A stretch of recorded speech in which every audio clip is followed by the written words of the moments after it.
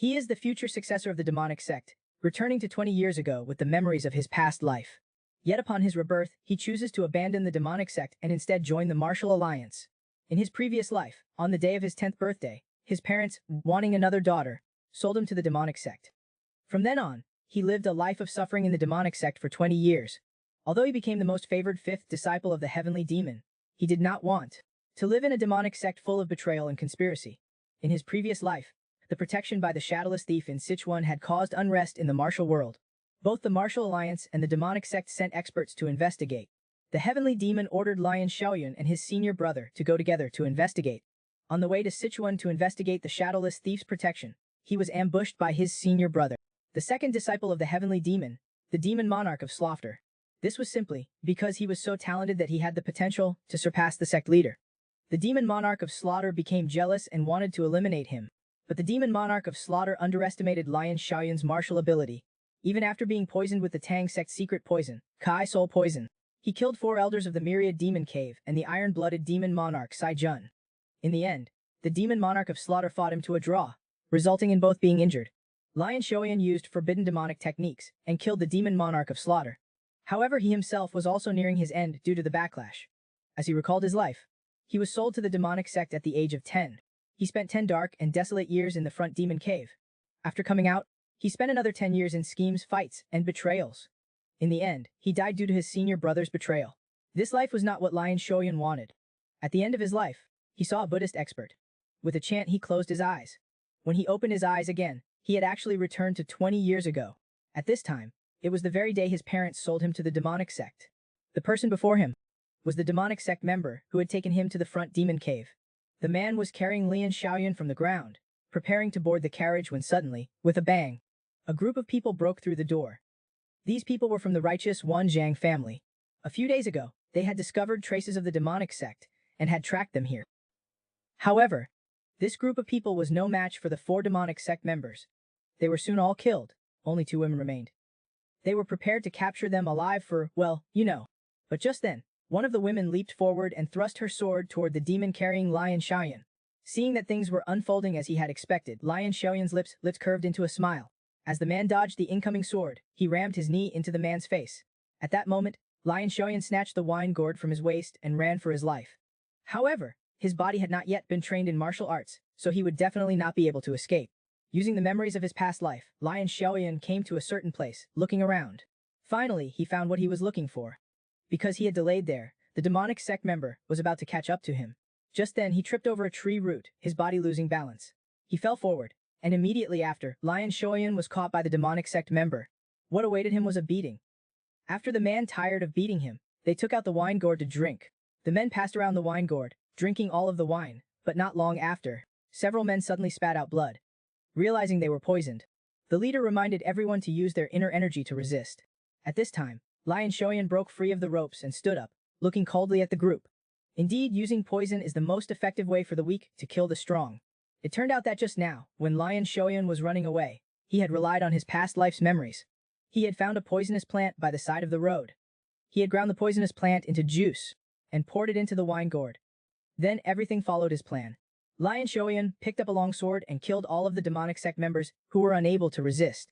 Finally, he let out a long sigh of relief. Now he would not have to go to the front demon cave that was like hell.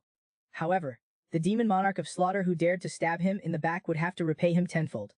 Now he didn't want to go to the demonic sect, but he still had to learn martial arts.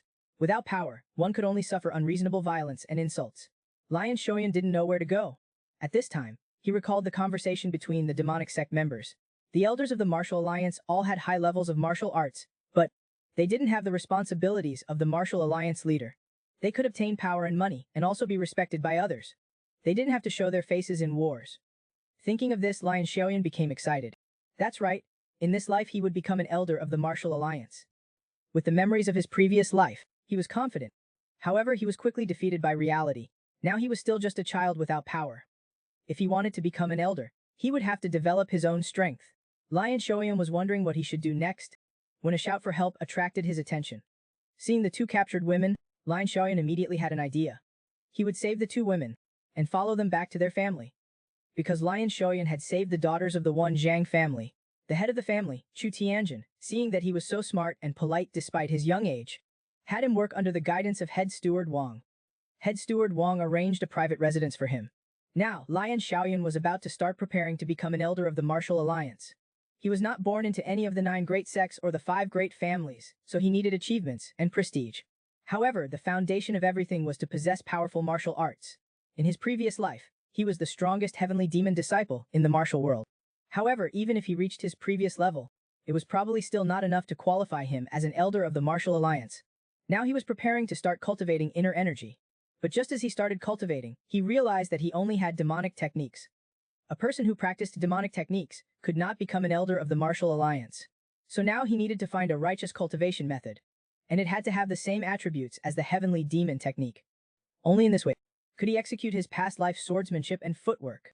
He recalled the Fist King among the 10 great experts of the world, whose White Thunder divine technique the heavenly demon had once said was comparable to the heavenly demon divine technique. It was a technique with immense destructive power. In this life, Lion Shaoyan wanted to become the Fist King's disciple and practice the White Thunder divine technique to return to the peak of his previous life. However, there was a problem in front of him. That was that the Fist King's whereabouts were unknown. In his previous life, he had heard of the Fist King, 5 years later in Sichuan. Lion Shaoyan would use 5 years to prepare everything except the cultivation method, and so he spent 2 years in the Wan Jang family.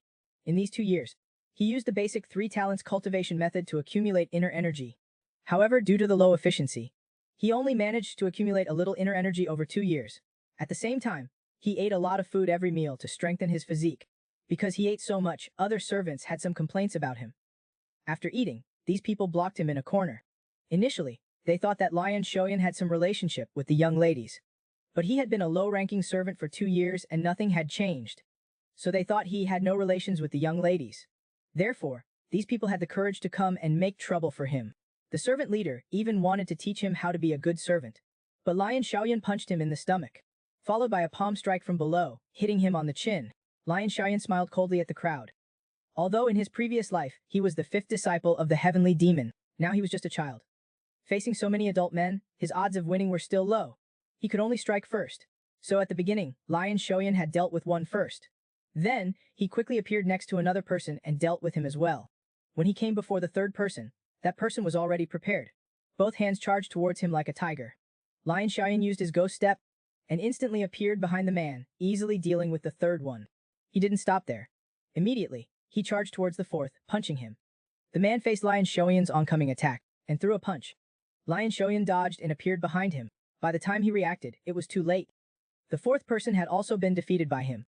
Now there were only 3 people left, one of whom had some martial arts skills. At this time, his inner energy was almost depleted. The man with martial arts skills shouted fiercely and charged at Lion Shaoyan, throwing a punch. The punch grazed his face, and just like that, blood flowed from his nose. Seeing that this attack was successful, the man could not help but become excited. From this, Lion Shaoyan determined that he was just an inexperienced, 3rd-rate expert. Just then, his body shot towards the man like a cannonball. The man did not have time to react when a palm struck him, sending him flying 3.5 meters. The remaining 2 instantly cowered. They knelt down and begged for mercy.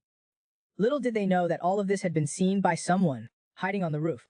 After Lion Shaoyan returned to his residence, he started meditating and cultivating.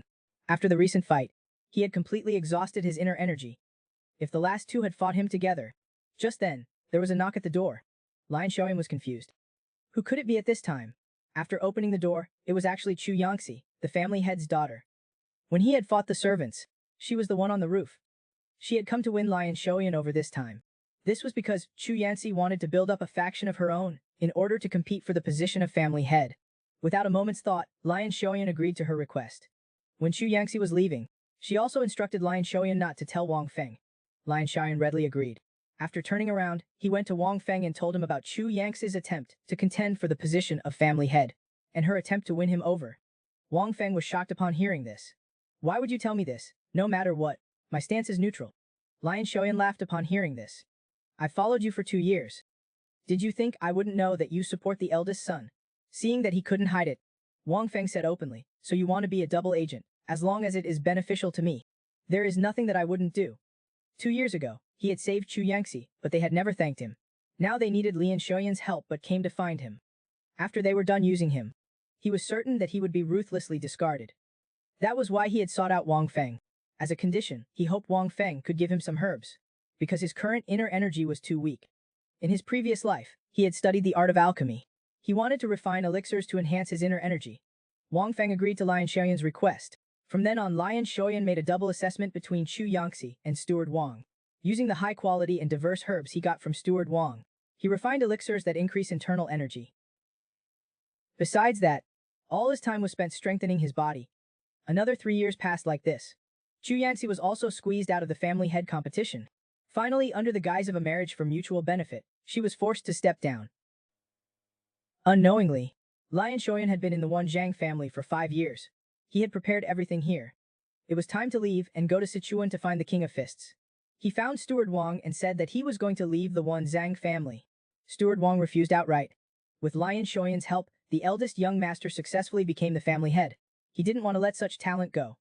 Steward Wang said that as long as Lian Xiaoyan was willing to stay, he would raise Lian Xiaoyan's salary and keep providing him with herbs, but Lian Xiaoyan still refused. He told Steward Wang that he wanted to practice martial arts and become a martial artist. Hearing his words, Steward Wang shook his head and waved his hands. The path of martial artists is full of difficulties. He didn't think Lian Xiaoyan could do it, so the two made a bet. Lian Xiaoyan asked Steward Wang to find him a martial artist to spar. If he lost, he would listen to Steward Wang and stay in the Wan Jang family for 3 years. But to his surprise, Steward Wang, that old fox, actually brought the strongest Wan Jian team in the Wan Jang family, besides the family head. At this time, he stood behind the captain of the Wan Jian team, smiling smugly, but Lian Xiaoyan didn't care. He was confident that he could defeat his opponent. Before the match, Steward Wang told Wan Jian that if the opponent was completely suppressed, or if the opponent surrendered, they should stop and not kill him. He still wanted to train him. Lian Xiaoyan, however, was very dismissive. If I win, the steward will have to give me a year's salary. The match began. Lian Xiaoyan knew that his inner strength was weak, so he prepared for a quick fight. So he struck first, his body shooting out like a cannonball, and slashed at the man with his sword. The man raised his sword to block. With just one collision, Lian Xiaoyan felt the man's extraordinary nature. After blocking this attack, the man swung his sword down. Lian Xiaoyan sidestepped and appeared on the man's side. The speed was so fast that the man was a little shocked. But the man was also a master. After this sword failed to hit, he immediately changed the slash to a sweep. But Lian Xiaoyan was faster, and with a flash, he had already appeared behind the man. The first move of the Moon Shadow Sword, Suspension Leap, was unleashed. Sensing the danger behind him, the man quickly charged forward. Then the two collided again. Sword shadows filled the air. After countless exchanges, the two separated again. Through the previous fight, the man realized the strength of his opponent. At this time, he saw that the sword in his hand was enveloped by a layer of red light. He used his sword energy, preparing to go all out. And at this time, the sword in Lian Xiaoyan's hand was also enveloped by a cyan glow. He also used his sword energy. The man roared angrily and slashed with his sword. Lian Xiaoyan dodged with a flash. This attack instantly appeared in front of him, followed by a horizontal sweep. After the man dodged, his sword swung from bottom to top, forcing Lian Xiaoyan to retreat. But as soon as he steadied himself, Lian Xiaoyan charged at the man again. The shock waves produced by the fighting made Steward Wang, who was watching the battle, unable to open his eyes.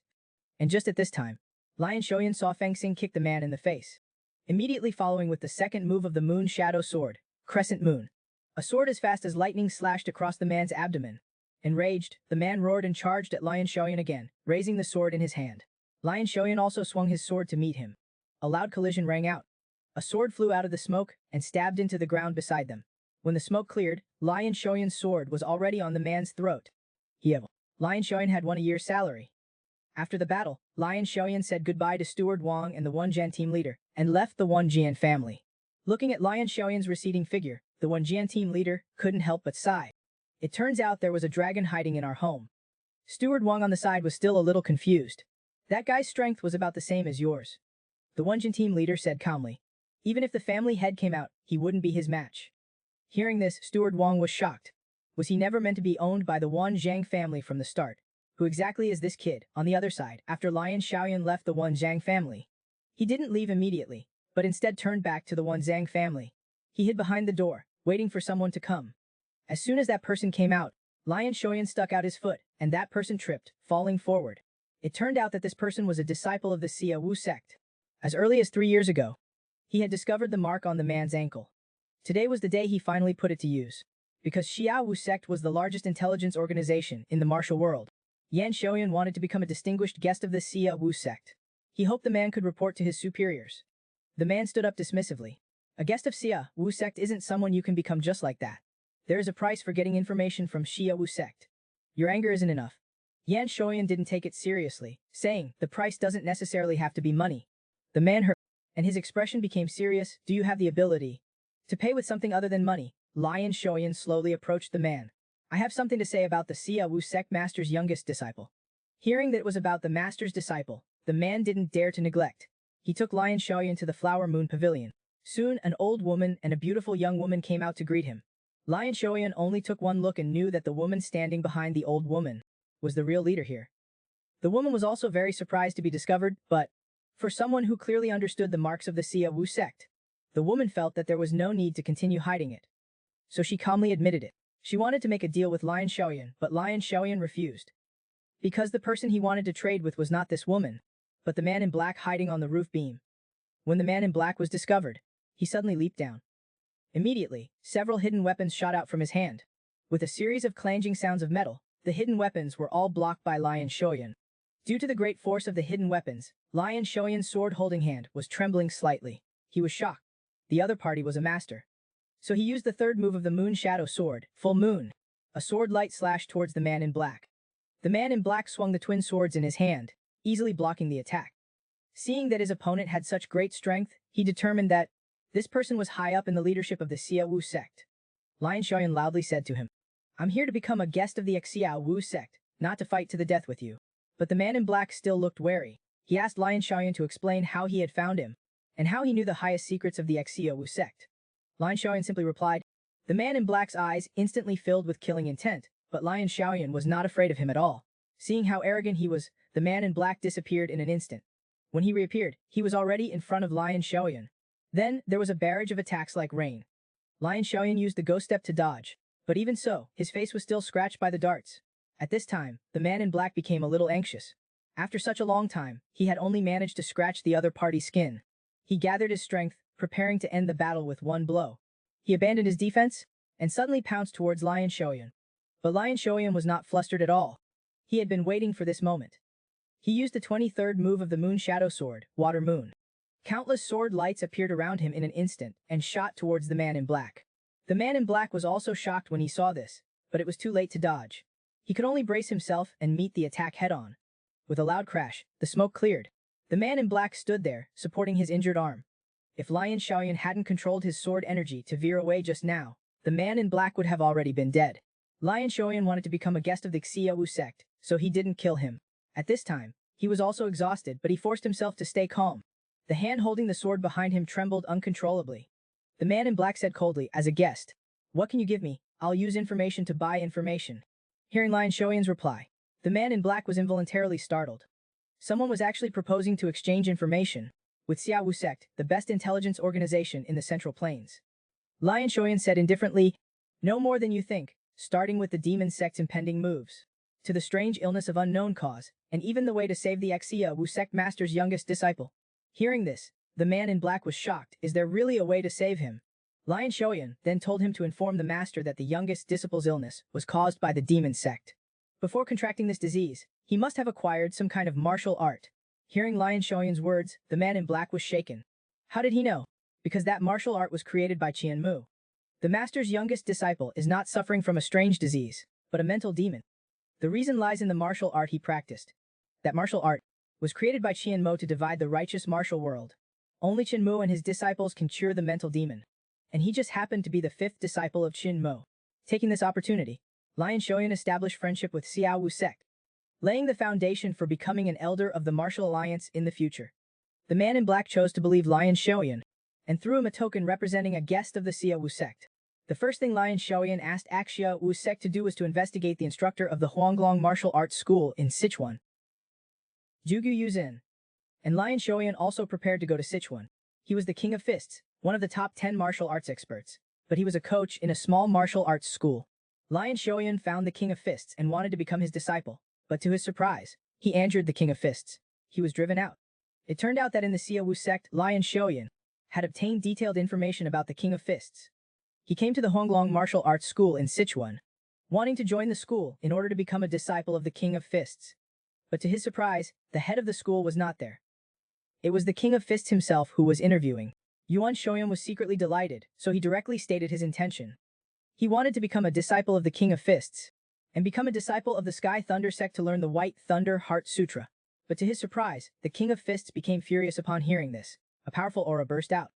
The King of Fists said with killing intent, "How dare you mention the Sky Thunder Sect? If you want to save your life, there can't be a single lie." Under the pressure of the King of Fists' aura, a trace of blood spilled from Yuan Shoyan's mouth. The opponent's strength was too powerful. Just a bit of the pressure he released caused him severe internal injuries and made him unable to move. Yuan Shoyan gritted his teeth and persisted. "I learned through the Seia Wu sect that the first instructor of the Honglong martial arts school is the current successor of the Sky Thunder sect." Hearing this, the King of Fists' aura suddenly increased. The glass on the table shattered under the pressure while Lion Xiaoyan is under immense pressure. The lifeline of the sect. The next generation of inheritor. "You don't need it," the Fist King said coldly. He didn't need the young man in front of him. That he could withstand his aura for so long really shocked him. However, the Thunder Gate's martial arts are not something you can learn just by having talent.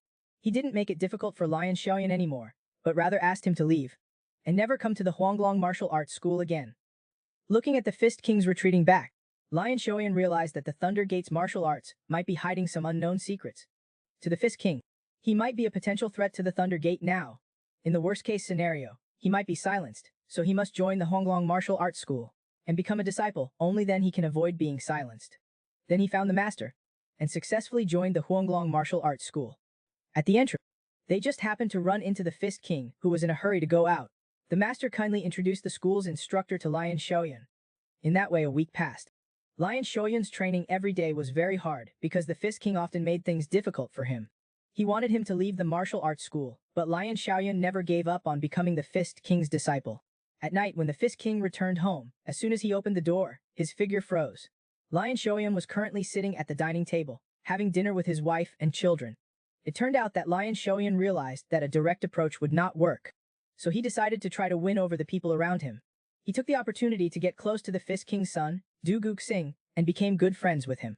One time, when the two were at the market, Lion Xiaoyan felt a demonic aura and turned to look. Not far away, on the roof of a building, a demon was watching him. With his 20-plus years of experience living in the demonic sect in his previous life, this person was not a simple madman, but a demonic sect elite, a demon. He was likely a member of the ghost spirit team led by Yin Shigai. Lion Xiaoyan was very puzzled. How could the demonic sect find him so quickly? He didn't want to get entangled with the demons, and worried that the Fist King's son would be in danger. Just then, someone suddenly pointed at the demon and shouted, "There's a madman over there." Judging by their attire, they are Taoists of the Qingqing sect. The demon was discovered. He glared at them fiercely, then quickly left. The two Qingqing sect Taoists also followed him closely. At this point, Lion Xiaoyan was very confused. Why would an elite demon pretend to be a madman? He really wanted to catch that guy and ask him what was going on. But thinking about it again, he felt it was unnecessary to take such a risk. In this way, another month passed. Lion Xiaoyan had been trying to win over the Fist King's family for a month, but the Fist King did not show any signs of giving in. This day he was walking aimlessly on the street when he suddenly saw his master's wife walking hurriedly in the distance. So he went up to her and asked what had happened. It turned out that, after the master's wife bought groceries and returned home, she found that the house was scattered in disarray and Du Guxing was missing. She had searched everywhere she could but could not find him.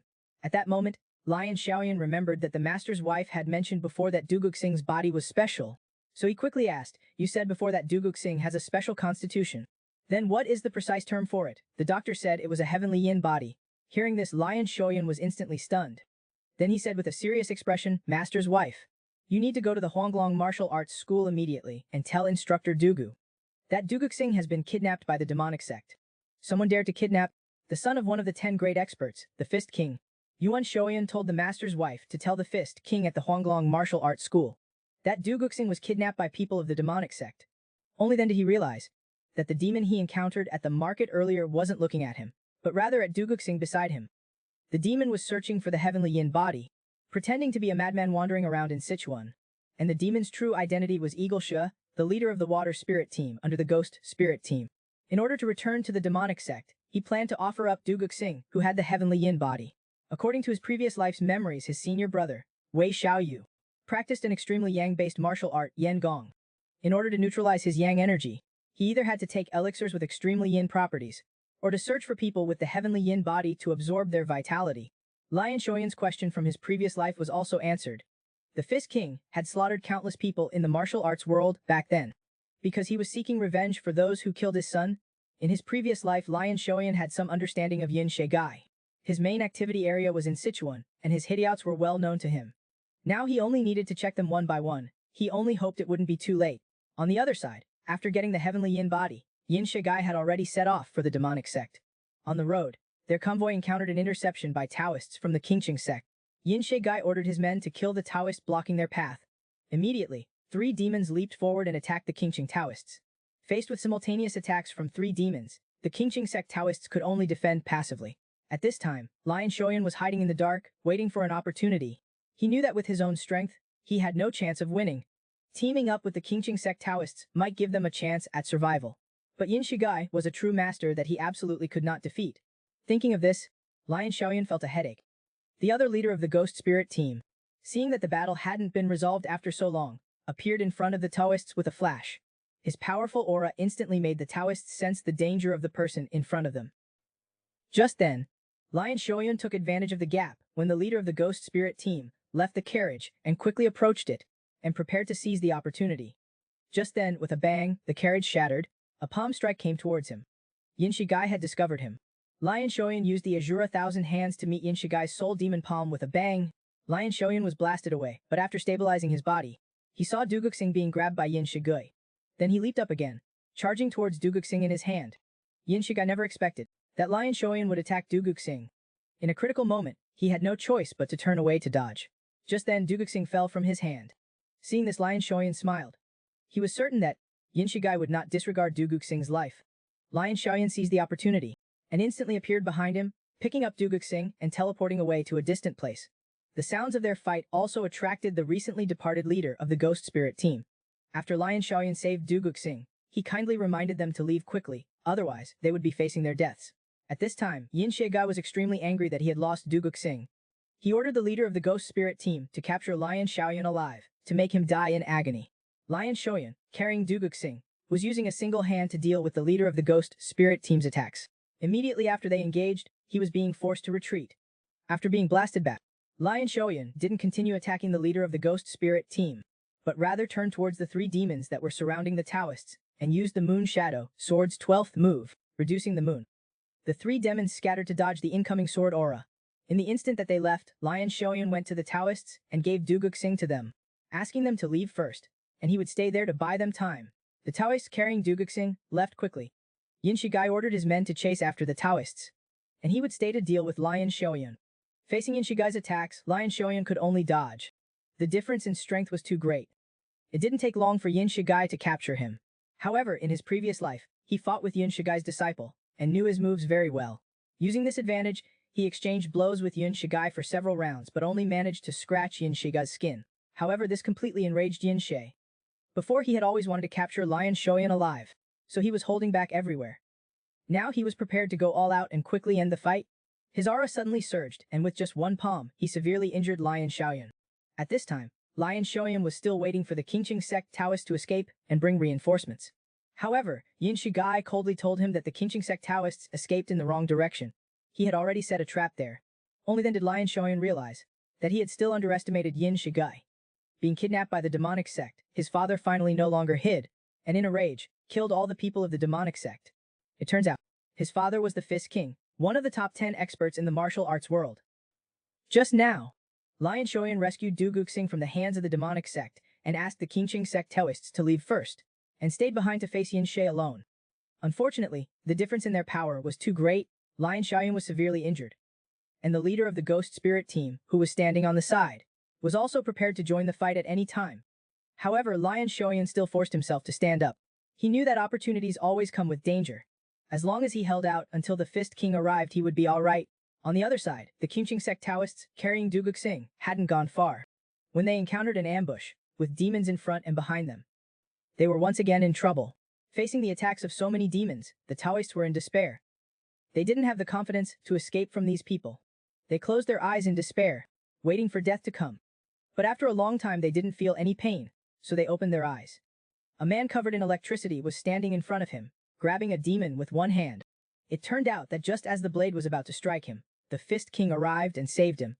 More than 20 demons were all killed by the Fist King in just a few breaths. The scene was simply a one-sided massacre. After resolving the trouble here, he asked the Taoists to leave with Du Guxing first, and he would go find Lion Xiaoyan himself. At this time, Lion Xiaoyan was using his knowledge of their moves to entangle Yin Shi Gai. Yin Shi Gai, with all his martial arts, could not land a single hit on Lion Xiaoyan. This enraged him. The leader of the Ghost Spirit team on the side, seeing this, was worried that the delay would be too long and cause unnecessary problems. So he disobeyed Yin Shi Gai's order and joined the fight. Lion Xiaoyan was unable to dodge and was struck across the abdomen by an arrow. Yin Shi Gai, due to the leader of the Ghost Spirit teams joining the fight, was slightly annoyed. He prepared to first tear apart Lion Xiaoyan and then punish the leader of the Ghost Spirit team. Just then, the leader of the Ghost Spirit team felt a sudden surge of immense energy appearing from behind them. As soon as he turned his head, he was stepped on by a person that came down from the sky. After seeing who it was, Lion Xiaoyan's heart that was hanging in the air finally settled. Yin Shi Gai looked at the man who suddenly appeared, but didn't make any move. A man who was at the Transcendent Peak realm was now afraid to move. He couldn't help but wonder. In Sichuan, he only knew of the Poison King. He had never heard of Output, a master surrounded by white lightning. At this time, the Boxing King said, "You kidnapped my son. What do you want?" Yin Shi Gai looked blank.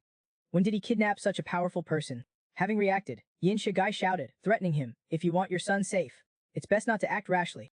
The Boxing King said with a tone full of killing intent. "Unfortunately, all the demons chasing the Qingqing Taoists are already dead. I'll ask you again, after kidnapping my son, how do you plan to die?" Hearing this, Yin Shi Gai's face instantly turned pale. The Boxing King continued, "I'll cripple your limbs or Danshan, and then hand you over to Qingqin. Perhaps that would be a good gift." Lion Xiaoyan beside him suggested, "As for gifts, the one under your feet will do." After hearing this, the Boxing King involuntarily increased the pressure on his foot. Only a miserable howl was heard, and the Ghost Spirit leader lost his life. At this time, Yin Shi Gai no longer had the desire to fight, only the thought of revenge after living. But now, no matter how he looked at it, there was no way to escape. When he saw Lion Xiaoyan behind him, he seemed to have an idea. He turned around and grabbed at Lion Xiaoyan, but at this time, Lion Xiaoyan was seriously injured and unable to move. A smile appeared on his face. He was laughing at Yin Shi Gai for being an idiot for exposing his back to a peerless master. As expected, in the next second, the Boxing King grabbed his head. When Lion Xiaoyan opened his eyes again, it was 10 days later, in the medical clinic controlled by the Tang Sect. The Boxing King was very grateful for Lion Xiaoyan's life-saving grace. He said that he could agree to any request, except for joining the Tianlai sect, to learn the Bai Li mental method. Lion Xiaoyan was speechless after hearing this. Now, besides needing to learn the Bai Li mental method, he doesn't need anything else. The Boxing King said with a serious face, "I said before that it is impossible for you to learn the martial arts of the Tianlai sect." Lion Xiaoyan said loudly, "Please tell me the reason why I cannot learn it, only then can I give up completely." In order to let Lian Xiaoyan dispel his hope, the Boxing King prepared to tell him the truth. Then he activated his internal energy, forming an energy shield, isolating the sound from the outside, then said, "You have congenital block meridians.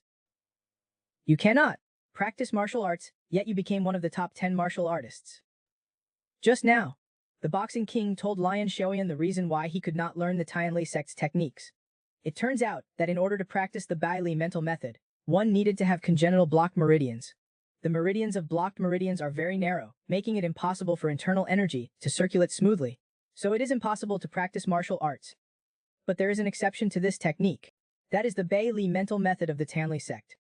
The internal energy flow of the Bai Li mental method is very high in density. The destructive power is strong. If ordinary people learn it, they would explode and die because their meridians cannot withstand it. But the meridian walls of blocked meridians are thick. The elasticity is very high, which can withstand the Bai Li mental method. After learning the truth, Lion Xiaoyan looked heavy. He thought there would be some hidden secret. He did not expect it to be blocked meridians. If he cannot learn the Bai Li mental method, then there would be no way to continue to use the martial arts of his previous life. And the Boxing King has a body of blocked meridians. His meridians can withstand the Bai Li mental method. The Boxing King also looked for successors. He searched everywhere for bodies with blocked meridians, but blocked meridians are extremely rare. However, there is another way to practice the Bai Li mental method.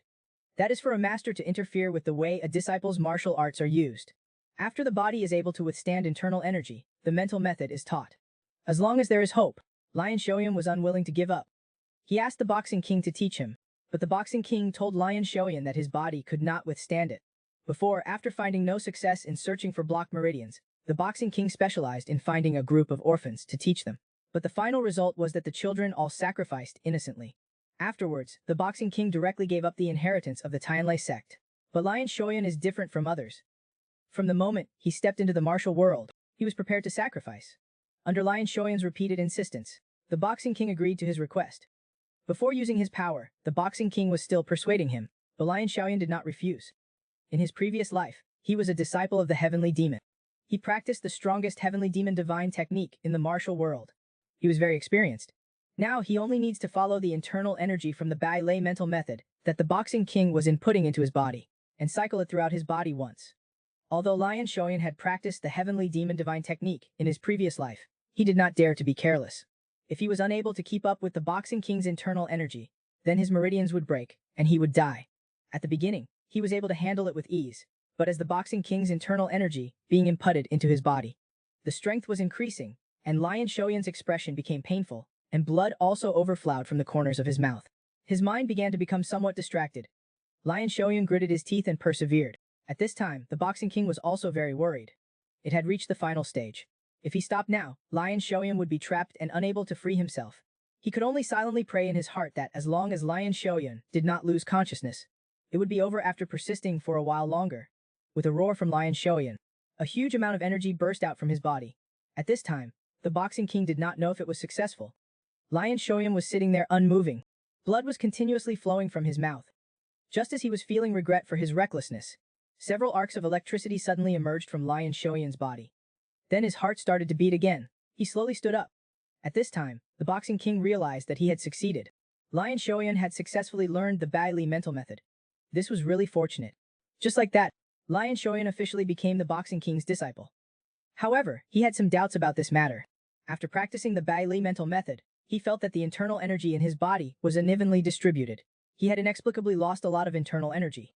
The Boxing King told him, "This is because the density of the internal energy in your body has increased, so the volume can only shrink. If you want to make a change, you have to increase the time you spend practicing the mental method. But relying on this alone would still be difficult because the internal energy density produced by the Bai Li mental method is high, so the accumulation efficiency is slow. However, low efficiency is only in the initial stage. The internal energy generated by the Bai Li mental method has the characteristic of attracting surrounding QI. When the total amount of internal energy exceeds a certain level, the accumulation efficiency will also increase. It is enough to reach an efficiency comparable to the mental methods of the 9 major sects and the 5 major families. But it needs a foundation of 60 years of internal energy." Lion Shoyan was speechless. He would be an old man after 60 years. Seeing his frown, the Boxing King threw him a small box. After Lion Shoyan opened it, it turned out to be a secret spiritual medicine from the Shaolin Temple. "Little brat, this spiritual medicine was obtained by the Boxing King when he was young from Abbot Yongguan of the Shaolin Temple. Taking one of these can increase half a jiazi of power. But because of the Bai Li mental method, Lion Shoyan can only obtain a quarter of a jiazi of internal energy after taking it. In order to consolidate the Bai Li mental method, Lion Shoyan began to cultivate assiduously under the Boxing King's guidance. When eating dinner, he discovered a note on the table. After reading the contents, Lion Shoyan's expression changed in shock. He didn't expect that time had come so quickly. The young man must walk back and forth 10,000 times in the leaf pile every day, and must not make a sound or leave any trace on it. At the same time, throw punches 10,000 times a day until lightning appears on your fists. After learning the Bai Lei mental method, Yuan Shoyan practiced with his master every day. One day, while eating dinner, he noticed a note suddenly appear on the dining table. After opening it, his expression changed. Before he had agreed to treat the little disciple of the Seia Wu sect master for their inner demon, they asked Lion Shoyan to meet them outside the city 2 days later.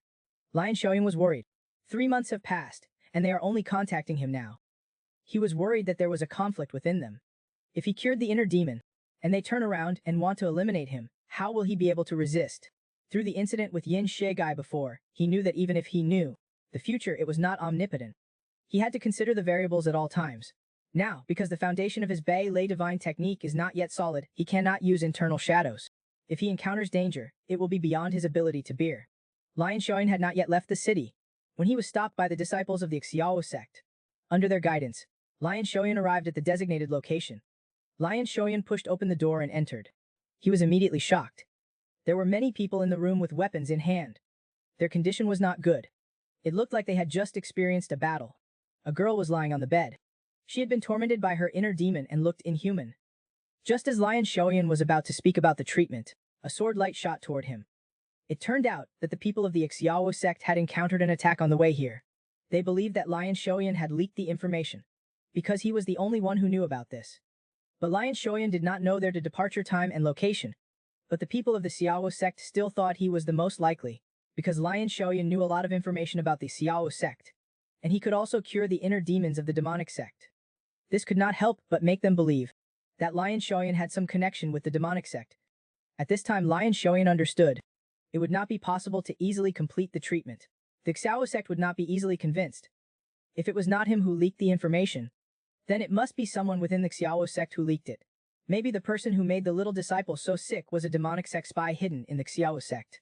Lion Shoyan still wanted to try to persuade them to let him treat the little disciple first. But the people from the Seia Wu sect insisted that he was from the demonic sect. They were prepared to capture him and negotiate with the demonic sect leader. Lion Shoyan touched his head helplessly. He did not want it to be like this. He loudly said, "Come out." Immediately, a powerful pressure descended from the sky. The one who came was his master, the Boxing King. Lion Shoyan asked his master to restrain all these people and not to harm them. Seeing the person who had suddenly appeared, the people of the Seia Wu sect all raised their swords and charged toward him. The Boxing King merely moved his fingers, and these people were instantly unable to move. Lion Shoyan couldn't help but admire his master's strength. He suppressed everyone on the opposite side with just the flick of his fingers. After several breaths, everyone in the room was subdued by the Boxing King. Lion Shoyan then walked to the girl's bed. On the table next to him was the martial art that he had practiced, the Seia Divine Technique. Lion Shoyan picked it up and looked at it. It was indeed the same as what he remembered. He and Shang Shu prepared to start treating the girl. By examining her pulse, he learned that the girl's meridians had not yet died.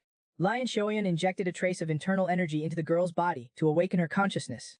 Although there would be some side effects, there were some things to tell her. Without the patient's own will, no external action can overcome the inner demon. After regaining consciousness, Lion Shoyan helped the girl sit up. He asked the girl to circulate her energy along the route that he guided. She was not to lose consciousness midway. Lion Shoyan placed his palm on her back. A trace of internal energy slowly entered her body. Only then did he learn that the girl's dantian was atrophied, her meridians were narrow, and full of impurities. If something went wrong during the energy circulation, he would be framed as a spy of the demonic sect. She would be chased by the Seia Wu sect for her whole life, and the reason for her heart demon was because she mastered a flowed mental cultivation method that even experts couldn't detect. Because hidden within the secret manual was a fatal flaw. The more she practiced it, the more toxins would accumulate in her body, eventually affecting her heart. Actually, the method for treating the heart demon is very simple. Just eliminate the toxins in the body. Soon the toxins were forced out of the girl's body by Lion Shoyan. Then he wiped the toxins off the surface of the girl's body, because he was afraid that the toxins that had just been removed from the body would re-enter it. At this time, Lion Shoyan noticed the mole on the girl's collarbone and the scar on her neck. Before leaving, he asked the people from Seia Wu sect to bring the girl to see him regularly, because removing the heart demon is not something that can be resolved with just one attempt. After leaving, Lion Shoyan was preoccupied, because he was worried that his master would misunderstand that he was a member of the demonic sect. The previous kidnapping incident was something he orchestrated himself. Quan Wang also noticed that Lion Shoyan's expression was off after he came out. Lion Shoyan voiced his thoughts. "Why don't you ask what relationship I have with the demonic sect?" Hearing his words, Quan Wang suddenly turned to look at him. "I believe in what I have seen with my own eyes, heard with my own ears, and felt. That is Lion Shoyan, that's enough." After hearing his master's words, Lion Shoyan stood there dumbfounded. He didn't expect that his master would trust him so much. Just like that, 2 years passed. Lion Shoyan's White Thunder Heart method had already laid a good foundation, and he no longer needed his master's guidance. Today he could finally take the small reversal pill. Lion Shoyan excitedly took out the small reversal pill from his chest. Before his master could finish speaking, he swallowed it in one go, and immediately sat cross-legged to absorb the medicine's power. Absorbing the elixir. In his previous life, he didn't know how many times he had used the power of the small reversal pill. Lion Shoyan opened up his conception and governing vessels in one go. The internal energy in his body surged like a tide. With a punch, a loud boom was heard and a huge hole was punched through the wall. Now he could normally unleash his internal energy. At night, Lion Shoyan was walking alone on the road, thinking how to quickly gather the power of a jiazi. Suddenly, he noticed a dark figure had been following him from behind. At this moment, his hand was already gripping the knife on his waist. Then his figure vanished into thin air. The next second, Lion Shoyan had already put his knife to the neck of the person who had been following him. A young man was stalked at night by a girl, and after being discovered, the girl mainly invited him to a brothel, and even had the top courtesan stick to him closely. Just now, Lion Xiaoyan was walking alone at night, when he suddenly noticed someone was following behind him. In an instant, Lion Xiaoyan subdued the person. When that person took off their veil, it turned out to be a girl. At this time, Lion Xiaoyan noticed the mole on the girl's shoulder. It turned out to be the little disciple of the Seia Wu sect's leader. Now she was completely recovered. She had come this time specifically to thank Lion Xiaoyan for saving her life. Lion Xiaoyan was very disdainful. 2 years have already passed. And now you're thinking of coming to thank me. It's obvious that your sincerity is lacking. The girl explained that it was because her body needed time to recover, so she delayed it for 2 lifetimes. As someone who had lived 2 lives, Lian Xiaoyan immediately saw through her little trick. She must have some business to come and find him. So he said coldly, "You're probably not here to express your gratitude. Miss Khan here, right?" It turned out that the girl had come to maintain a friendly relationship with Lion Xiaoyan. Lion Xiaoyan didn't have any goodwill towards them. They didn't even come to thank him for 2 years. Now they have something they need him for, and they come to find him. In fact, Xiao Sect had been sending people to look for him all this time, but every time, they were stopped by his master, Quan Wang, because Quan Wang was worried that outside matters would affect him. After learning the truth, the misunderstanding between Lion Xiaoyan and the girl was resolved. The girl invited Lion Xiaoyan to discuss the matter in detail at Hoachin Pavilion 2 days later. After speaking, the girl disappeared. 2 days later, Lion Xiaoyan arrived at Huachin Pavilion as promised. He also wanted to see what the girl was planning to do. As soon as he stepped into the brothel, Huachin, the top courtesan of Huachin Pavilion, was there waiting for him. Huachin's appearance instantly caused a commotion among the guests on the first floor, but Lion Xiaoyan refused. He wanted to be alone and didn't need anyone to accompany him. After arriving upstairs, he met the little disciple of the Xiao sect. This time, she mainly wanted to build a good relationship with Lion Xiaoyan. This was also their first official meeting. The girl said her name was Qian Jialing. In order to thank Lion Xiaoyan for his kindness, Qian Jialing would represent Xiao sect as his sole contact person. This was a privilege only given to the most honored guests. But Lion Xiaoyan was indifferent, which made Qian Jialing a little annoyed. She was a dignified little disciple of the Xiao sect's leader, and yet he was still not happy with her being his contact person. Qian Jialing said angrily, "If you don't want it, then forget it." But Lion Xiaoyan didn't have a reason to refuse, because the information from Xiao sect was invaluable. He could obtain different information from his previous life, or information he had not mastered. Regardless of whether they had other purposes, Lion Xiaoyan would use everything he could use. After that, Qian Jialing went to see the sect leader. More than half a month had passed without any news from him. Today, Lion Xiaoyan came to the martial arts hall to practice as usual, but he met Qian Jialing at the martial arts hall. She had now joined the martial arts hall and become the second disciple of the instructor. This made it more convenient for her to be Lion Xiaoyan's contact person. As soon as the two met, Qian Jialing proposed that they spar. She believed that she had no equal among her peers. At the same time, she also wanted to test Lion Xiaoyan's martial prowess. Lion Xiaoyan saw through her intention, but since the incident with the evil spirit, he had not encountered a decent opponent.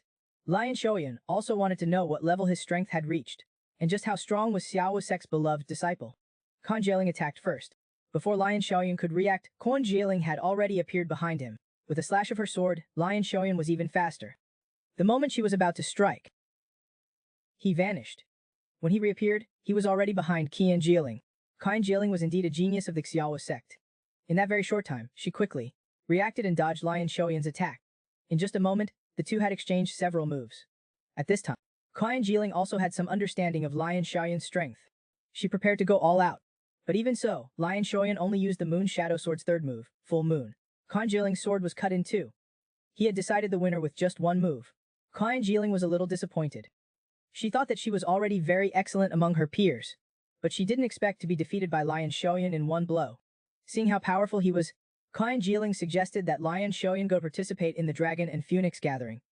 It was a martial arts event, where the rising stars of the martial arts world gathered to participate. Lion Xiaoyan ignored him. He said that he wanted to go back to cultivate and then turned and left, leaving Qian Jialing shouting alone. At night, Lion Xiaoyan was practicing alone when suddenly Qian Jialing appeared in black clothes. She said urgently, "Help me." A brothel's courtesan was kidnapped by the righteous people because she was too beautiful, and they wanted to force a marriage with her. Just now, Qian Jialing from Xiao Sect came to seek help from Lion Xiaoyan. A brothel woman had Xiao Sect pay so much attention. Lion Xiaoyan realized that this woman was not simple. Originally, he didn't want to go, but Qian Jialing told him that the experts from Xiao Sect needed some time to arrive. With just him alone, he couldn't guarantee that he could save Huachin. The kidnapper was the so-called poisonous snake sword of the righteous sect, a famous and extremely powerful expert. To ensure the safety of the hostage, the two prepared to join forces. Kind Jilin gave him a signal flare. If anyone found the hostage, they should set off the signal flare and gather to attack together. Then the two separated to search. At this time inside a house, Hoa Qian had just woken up from her unconscious state, and Poisonous Snake Sword was guarding her side. Seeing that she was awake, Poisonous Snake Sword touched her face lewdly. "You are destined to live with me as my wife now, open up to me." Suddenly, with a loud boom, the wall next to them was torn apart by sword energy. Poisonous Snake Sword retreated immediately. A figure slowly appeared. It was Lion Shoyan, who had arrived there. Lion Shoyan tapped lightly with the scabbard and untied Hua's Q points. This move also shocked Poisonous Snake Sword, making him not dare to underestimate the pursuer. He raised his sword, and his body shot out like a cannonball. Lion Shoyan also drew his sword to block. Poisonous Snake Sword's swordsmanship was cunning and bizarre, agile like a snake. Lion Shoyan was having some difficulty dealing with it, so he used the sword change. The Moon Shadow Sword's 12th move, Shrinking Moon, appeared instantly. Several sword energies shot towards Poisonous Snake Sword. This was not the end. The sword change was only meant to deceive him.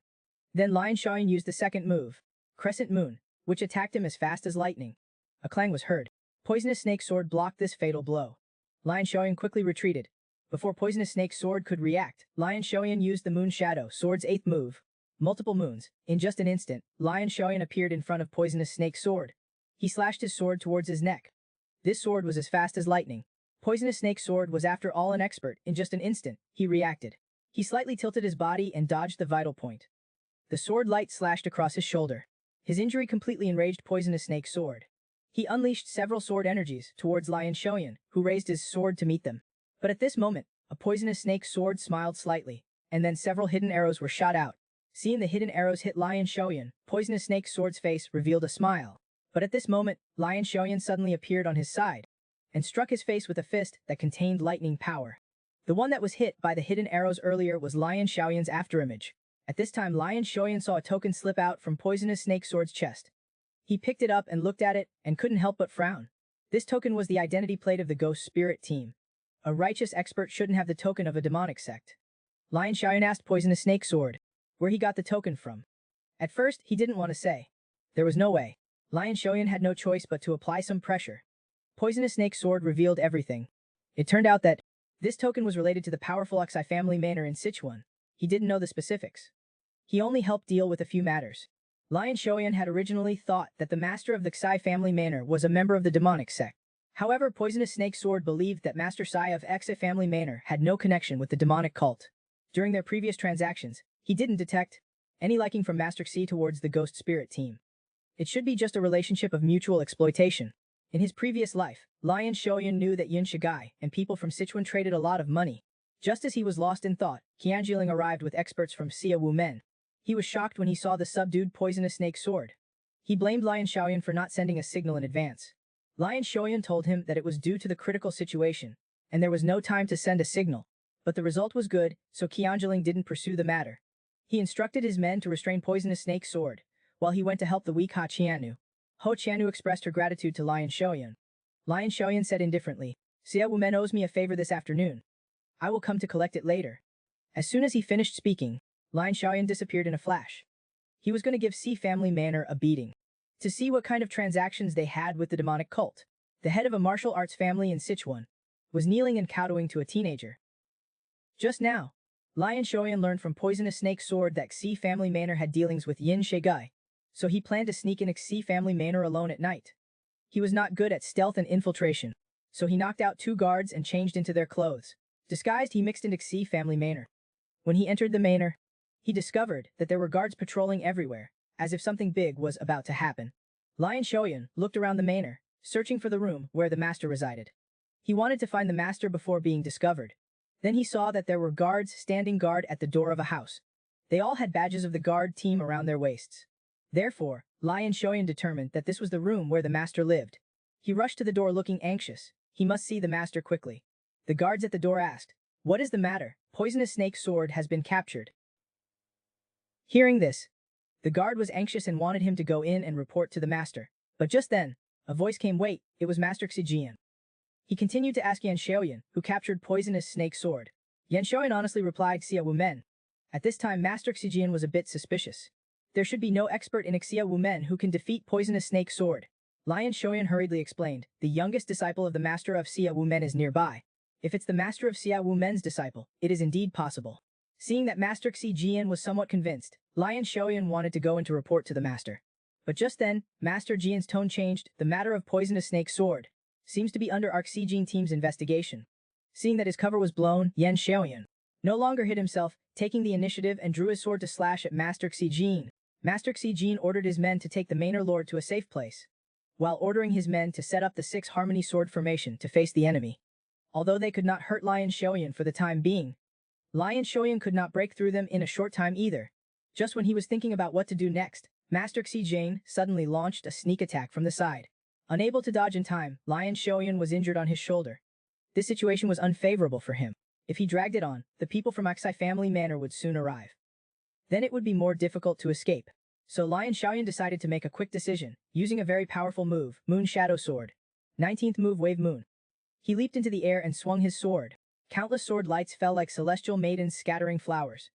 Meanwhile, on the other side, Master Xi Puof's family manor was fleeing in a panic with 2 servants.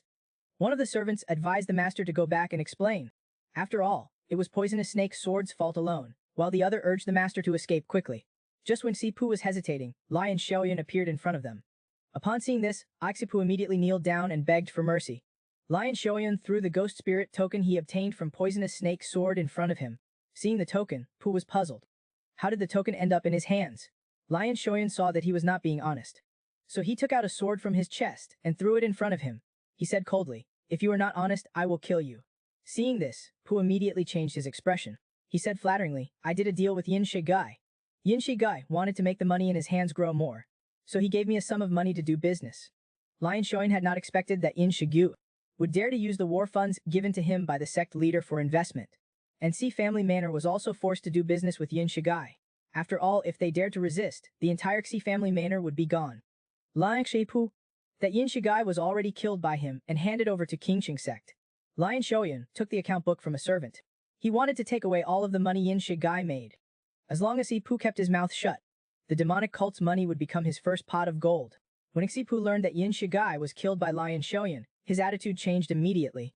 He said he would pledge allegiance to Lion Xiaoyan. He was impressed by Lion Xiaoyan's martial arts and vision. Xi Pu honored Lion Xiaoyan as the supreme elder of the Xi family. Seeing how persistent he was, Lion Xiaoyan did not refuse. He threw the account book to Xi Pu. He told him to handle Yin Shigai's matter cleanly. Even though he became the supreme elder of Aksai family manor, Lion Xiaoyan would not stay in Aksai family manor. This move instantly touched Xi Pu beyond words. He believed that Lion Xiaoyan did it to save his face. After the matter of Aksai family manor was settled, a few more days passed. Kan Juling found Lion Xiaoyan. He brought the item he was looking for. Lion Xiaoyan took it and looked at it.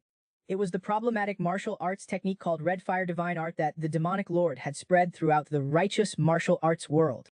The Yang energy-based technique should be able to counter Du Guxing's heavenly yin body. Some time ago, Lion Xiaoyan and Kan Juling went to eat at their master's place. He saw that his master was sullen. He knew that his master was certainly worried about his son. Du Guxing had a heavenly yin body. To avoid the demonic cult's Fist King, he brought his entire family to Mount Qingqing. But hiding on Mount Qingqing was not a long-term solution. To solve his master's worries, Lion Xiaoyan asked Qianjiling to pass on a message to the owner of the Huoyang Trading Company, saying he had a way to treat his son's inner demon. Now the head of the Huoyang Trading Company has arrived in Sichuan with his son. He was not a doctor, but he cured the illness of the richest man in the martial arts world's son. Not only did he not ask for any money, he even gave all of his money to the other party to help him buy spices. Just now, Yan Xiaoyan cured the inner demon of the son of the head of the #1 trading company in the Central Plains. His son had an inner demon because he had practiced the Red Fire Divine Art, a technique spread by the demonic lord throughout the martial arts world. For him who was a disciple of the demonic lord in his previous life, it was a piece of cake. The head of the trading company wanted to thank him with 1 tael of gold. However, Lion Xiaoyan didn't accept it. Instead, he gave all the money he had on him to the head, asking him to help purchase spices, because Lion Xiaoyan knew that next autumn, in the sea near Zhejiang where the Huoyang Trading Company was located, due to the rampant Japanese pirates, trade would decrease and spice prices would soar. This would be an important asset on his path to becoming an elder. Although Lion Xiaoyan did not want the head of the trading company's money, he obtained the VIP token of the Huoyang Trading Company. To become an elder of the Martial Arts Alliance, Lion Xiaoyan needed the power of the Huoyang Trading Company. He had gained the support of Seia Wu Men during this period, and had also obtained the Huoyang Trading Company. which originally belonged to the demonic cult's leader. It was only a matter of time before he was discovered, so Lion Xiaoyan was prepared to lay low for a while. Just then, Lion Xiaoyan suddenly felt danger behind him. When he turned around, he saw a huge fist attacking him. Hastily, Lian Xiaoyan drew his sword. A sword energy was unleashed. It was his master Fist King, who wanted to test his strength. Lian Xiaoyan did not disappoint his master. He could now use lightning on his weapons. His ability to control lightning had also reached the Thunder Spirit realm. Yan Xiaoyan followed his master to the Tang Sect in Sichuan. The Tang Sect in Sichuan was one of the 5 major martial arts families, wielding great power. A place feared by all martial artists, because they all used poison and concealed weapons. They were a group of lunatics with mechanical contraptions. Fist King had a favor to the Tang Sect leader, Poison King Tang Beijin's daughter, so he could freely enter and exit the Tang family. This time, Fist King brought Lion Xiaoyan to visit the Tang family, mainly to request Chen Dudan for Lion Xiaoyan. Chen Dudan was the Tang family's secret elixir. Unexpectedly, Poison King agreed right away. Fist King thanked him repeatedly, saying that he would repay the favor in the future. Could only be taken by experts who have reached the transformation realm. Poison King did not expect that Lion Xiaoyan, who was 2 years younger than his daughter, had already reached the transformation realm, so he took the initiative to test Lion Xiaoyan's strength. Lion Xiaoyan only felt that he was surrounded by countless venomous snakes. The pressure was immense. Beads of sweat ran down his cheeks. Then, his whole body jerked, breaking free from that pressure. Poison King could not help but admire Lion Xiaoyan's potential. Tang Shuan brought them to the Medicine King mansion to get the medicine. She handed the medicine to Lian Xiaoyan and instructed him to come here every half-month to get the medicine. She would give him Chen Dudan for 2 years. Lion Xiaoyan put away the medicine and prepared to turn around and leave, but was stopped by Tang Shuan. She wanted to spar with Lion Xiaoyan, but Lion Xiaoyan was unwilling to compete with the Tang Sect's poison person. Poison persons increase their martial arts by injecting poison into their bodies. Only those with direct bloodline can learn the poison skills, Tang family's secret. However, because the poison in their bodies prevented pregnancy, female poison persons were rare, and those poison persons were all lunatics. In a sense, Yan Xiaoyan believed that poison skills were more terrifying than demonic skills. Moreover, there was no benefit to competing with Tang Shuan. Seeing that Lian Xiaoyan was unwilling, Tang Shuan proposed to make a bet with him. If she won, she would give him something. At first, Lian Xiaoyan thought that Chen Dudan was good enough, but when he saw what Tang Shuan took out, Lian Xiaoyan's eyes went wide. This thing was too precious. He could not refuse. The most powerful blacksmith in the martial arts world, before his death, burned his soul and created 5 nether swords. Tang Shuan took out the output. Specifically, one of them is a nether sword named Battle Furnace. Even Lian Xiaoyan cannot resist its temptation. For those who use swords, Ayazi swords are treasures one would want even at the cost of their life. However, he doesn't have anything of high value to use as a wager. Tang Shuan doesn't need anything valuable from him. He runs to the Boxing King, hoping that after he wins, the Boxing King will agree to one request. The Boxing King nods in agreement. His master also agreed to their duel, so Lian Xiaoyan accepts his duel request. Although he doesn't know what Tang Shuan's goal is, since he used the battle furnace as a wager, he is confident that he will definitely not lose to Lian Xiaoyan. But all of that doesn't matter. The divine sword battle furnace, Lian Xiaoyan is determined to have it. The opponent is a poison user who uses poison. If you don't want to get poisoned, you have to be extremely cautious. In the beginning, Lian Xiaoyan used the first move of the Moon Shadow Sword technique, Crescent Moon. Before the sword-wielding hand could come down, Tang Shuan already appeared in front of him. A poisonous palm strike hit his arm. Feeling the poison invading his body, Yan Xiaoyan uses White Thunder Divine Power to dissolve it. But before he could completely dissolve the poison in his body, Tang Shuan once again transforms into an afterimage and attacks him. From the opponent's sharp attack, Ling Xiaoyan senses killing intent, which causes him to wonder. It's just a simple duel. Why is he fighting so desperately? Since the opponent is like this, he can only go all out. Immediately following that, he uses the 21st move of the Moon Shadow Sword technique, Moon Worship. In the instant that Tang Shuan blocked the attack, Lian Xiaoyan already appeared in front of Tang Shuan, throwing a punch. Tang Shuan is a genius after all. In an instant, he throws a palm to meet it. With a bang, both sides were shaken back several steps. Tang Shuan's hand is crackling with electricity. Lian Xiaoyan's fist is covered in poison. Why are you fighting so desperately?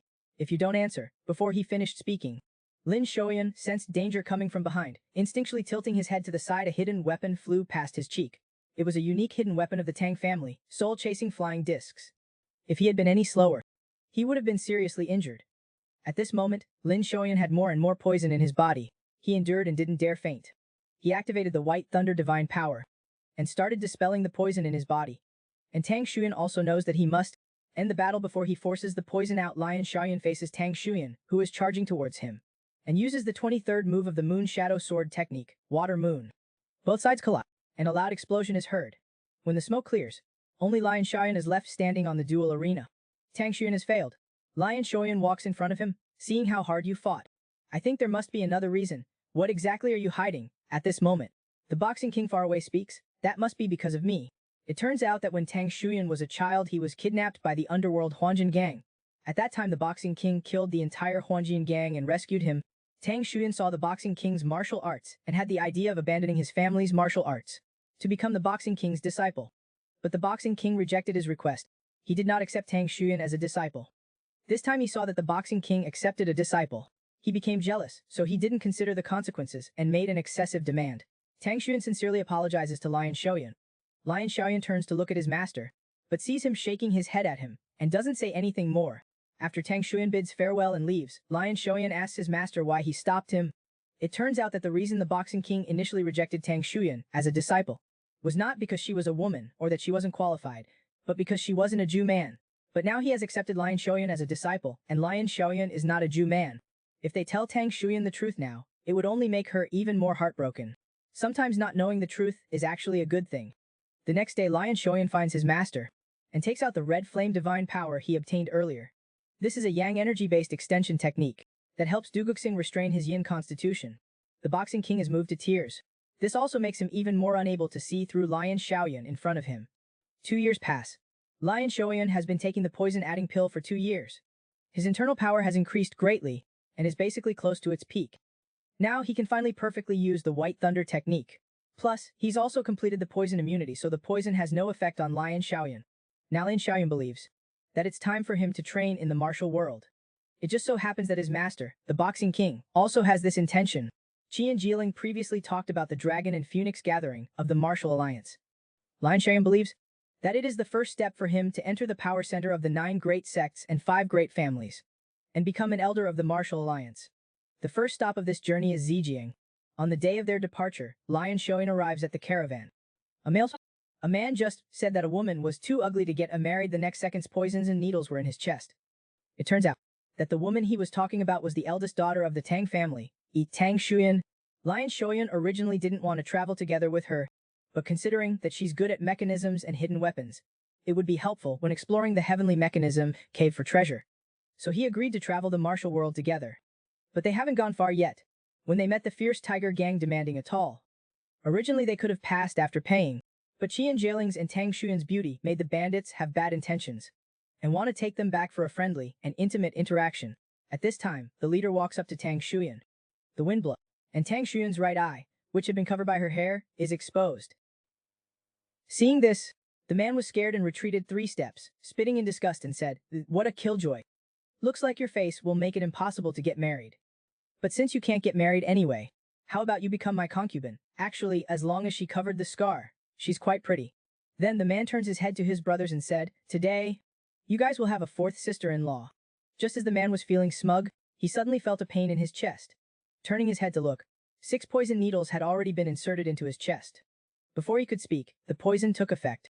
The man fell to the ground with a thud, never to rise again. The next part is Tang Shuan's one-sided massacre.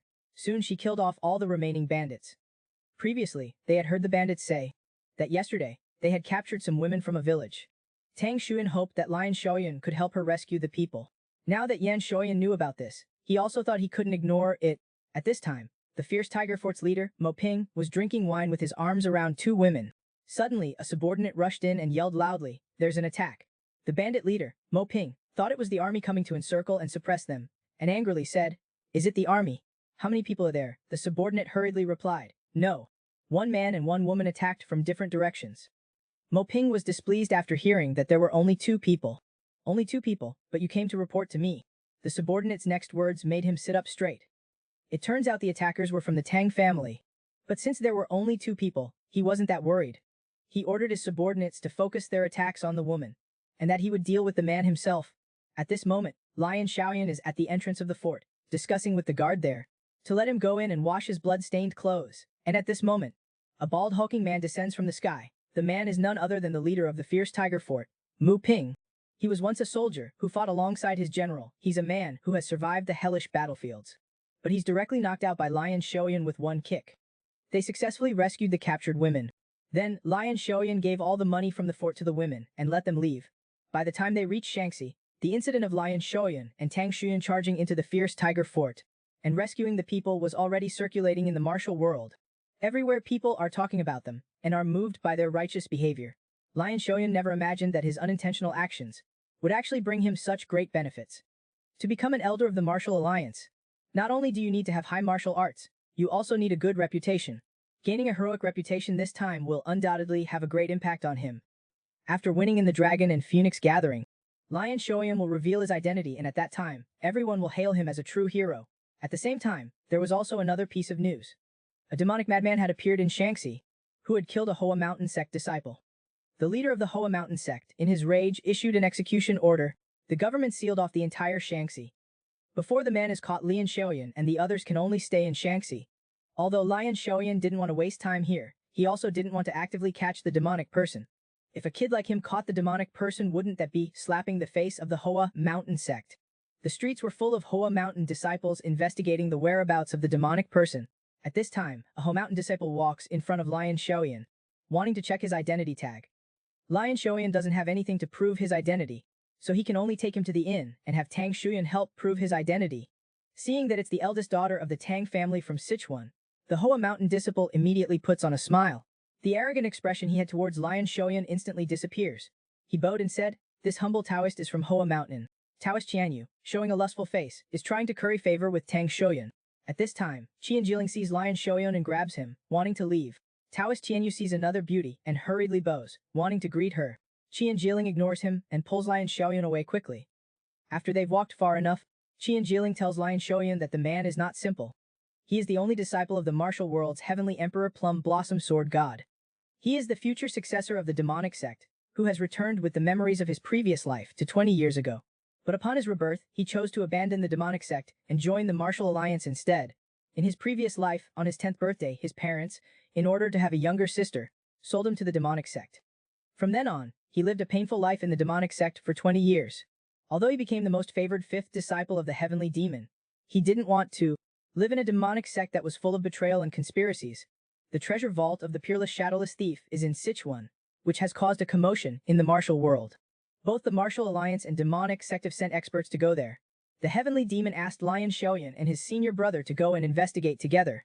On the way to Sichuan to investigate the shadowless thief's treasure vault, he was ambushed by his senior brother, the heavenly demon's second disciple, the killing demon lord. Just because he was talented and had the potential to surpass the sect leader, the killing demon lord became jealous and wanted to eliminate Heim output. But the murderous demon lord still underestimated the martial strength of the Shaolin. Even after being poisoned by the Tang sect's 7 souls poison, he still killed 4 elders of the 10,000 demon cave and the iron blood demon lord Xijun Yi. In the end, the murderous demon lord and him fought to a mutual disadvantage. Lian Xiaoyan used a forbidden demonic technique to kill the murderous demon lord, but he himself was also nearing death due to the backlash of his power. He recalled his life. He was sold to the demon sect by his parents at the age of 10. He spent 10 dark years in the former demon cave. After coming out, he spent another 10 years in internal strife and betrayal. In the end, he died because of his senior brother's betrayal. This life was not the life Lian Xiaoyan wanted. At the end of his life, he saw a master of the Buddhist sect and closed his eyes with a Buddhist chant. When he opened his eyes again, he had actually returned to 20 years ago. It was the day when his parents sold him to the demonic sect. The person in front of him was the demonic sect follower who sent him to the former demon cave in the first place. The man was carrying Lian Xiaoyan off the ground, preparing to go to the carriage, when suddenly, with a bang, a group of people burst through the door. These people were the righteous 10,000 Zhang family. A few days ago, they discovered traces of the demonic sect and had tracked them here. However, these people were no match for the 4 demonic sect followers. They were quickly all killed. Only 2 women were left. They prepared to capture them. Then, you know what happens. But at this moment, one of the women suddenly leaped up and thrust her sword at the demon man who was carrying Lian Xiaoyan. Seeing things unfold as he thought they would, Lian Xiaoyan smiled faintly. As the man dodged the thrust, he kneed the man in the face. In that instant, Lian Xiaoyan snatched the 9 amulets from his waist and ran. However, his body had not yet learned martial arts, and this kind of escape was certainly not going to work. Lian Xiaoyan relied on his memories from his past life to reach a certain place and looked around. Finally, he found what he was looking for. It was because he had delayed too long that the demonic sect follower was about to catch up with him. Just then, he tripped on a tree root and lost his balance. He fell forward. Immediately after, Lion Xiaoyan was caught back by the demonic sect follower. What awaited him was a beating. After they were tired of beating him, they took out their wine gourds and began to drink. The group passed the wine gourd around until all the wine was drunk. But not long after, the group suddenly spat out blood. Upon realizing they had been poisoned, the leader reminded everyone to use their internal energy to resist it. At that moment, Lion Xiaoyan broke free from his ropes and stood up, looking at the group coldly. Indeed, using poison was the most effective method for the weak to kill the strong. It turned out that while Lion Xiaoyan was running away, he relied on his memories from his previous life to find a poisonous herb by the side of the road. He ground the poisonous herb into a juice and poured it into the wine gourd. Then everything unfolded as he planned. Lion Xiaoyan picked up a long sword and killed all the demonic sect followers, who could no longer resist. At that moment, he let out a long sigh. He could finally avoid going to the hellish former demon cave. However, the murderous demon lord dared to stab him in the back. He would have to pay back tenfold. Now, he didn't want to go to the demonic sect, but he still had to learn martial arts. Without power, he would only suffer unreasonable violence and humiliation.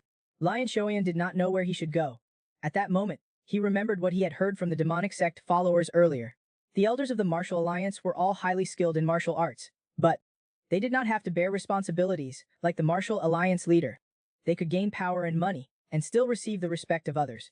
They did not have to show up in battles. Thinking of this, Lion Xiaoyan became excited. That's right, in this life, he would become an elder of the martial spirit alliance. With his memories from his previous life, he was very confident. However, he was soon defeated by reality. He was still just a child without power. If he wanted to become an elder, he had to cultivate his own strength. Lion Xiaoyan was thinking about what step to take next. A life-saving shout caught his attention. Seeing the two women who had been captured, Lion Xiaoyan instantly had an idea. He rescued the two women and followed them back to their family. Because Lion Xiaoyan had saved the young miss of the 10,000 Jang family. The family head, Chu Tianjin, thought he was very intelligent at a young age and very polite. So he had him work with Chief Steward Wang. Chief Steward Wang arranged a separate residence for him. Now, Lion Xiaoyan was going to start preparing to become an elder of the martial alliance. He was not born into any of the 9 great sects or the 5 great families, so he needed merit and prestige. However, the foundation of all this was to possess powerful martial arts. In his previous life, he was the strongest Tianmo disciple in the martial world. However, even if he reached the realm of his previous life, he probably wouldn't be qualified to become an elder of the martial alliance. Now he prepared to start cultivating internal energy first. However, it was only when he started cultivating that he realized that he only had demonic techniques now. A person who practiced demonic techniques could not become an elder of the martial alliance. Therefore, he needed to find a righteous cultivation method, and it had to match the attributes of the Tianmo technique. Only in that way could he display his sword techniques and footwork from his previous life. He remembered the Fist King, one of the 10 greatest masters in the world. The White Thunder divine skill he practiced, the Tianmo master had once said, was comparable to the Tianmo divine skill, the most destructive martial art. This time Lion Xiaoyan would become the Fist King's disciple, and practice the White Thunder divine skill to regain his previous peak strength. However, there was a problem before him. That was that the Fist King's whereabouts were unknown. In his previous life, the news he heard about the Fist King was that he had appeared in Sichuan 5 years later. Lion Xiaoyan would use 5 years to prepare everything else, except for the cultivation method. And so, he spent 2 years in the 10,000 Zhang family. During these 2 years, he accumulated internal energy using the basic 3 talents heart method. However, due to its low efficiency, he had only accumulated a little bit of internal energy over these 2 years. At the same time, he ate a lot at every meal to improve his physique. Because he ate too much, the other servants had some opinions about him. After eating, these people blocked him in a corner. At first, they thought that Lion Xiaoyan had some relationship with the young miss. However, after 2 years of working as a low-level servant, nothing had changed. So, they thought that he had no relationship with the young miss. That was why this group of people had the courage to come and cause him trouble. The captain of the servants even wanted to teach him how to be a good servant. But Lion Xiaoyan punched him in the stomach. Then he followed up with a palm strike from below to his chin. Lion Xiaoyan looked at the crowd with a cold smile. Although he was the 5th disciple of Qianmo in his previous life, he was just a child now. Facing so many adult men, his chances of winning were still very low. He could only strike first. So at the beginning, Lion Xiaoyan had resolved one first. Then he quickly appeared next to another person and resolved another one. By the time he reached the 3rd person, that person had long been prepared. Both hands reached out like a tiger. Lion Xiaoyan used the ghostly step. He instantly appeared behind the man and easily resolved the 3rd person. He did not stop. He then punched the 4th person. The man faced the charging Lion Xiaoyan and threw a punch. Lion Xiaoyan dodged and appeared behind him. When the man reacted, it was too late. He also knocked out the fourth person. Now there were only 3 people left. One of them knew some martial arts. At this time his internal energy was almost exhausted. The man who knew martial arts shouted and charged towards the child and threw a punch. The fist grazed past his cheek. Even just that made his nose bleed. The man was delighted when he saw that he had struck his target. And Lion Shoyan also determined that he was just an inexperienced third-rate master. Then his body shot towards the man like a cannonball. Before the man could react, he was struck by a palm and sent flying 3.5 meters. When the remaining 2 people saw this, they instantly lost all their courage and knelt down, begging for mercy. Unknown to them, all this had been seen by a person hiding on the roof. After Lion Shoyan returned to his residence, he began to meditate and cultivate. He had exhausted his internal energy in the fight just now. If those last 2 had attacked together, it was possible that something would have gone wrong. At that moment, there was a knock at the door. Lion Shoyan wondered who it could be at this time. When he opened the door, it was actually the family head's daughter, Chu Yangxi. She had been the one on the roof during his fight with the servants. This time she came to win Lion Shoyan over. Because Chu Yangxi wanted to establish her own supporting faction, to fight for the position of the family head. Lion Shoyan agreed to her request without even thinking. When Chu Yangxi was about to leave, she instructed Lion Shoyan not to tell Chief Steward Wang. Lion Shoyan readily agreed. He turned around and found Chief Steward Wang, and told him that Chu Yangxi wanted to contend for the position of family head, and had tried to win him over. Chief Steward Wang was shocked to hear this. Why did you tell me about this? Regardless, my position is still neutral. Lion Shoyan smiled when he heard this. I've followed you for 2 years. Do you think I don't know that you are one of the 10 fierce commanders? Chief Steward Wang, seeing that he could not hide it, revealed it, and said so. You want to be a double agent. As long as it benefits me, anything is possible. 2 years ago he saved Chu Yangxi, but they had never thanked him. Now they needed Lian Shoyan's help, yet they had come to find him. He believed that once he was of no use, he would be discarded mercilessly. That was why he had sought out Chief Steward Wang. As a condition, he hoped that Chief Steward Wang could give him some herbs, because his current internal energy was too weak. In his previous life, he had learned alchemy. He wanted to refine spiritual medicine to increase his charm. Chief Steward Wang agreed to Lian Shoyan's request. From then on, Lian Shoyan acted as a double agent between Chu Yangxi and Chief Steward Wang. Using the high-quality and varied herbs he had obtained from Chief Steward Wang, he refined spiritual medicine that could promote growth. In addition, he used all his time to strengthen his body. And so another 3 years passed. Chu Yangxi was also pushed out of the competition for the family head, and ultimately forced out under the pretense of a beneficial marriage. Unknowingly, Lian Shoyan had already been in the 10,000 Jang family for 5 years. He had prepared everything here. It was time to leave and go to Sichuan to find the Fist King. He found Chief Steward Wang and stated that he wanted to leave the 10,000 Jang family. Chief Steward Wang refused immediately. With Lian Shoyan's help, the eldest young master had successfully become the family head. He didn't want to let go of such a talent. Chief Steward Wang stated that as long as Lian Shoyan was willing to stay, he would increase Lian Shoyan's salary and continue to provide him with herbs, but Lian Shoyan still refused. He told Chief Steward Wang that he needed to practice martial arts, to become a martial artist. Hearing his words, Steward Wang shook his head and waved his hands. The road of a martial artist is full of dangers. He didn't think Lian Shoyan so. The two made a bet. Lian Shoyan asked Steward Wang to find him a martial artist to spar with. If he lost, he would listen to Steward Wang and stay in the Wan Jang family for 3 years. However, he never thought that Steward Wang, that old sly fox, would actually bring the strongest Wan Jian team from the Wan Jang family, except for the family members. At this moment, he was standing behind the Wan Jin team leader, smiling smugly, but Lian Shoyan didn't care.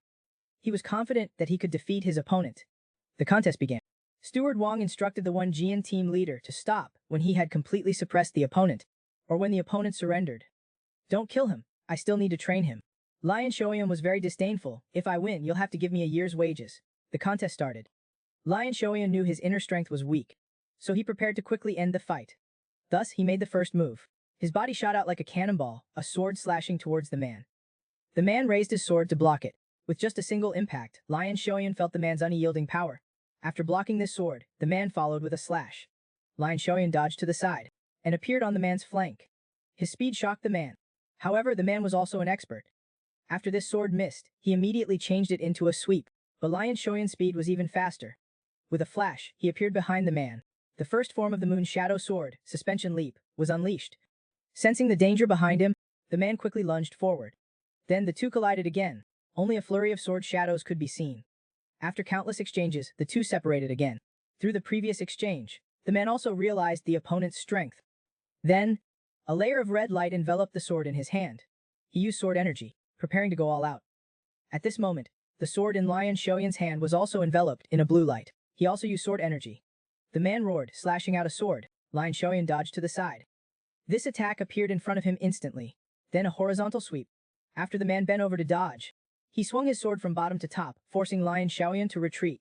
After he stabilized his footing, Lion Xiaoyan charged towards the man again. The shockwaves from the fight made Steward Wang, who was watching, unable to open his eyes. And just at that moment, Lion Xiaoyan saw Fenken kick the man's face. Then he unleashed the second form of the Moon Shadow Sword. Crescent Moon, a lightning-fast sword, slashed across the man's abdomen. Infuriated, the man roared and charged towards Lion Xiaoyan again with his sword. Lion Xiaoyan also swung his sword to meet him. A loud crash echoed. A sword flew out from the smoke and landed on the ground beside them. When the smoke cleared, Lion Xiaoyan's sword was already resting on the man's neck. He won. Lion Xiaoyan received a year's salary. After saying goodbye to Steward Wang and the Wan Jang team leader, Lion Xiaoyan left the Wan Jang family.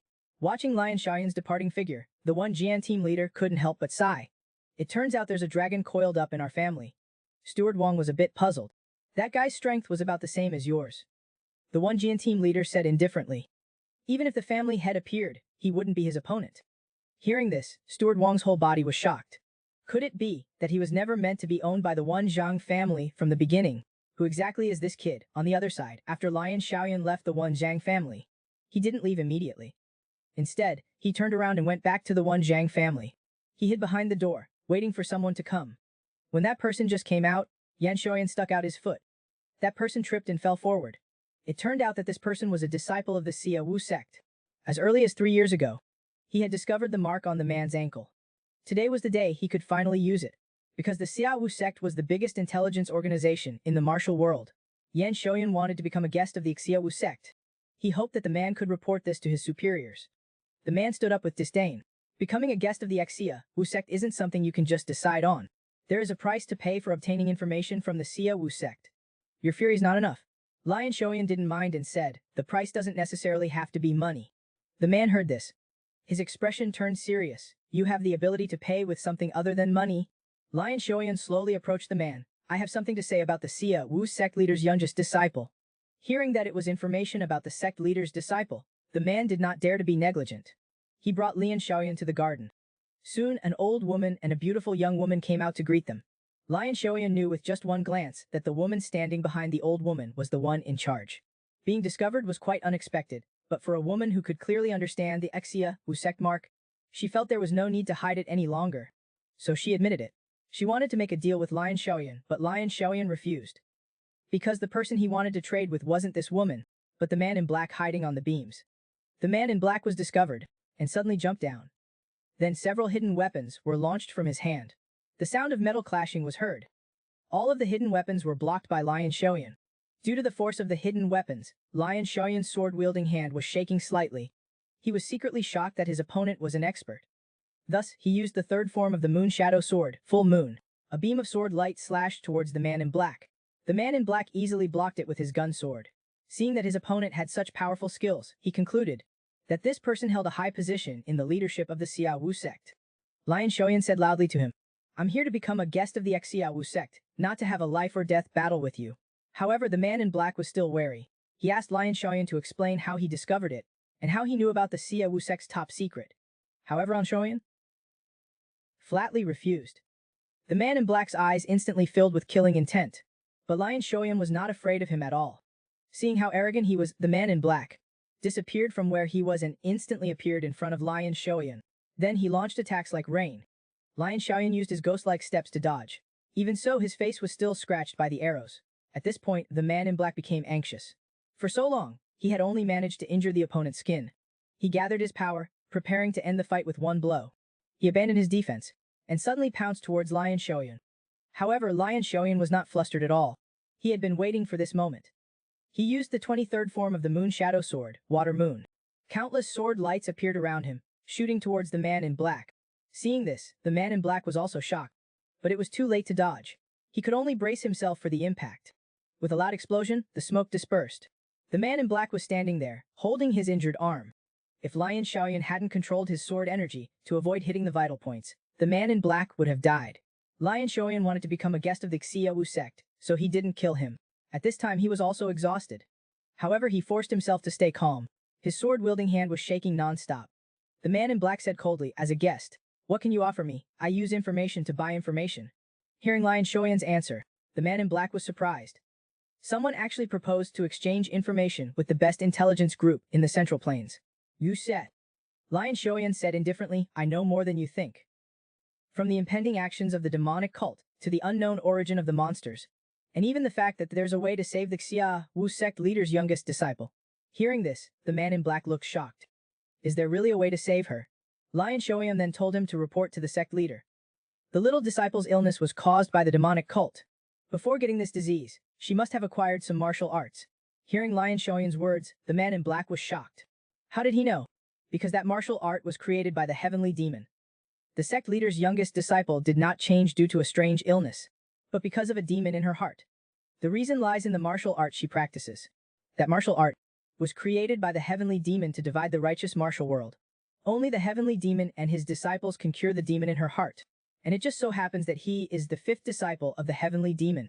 Taking this opportunity, Lion Shoyan established a friendship with the Seia Wu sect, laying the foundation for becoming an elder of the Martial Spirit Alliance in the future. The man in black chose to believe Lion Shoyan, and threw him a token representing a guest of the Seia Wu sect. The first thing Lion Shoyan requested of the Seia Wu sect was to send someone to Sichuan to investigate Dugu Yuzhen, the instructor of the Huanglong Martial Arts Academy. Lion Shoyan was also preparing to go to Sichuan. He was the boxing king, one of the top 10 martial arts experts, but he was working as a coach in a small martial arts academy. Lion Shoyan found the boxing king, wanting to become his disciple, but unexpectedly angered the boxing king. He was driven out. It turned out that Lion Shoyan had learned detailed information about the boxing king from the Seia Wu sect. He had come to the Huanglong Martial Arts Academy in Sichuan, wanting to join the academy in order to become the boxing king's disciple. However, he did not expect that the academy head was not present. The one conducting the interview was the boxing king himself. Lion Shoyan was secretly delighted. So he directly stated his intention, wanting to become the boxing king's disciple, and a disciple of the Tianlai sect to learn the White Thunder Heart Sutra. However, he never thought that the boxing king would become furious upon hearing this. A powerful aura erupted. The boxing king said with killing intent, "How dare you mention the Tianlai sect? If you want to save your life, you cannot utter even the slightest lie." Under the pressure of the boxing king's aura, a trace of blood spilled from Lion Shoyan's mouth. The opponent's strength was too high. Just by releasing a little bit of pressure, he had suffered serious internal injuries and could not move. Lion Shoyan grit his teeth and persisted. "I learned through the Seia Wu sect that the first instructor of the Huanglong Martial Arts Academy is the current successor of the Tianlai sect." Hearing this, the boxing king's aura suddenly increased. The water glass on the table could not withstand the pressure and shattered. At this time, Lion Shoyan was enduring enormous pressure. The sect's lifeline. "Don't you need the next hair?" the boxing king said coldly. He didn't expect the young man in front of him could endure so long under his aura, which did indeed shock him. However, the martial arts of the Tianlai sect are not something you can learn just by having talent. He didn't make things difficult for Lion Shoyan anymore. Instead, he asked him to leave, and to never come to Huanglong again. Watching the boxing king's departing figure, Lion Shoyan realized that the martial arts of the Tianlai sect might be hiding some unknown secret. For the boxing king, he might now be a potential threat to the Tianlai sect. In the worst-case scenario, he might be silenced. Therefore, he had to join Huanglong to become a disciple. Only in this way could he avoid being silenced. Afterwards, he found the curator, and successfully joined the Yellow Dragon Martial Arts Gym. At the door, they happened to run into the boxing champion, who was in a hurry to go out. The curator kindly introduced Lion Shoyan to the gym's coach. Just like that, a week passed. Lion Shoyan's training every day was very hard, because the boxing champion often made things difficult for him, wanting him to leave the gym. But Lion Shoyan never gave up on becoming the boxing champion's disciple. At night, the boxing champion returned home. As soon as he opened the door, his figure instantly froze. Lion Shoyan was sitting at the dining table, eating with his wife and children. It turned out that Lion Shoyan saw that a direct offensive would not work. So he prepared to target the people around him to get close to him, taking the opportunity to approach the boxing champion's son, Dugug Singh, and becoming good friends with him. Once when the two were at a market, Lion Shoyan sensed a demonic aura. He turned to look. On a house not far away, there was a demon staring at him. With his experience of living in the demonic sect for over 20 years in his previous life, this person was not a simple madman, but a demonic sect elite demon. He should be a member of the ghost spirit team, led by Yin Shigai. Lion Shoyan was very puzzled. How could the demonic sect find him so quickly? He didn't want to get entangled with the demon. He was worried that the boxing champion's son would be in danger. Just then, suddenly someone pointed at the demon and shouted, "There's a madman over there." Looking at their attire, they're Taoists from the Qingqing sect. The demon was discovered and glared at them fiercely before quickly leaving. The two Qingqing sect Taoists also followed closely behind. At this time, Lion Shoyan was very puzzled. Why would an elite demon pretend to be a madman? He really wanted to catch that guy and ask what exactly was going on. But after thinking it over, he felt that there was no need to take such a risk. Just like that, another month passed. Lion Shoyan had been targeting the boxing champion's family for a month, but the boxing champion showed no signs of budging. One day, he was wandering aimlessly on the street when he suddenly saw his master's wife walking hurriedly in the distance. So he went up to ask what had happened. It turned out that, after buying groceries and returning home, she found the house in disarray, and Duguxing was missing. She had searched everywhere she could think of, but she couldn't find him. Then Lion Xiaoyan remembered that his master's wife had once said that Duguxing's body was special. So he hurriedly asked, "You said before that Duguxing had a special constitution. What is its precise name?" The doctor said it was a heavenly yin body. Hearing this, Lion Xiaoyan was instantly stunned, then said solemnly, "Master's wife, go to the Yellow Dragon Martial Arts Gym immediately and tell Coach Dugu that Duguxing has been kidnapped by the demonic sect. Someone dared to kidnap one of the top 10 experts, the boxing champion's son." Yan Xiaoyan told his master's wife to tell the boxing champion at the Yellow Dragon Martial Arts Gym that Duguxing had been kidnapped by people from the demonic sect. Only then did he realize that the demon he encountered at the market earlier was not looking at him, but a Duguxing next to him. The demons were searching for the heavenly yin body, pretending to be madmen and running around Sichuan. And the demon's true identity was a member of the ghost spirit team. The leader of the ghost spirit team was Yin She. To return to the demonic sect, he planned to offer up Dugu, who possessed the heavenly yin body. According to his memories from his previous life, his senior brother, Wei Xiaoyu, cultivated the extremely yang gongfu. To neutralize the yang energy, he either had to take elixirs with extremely yin properties, or find someone with a heavenly yin body to absorb their essence. Lion Xiaoyan's questions from his previous life were also answered. The boxing champion's large-scale killings in the martial arts world were to avenge his son's death. In his previous life, Lion Xiaoyan had some understanding of Yin Shigai. His main activity area was in Sichuan, and his hiding places were also very clear. Now he only needed to check them one by one. He only hoped it wasn't too late. On the other side, Yin Shigai, after obtaining the heavenly yin body, had already set off for the demonic sect. On the road, their convoy was intercepted by Taoists from the Qingqing sect. Yin Shigai ordered his men to kill the Taoists who were blocking their path. Immediately, 3 demons jumped out and kicked it at the Qingqing Taoists. Faced with the simultaneous attacks of 3 demons, the Qingqing sect Taoists could only defend passively. At this time, Lion Xiaoyan was hiding in the shadows, waiting for an opportunity. He knew that with his strength alone, he had no chance of winning. Joining forces with the Qingqing sect Taoists might give them a chance of survival. However, Yin Shigai was a true expert that he absolutely could not defeat. Thinking of this, Lion Xiaoyan felt a headache. The ghost spirit leader on the other side, seeing that the battle had not been resolved for so long, appeared in front of the Taoists with a flash. His powerful aura instantly made the Taoists feel the threat of the person before them. At this moment, Lion Xiaoyan took advantage of the gap when the ghost spirit leader left the carriage and quickly approached the carriage, preparing to wait for the right opportunity to act. But just then, with a bang, the carriage shattered, and a palm attacked him. Yin Shigai had discovered him. Lion Xiaoyan used the Shura Signet to meet Yin Shigai's soul-stealing palm.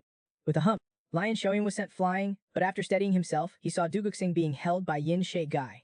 Then he leaped up and charged towards Duguxing in his hands.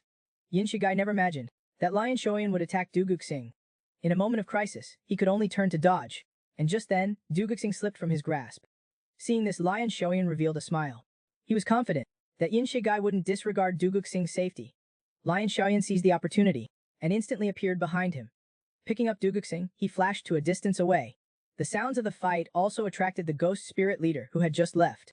After rescuing Duguxing, Lion Xiaoyan kindly reminded them to leave quickly, or they would be walking straight into death. At this time, Yin Shigai was extremely angry after losing Duguxing. He ordered the ghost spirit leader to capture Lion Xiaoyan alive and make him die in pain. Lion Xiaoyan, holding Duguxing, faced the ghost spirit leader's attack with one hand. As soon as they exchanged blows, he was quickly pushed back. After being forced back, Lion Xiaoyan did not continue to attack the ghost spirit leader. Instead, he turned towards the 3 who were besieging the Taoists and used the Moon Shadow Sword's 12th stance. Shrinking Moon. The 3 of them scattered to avoid the incoming sword energy. The moment they left, Lion Xiaoyan came in front of the Taoists and handed Duguxing to them, telling them to leave quickly. He would stay here to delay them. The Taoist holding Duguxing left quickly. Yin Shigai ordered his men to chase the Taoist and he would stay behind to deal with Lin Shuan. Faced with Yin Shigai's attacks, Lin Shuan could only dodge. The difference in power was too great. He was captured by Yin Shigai not long after. However, from his previous life's battles with Yin Shigai's disciple, he was very familiar with his moves. Taking advantage of this, he exchanged several blows with Yin Shigai, only managing to cut Yin Shigai's skin slightly. But this completely enraged Yin Shi. Before, he had always wanted to capture Lin Shuan alive, so he had been holding back. Now, he was going all out to end the battle quickly. His aura suddenly increased, and he used only one palm strike to seriously injure Lin Shuan. At this time, Lin Shuan was still waiting for the Qingqing Sect Taoists to escape and bring reinforcements. But Yin Shigai coldly told him that he had already set a trap in the direction that the Qingqing Sect Taoists had escaped. Only then did Yin Shuan realize that he was still too naive. His son was kidnapped by people of the demonic sect. His father finally stopped hiding and, in a rage, killed all of the demonic sect people. It turned out that his father was the boxing champion, one of the top 10 martial artists in the martial arts world. Just now, Lin Shuan rescued Du Guxing from the demonic sect and let the Qingqing Sect Taoists take him away first. He stayed behind alone to fight Yin Shi. However, the difference in power between the two sides was too great. Lin Shuan was seriously injured, and the ghost spirit leader standing on the side was also ready to join the battle at any time. But Lin Shuan still braced himself and stood up. He knew that opportunities always came with danger. As long as he could hold out until the boxing champion arrived, he would be fine. On the other side, the Qingqing Sect Taoist, carrying Du Guxing, had not gone far when they encountered an ambush. There were demons both in front and behind them. They were once again in trouble. Faced with the attacks of so many demons, the Taoist was in despair. He had no confidence that he could escape from these people. He closed his eyes in despair, waiting for death to come. But after a long time, he did not feel any pain. So he opened his eyes. A man covered in white lightning was standing in front of him, with one hand grabbing a demon. It turned out that just as the blade was about to strike him, the boxing champion had arrived and saved him. The 20 or so demons were all defeated by the boxing champion in just a few breaths. The scene was simply a one-sided massacre. After resolving the problem here, he told the Taoist to take Du Guxing and leave first. He would go find Lin Shuan. At this time, Lin Shuan was using his knowledge of Yin Shigai's techniques to keep him entangled. Yin Shigai had a lot of power but could not hit Lin Shuan, which made him very frustrated. The ghost spirit leader on the side saw this and was worried that if they dragged things on for too long, it would attract unnecessary trouble. So he disobeyed Yin Shigai's orders and joined the battle. Lin Shuan could not dodge and was slashed across his abdomen by a dagger. Yin Shigai was annoyed by the ghost spirit leader's intrusion. He prepared to tear apart Lin Shuan first, then punish the ghost spirit leader. But just then, the ghost spirit leader sensed a huge energy suddenly appearing behind him. As soon as he turned his head, he was stomped on by someone who had descended from the sky. After identifying the person, Lin Shuan finally relaxed. Yin Shigai, looking at the man who had suddenly appeared, did not make any movements because, being in the super elite realm, he was now so afraid that he could not move. He couldn't help but feel confused. He only knew of Poison King and Sichuan. He had never heard of an expert surrounded by white lightning. Then he heard the boxing champion say, "You kidnapped my son. What do you want?" Yin Shigai was bewildered. When did he kidnap such a powerful person's son? Realizing who he was, Yin Shigai shouted. He threatened him that if he wanted his son to be safe, he had better not act rashly. The boxing champion said with a murderous tone, "That is a pity. Those demons who were chasing after the Qingqing Taoists are already dead. I'll ask you one more time. You kidnapped my son, how do you plan to die?" Hearing this, Yin Shigai's face instantly turned pale. The boxing champion continued, "Cripple your limbs or your danchin, and then hand you over to the Qingqing sect. Perhaps that would be a good gift." Lin Shuan suggested, "If we're talking about gifts, the one under your feet is perfect." After hearing this, the boxing champion added strength under his feet. They heard a miserable cry. The ghost spirit halberd lost its vitality. At this time, the Hawk Fiend no longer had the will to fight. Only by living could he take revenge later. But now, no matter how he looked at it, there was no way to escape. When he saw Lin Shuan behind him, an idea seemed to form in his mind. He turned around and grabbed at Lin Shuan, while Lin Shuan was seriously injured and unable to move. Instead, a smile appeared on his lips. He was laughing at the Hawk Fiend for being an idiot, for exposing his back to a peerless expert. Sure enough, the next second, his head was grabbed by the Fist King. When Lin Shuan opened his eyes again, it was 10 days later, in a clinic controlled by the Tang Sect. The Fist King was very grateful to Lin Shuan for saving his life, and said that he could agree to any request he had, except for joining the Thunder Heaven Sect, to learn the White Lightning Heart technique. Lin Shuan was speechless after hearing this. Now, the only thing he needed was to learn the White Lightning Heart technique. The Fist King said with a solemn face, "I said before that it is impossible for you to learn the Thunder Heaven Sect's martial arts."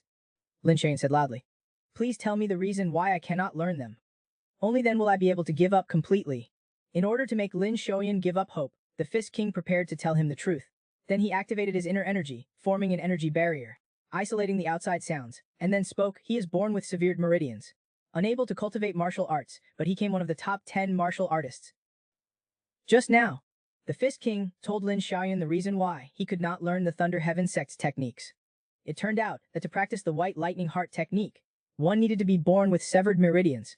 The meridians of the severed meridians are very narrow, making it difficult for inner energy to circulate smoothly. Therefore, they cannot practice martial arts at all. But there is an exception for a certain technique. That was the Thunder Heaven Sect's White Lightning Heart technique. The inner energy of the White Lightning Heart technique has a very high flow density and great destructive power.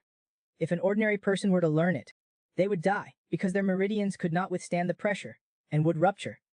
But the meridians of a severed meridian body are thick-walled and very elastic, allowing them to withstand the White Lightning Heart technique. After learning the truth, Lin Xiaoyan, he thought there would be some hidden secret, but he did not expect it to be severed meridians. If he could not learn the White Lightning Heart technique, then there would be no way for him to continue using his previous life's martial arts. And the Fist King has a severed meridian body. His meridians could resist the White Lightning Heart technique. The Fist King had also tried to find a successor, and was searching everywhere for people with severed meridian bodies. However, severed meridian bodies are extremely rare. But there was another way to learn the White Lightning Heart technique. That was for a master to intervene in the way a disciple's martial arts operates. After the body could withstand the inner energy, the heart technique would be taught. As long as there was hope, Lin Xiaoyan was unwilling to give up. He asked the Fist King to teach him. But the Fist King told Lin Xiaoyan that his body would have a hard time withstanding it. After the Fist King failed to find severed meridians, he specially found a group of orphans to teach. But the result was that without exception, all the children were sacrificed. After that, the Fist King gave up on the Thunder Heaven Sect's inheritance. But Lin Xiaoyan was different from others. From the moment he stepped into the martial world, he was prepared to sacrifice himself. Under Lin Xiaoyan's repeated insistence, the Fist King agreed to his request. Before they started, the Fist King was still trying to persuade him. But Lin Xiaoyan was not afraid at all. In his previous life, he was the disciple of the Heavenly Demon. He had learned the strongest Heavenly Demon divine technique, and his experience was quite rich. Now, he just needed to follow the Fist King and guide the White Lightning Heart technique into his body and circulate it for a full cycle. Although Lin Xiaoyan had practiced the Heavenly Demon divine technique in his previous life, he did not dare to be careless. If he could not keep up with the Fist King's inner energy, then his meridians would be torn apart, and he would die. At the beginning, he was able to cope calmly, but as the Fist King inputted inner energy into his body, the power became greater. Lin Xiaoyan's expression became a little painful, and blood spilled from the corners of his mouth. His mind began to wander a little, but Lin Xiaoyan gritted his teeth and persisted. At this time, the Fist King was also very worried. They had reached the final stage. If they stopped now, Lin Xiaoyan would be trapped in a desperate situation. He could only silently pray in his heart. As long as Lin Xiaoyan didn't lose consciousness, it would be over soon. With a roar from Lin Xiaoyan, a huge amount of energy erupted from his body.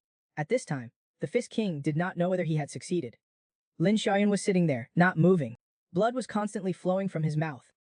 Just when he was regretting his recklessness, several arcs of electricity suddenly appeared on Lin Xiaoyan's body, and then his heart began to beat again. He slowly stood up. At this time, the Fist King realized that he had succeeded. Lin Xiaoyan had successfully learned the White Lightning Heart technique. What a stroke of luck. Just like that, Lin Xiaoyan officially became the Fist King's disciple. But at this time, he had some questions. After practicing the White Lightning Heart technique, he felt that the distribution of inner energy in his body was uneven. For no reason, he lost a lot of inner energy. The Fist King told him, "This is because the density of the inner energy in your body has increased, so the volume can only shrink. To achieve change, you need to increase the time you spend practicing the technique. But with just this alone, it is still difficult. Because the inner energy produced by the White Lightning Heart technique has a high density, the accumulation efficiency is very slow. However, the low efficiency only applies to the inner energy produced by the White Lightning Heart technique. It has the property of attracting the surrounding Kuai. When the total amount of inner energy exceeds a certain level, the accumulation efficiency will also increase and reach the level comparable to the techniques of the 9 major sects and the 5 major families. But it requires a basis of 60 years of inner energy." Lin Xiaoyan was speechless. After 60 years, he would become an old man. Seeing him frown, the Fist King threw him a small box. After Lin Xiaoyan opened it, it turned out to be a secret elixir from Shaolin Temple. "Little brat, This elixir was obtained by the Fist King when he was young, from Shaolin Temple's abbot, Master Yongwen. Taking one pill can increase half a jiazi worth of cultivation. However, because of the White Lightning Heart technique, Lin Xiaoyan could only get 1/4 of a jiazi worth of inner energy after taking it. In order to consolidate the White Lightning Heart technique, Lin Xiaoyan began to cultivate diligently under the Fist King's guidance. When he ate dinner at night, he discovered a note on the table. After reading its contents, Lin Xiaoyan was shocked. He did not expect that the time had come so quickly. The young man had to walk back and forth over the pile of leaves 10,000 times each day, without making a sound and not leaving any trace on them. At the same time, he had to throw 10,000 punches every day, until lightning appeared on his fist. After learning the White Lightning Heart technique, Lin Xiaoyan practiced with his master every day. One day, when he was eating dinner, he suddenly found a note on the table. After opening it, his expression changed. He had previously promised to treat the heart demon of the afternoon sect master's youngest disciple. They asked Lin Xiaoyan to meet them outside the city 2 days later. Lin Xiaoyan was a little worried. It had been 3 months, and only now had they actively contacted him. He was worried that there were conflicts among them. If he healed the heart demon, would they turn around and try to eliminate him? How could he resist? Through the incident with the Hawk Fiend before, he knew that even if you knew the future, it was not a panacea. He still had to consider the variables at all times. Now, because the foundation of the White Lightning Divine technique was not solid enough, he could not use his inner energy. If he encountered danger, it would be more than he could handle. Lin Xiaoyan had not even left the city when he was stopped by the disciples of the afternoon sect. Under their lead, Lin Xiaoyan arrived at the appointed place. Lin Xiaoyan pushed the door open and his figure was instantly shaken. There were many people inside holding weapons. They did not look to be in good condition. It was like they had just experienced a battle. A girl was lying on the bed. She was tormented by the heart demon and had lost all semblance of being a person. Just when Lin Xiaoyan was about to start treatment, a sword beam shot towards him. It turned out that on their way here, the people of the afternoon sect had been attacked. They thought Lin Xiaoyan had leaked the information, because he was the only one who knew about this. But Lin Xiaoyan did not know the time and place of their departure. But the people of the afternoon sect still believed that he was the most suspicious because Lin Xiaoyan knew a lot about the afternoon sect. And he could also treat the heart demons of the demon sect. This led them to believe that Lin Xiaoyan was connected to the demon sect. At this time, Lin Xiaoyan understood. It was impossible to complete the treatment easily. The afternoon sect would not be easily persuaded. If it was not him who leaked the information, then it could only be that someone inside the afternoon sect had leaked it. Maybe the person who made the youngest disciple so sick was a demon sect spy hiding inside the afternoon sect. Lin Xiaoyan still wanted to continue to persuade them and have him treat the youngest disciple first. But the people of the afternoon sect insisted that he was from the demon sect, and were going to capture him and negotiate with the demon sect leader. Lin Xiaoyan helplessly rubbed his head. Originally, he did not want to do this. He only heard him say loudly, "Come out." Immediately after, a powerful pressure descended from the sky. The person who came was his master, the Fist King. Lin Xiaoyan asked his master to control this group of people and not hurt them. Seeing the person who had suddenly appeared, the people of the afternoon sect all raised their swords and rushed towards him. The Fist King only moved his fingers, and these people instantly became unable to move. Yan Xiaoyan could not help but marvel at his master's power. With just a flick of the finger, he was able to suppress everyone. A few breaths later, everyone in the room was subdued by the Fist King. Yan Xiaoyan then walked to the girl's bedside. On the table next to her was the martial art she was practicing, the Seia Divine technique. Yan Xiaoyan picked it up and flipped through it. It was indeed the same as he remembered. He and his master prepared to begin treating the girl. By probing her pulse, he learned that the girl's meridians had not yet died. Lin Xiaoyan inputted a strand of inner energy into the girl's body, awakening her consciousness. Although there would be some side effects, there were some things he needed to tell her. If the patient did not have the backing of their own will, it was impossible to overcome the heart demon. After regaining consciousness, Lin Xiaoyan helped the girl sit up. He asked the girl to circulate her energy along the route he was guiding her along. She was not allowed to lose consciousness midway. Lin Xiaoyan placed his palm on her back, and a strand of inner energy slowly entered her body. Only then did he realize that the girl's Danshan had atrophied, her learning path was narrow, and her turbid QI was strong. If there was an error during the circulation of energy, he would be framed as a spy from the demon sect. And for the rest of his life, he would be hunted down by the afternoon sect. The reason she was in a heart demon state was because she had mastered a flowed heart technique. Even experts could not see it, because the secret technique had a deadly flaw hidden within it. The more skilled she became in practicing it, the more toxins would accumulate in her body and would eventually spread to her heart. Actually, the method to treat the heart demon was very simple. Just eliminate the toxins from the body. Soon, the toxins were forced out of the girl's body by Lin Xiaoyan. Then, he wiped away the toxins on the girl's body surface. Because he was afraid that the toxins that had just been removed from the body would re-enter her body. At this time, Lin Xiaoyan noticed the mole on the girl's collarbone and the scar on her neck. Before leaving, he told the people at the gate to bring the girl to him regularly in the afternoon, because removing the inner demon cannot be done in one go. After leaving, Lin Xiaoyan was heavy-hearted, because he worried his master might misunderstand that he is a member of the demonic sect. The previous kidnapping was something he orchestrated himself. Quan Wang also discovered it. Lin Xiaoyan's eyes were off after he came out. Lin Xiaoyan said what was in his heart. Why don't you ask me, what is my relationship with the demonic sect? Hearing him, Quan Wang suddenly turned his head to look at him. I believe what I've seen with my own eyes, what I've heard with my own ears, and what I've felt, that is Lin Xiaoyan. Hearing his master's words, Lin Xiaoyan stood there dumbfounded. He did not expect that his master would trust him so much. Just like that, 2 years passed. Lin Xiaoyan's White Thunder Heart method had already laid its foundation, and no longer needs his master to guide him. Today, he can finally take the small reversion pill. Lin Xiaoyan excitedly took the small reversion pill from his bosom. Without waiting for his master to finish, he swallowed it in one gulp. Then he sat down cross-legged to absorb the medicinal power. Absorbing spiritual medicine. He has done this countless times in his past life. Using the power of the small reversion pill, Lin Xiaoyan broke through his Ren and Du meridians in one go. The internal force within him surged like a tide. With a punch, a loud boom. A huge hole was punched in the wall. Now he can normally exert his inner power. At night, Lin Xiaoyan walked alone on the road, thinking about how to quickly collect a jiazi's worth of power. He suddenly noticed that a dark shadow had been following him. At this moment, his hand had already gripped the saber at his waist, and then he disappeared into thin air. The next second, Lin Xiaoyan had already placed his saber at the neck of the person who had been tracking him. A youth was tracked by a perverted woman at night. After being discovered, the girl invited him to a brothel and even had a top courtesan intimately serve him. Just now, Lin Xiaoyan was walking alone at night. He suddenly discovered someone was tracking him from behind. In an instant, Lin Xiaoyan subdued that person. When that person removed her veil, it was actually a girl. At this time, Lin Xiaoyan noticed the mole on the girl's shoulder.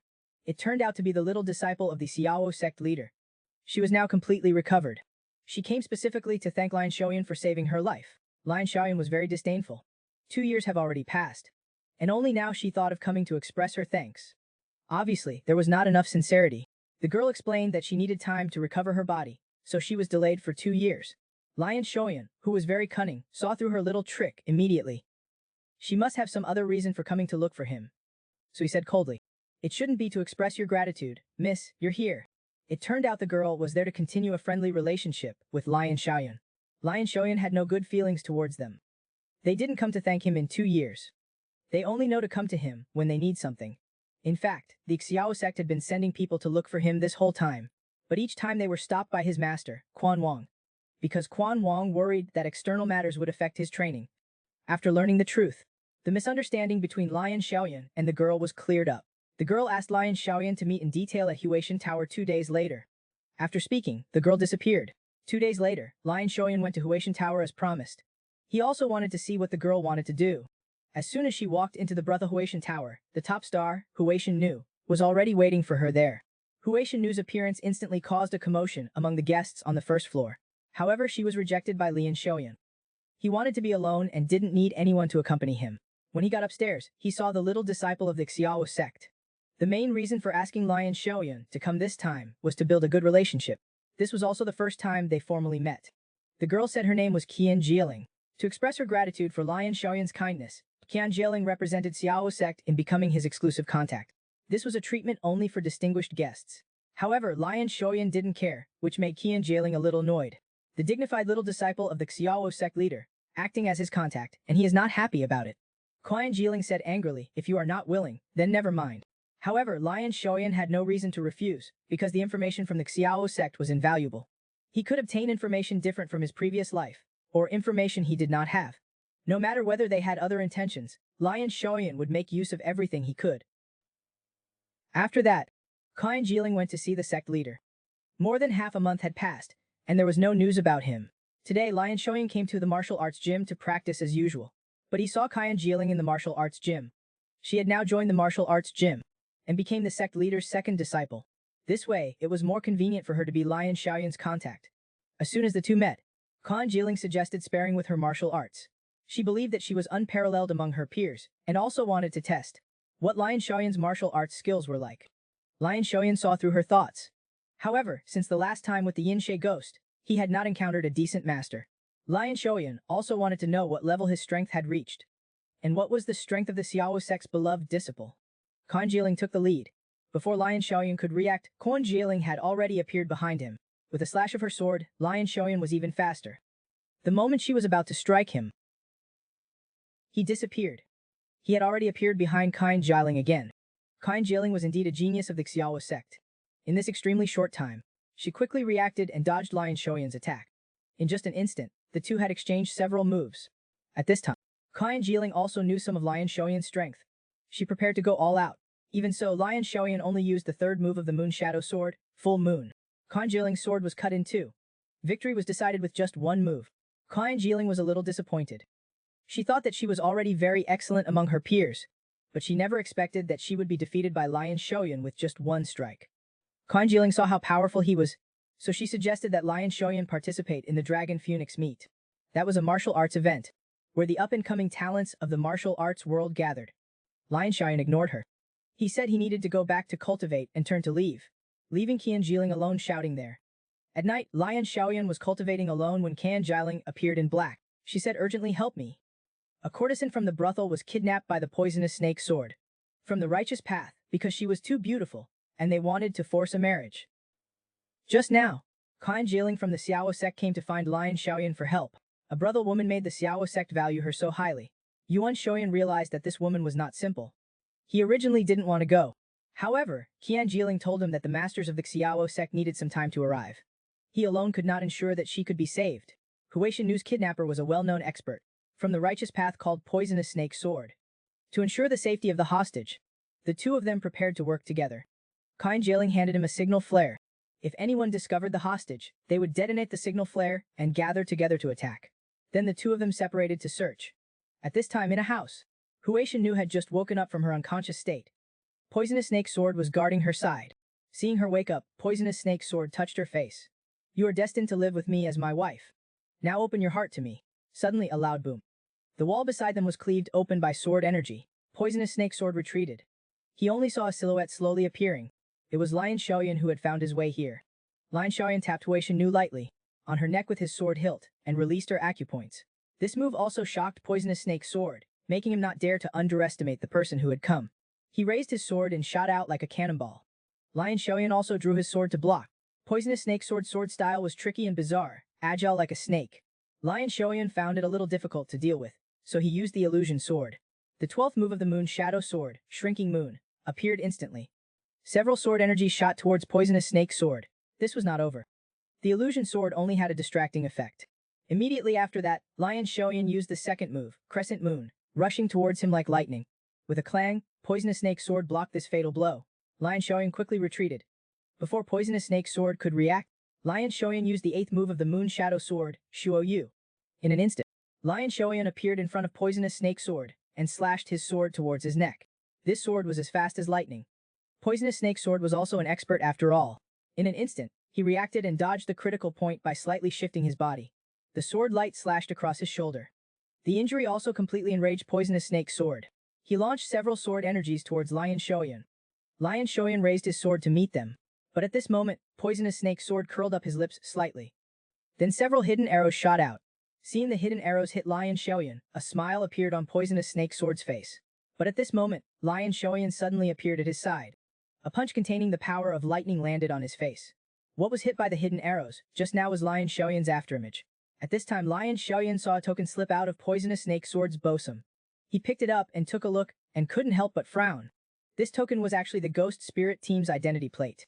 A righteous path master should not have the demonic sect's token. Lion Xiaoyan asked Poisonous Snake Sword where he got the token. Initially, he didn't want to say. Without a choice, Lion Xiaoyan had to use some force, and Poisonous Snake Sword said everything. It turned out that this token was related to the Xi family estate, a well-known family in Sichuan. He did not know the specifics. He had only helped to deal with some matters. Lion Xiaoyan originally thought that the Xi family estate owner was a demonic sect follower.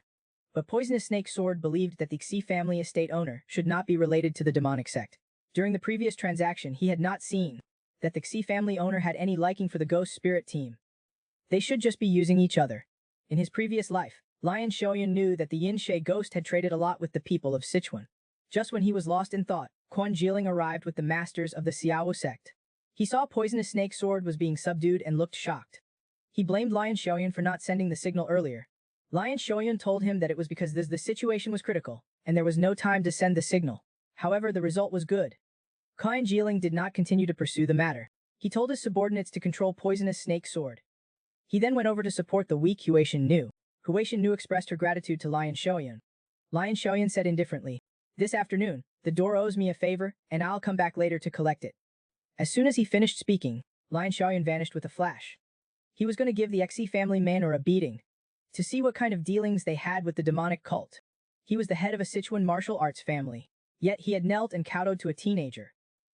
Just now, Lion Xiaoyan had learned from the snake world that the Xi family manor had dealings with Yin Shegui. He then planned to break into the Xi family manor alone at night. He was not skilled in stealth and infiltration, so he knocked out 2 guards and exchanged their clothes. Disguised, he sneaked into the Xi family manor. Only when he entered the manor did he realize there were guards patrolling everywhere, as if some major event was about to take place. Lion Xiaoyan searched around the manor, looking for the room where the manor lord was. He needed to find the manor lord before he was discovered. At this moment, he saw a house with guards standing guard at the door. They all had guard team waist tags on their waists. Thus Lion Xiaoyan determined that this was the manor lord's residence. He hurriedly ran to the door of the house. He had to see the manor lord quickly. The guard at the door asked what was the matter. Poisonous snake sword was captured. Hearing this, the guard anxiously wanted to let him in to report to the manor lord. But just then, a voice came. Wait. It turned out to be Xi Jin Duizu. He continued to ask Lion Xiaoyan, who captured the poisonous snake sword. Lion Xiaoyan answered honestly, Seia Wu men. At this point, Xi Jin Duizu was a little confused. There shouldn't be an expert in Seia Wu men who can defeat the poisonous snake sword. Lion Xiaoyan hastily explained, Seia Wu men sect leader's junior disciple is nearby. If it's Seia Wu men sect leader's disciple, then it's indeed possible. Seeing that Xi Jin Duizu believed him somewhat, Lion Xiaoyan wanted to go in to report to the manor lord. But just then, Xi Jin Duizu changed his tone. The matter of the poisonous snake sword seems to be something Xi Jin Dui is investigating. Seeing that his cover was blown, Lion Xiaoyan no longer hid. Taking the initiative, he drew his sword and slashed at Xi Jin Duizu, while ordering his subordinates to take the manor lord to a safe place. Xi Jin Duizu also ordered his subordinates to form a 6-harmony sword formation to meet the enemy. Although they could not hurt Lin Xiaoyan for the time being, Lin Xiaoyan also couldn't break through in a short time. Just as he was thinking about what to do next, Xi Jin Duizu suddenly launched a sneak attack from the side. Lin Xiaoyan, unable to dodge, was slashed on the shoulder. The situation was very unfavorable for him. If he dragged it out any longer, the people of the Xi family manor would soon arrive. Then escaping would not be easy. So Lion Xiaoyan decided to make a quick decision. He unleashed the extremely powerful move, Moon Shadow Sword's 19th move, Wave Moon. He suddenly jumped into the air and swung his sword. Countless sword lights fell like a scattering of celestial flowers. Meanwhile, on the other side, Kui family manor's lord, Xi Pujun, was hastily fleeing with 2 servants. One of the servants advised, the manor lord should go back to clarify. After all, it was all caused by the poisonous snake sword alone. The other servant advised the manor lord to flee quickly. Just as Xi Pujun was hesitating, Lion Xiaoyan appeared in front of them. Upon seeing this, Xi Pujun immediately knelt down and begged for mercy.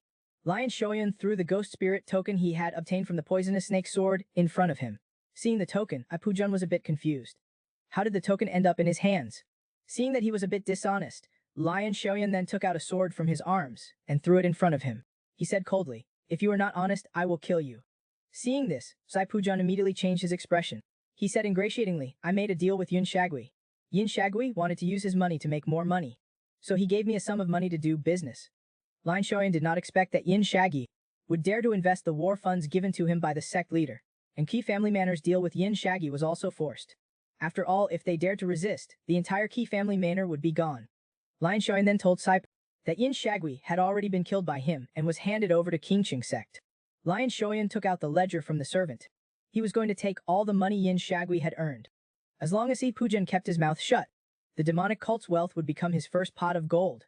When Xi Pujun learned that Yin Shagui had been killed by Lion Xiaoyan, he immediately changed his attitude.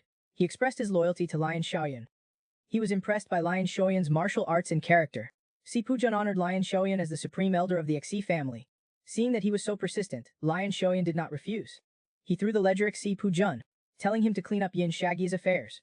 Even if he became the supreme elder of the Xi family manor, Lion Shoyan would not stay at the Xi family manor. This action instantly moved Sipu Jun immensely.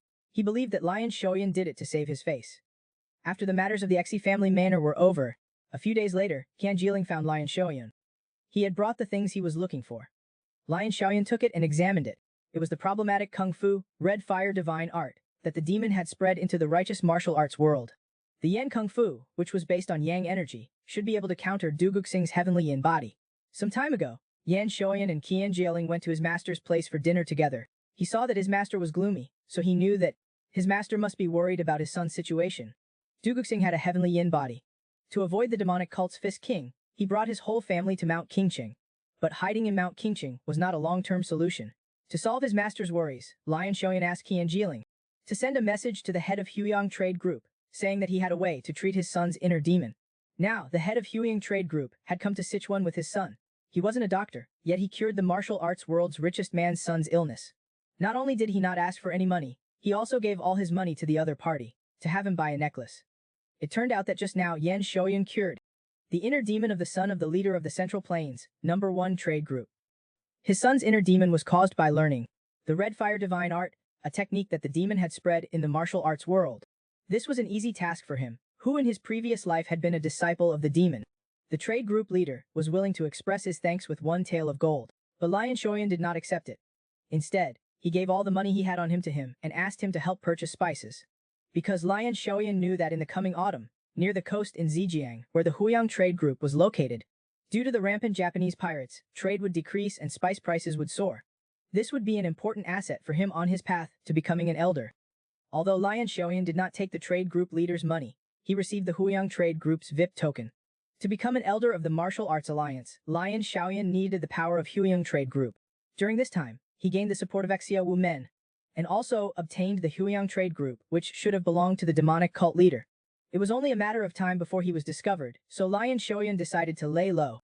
Just then, Lion Shoyan suddenly felt danger behind him. When he turned around, he saw a huge fist attacking him. In a rush, Lion Shoyan drew his sword. A sword kai returned to its origin. It turned out to be his master. The Fist King wanted to test his strength. Lion Shoyan did not disappoint his master. At this moment, he could already use lightning with his weapons. His ability to manipulate lightning had also reached the lightning spirit realm. Yan Shoyan followed his master to the Sichuan Tang family.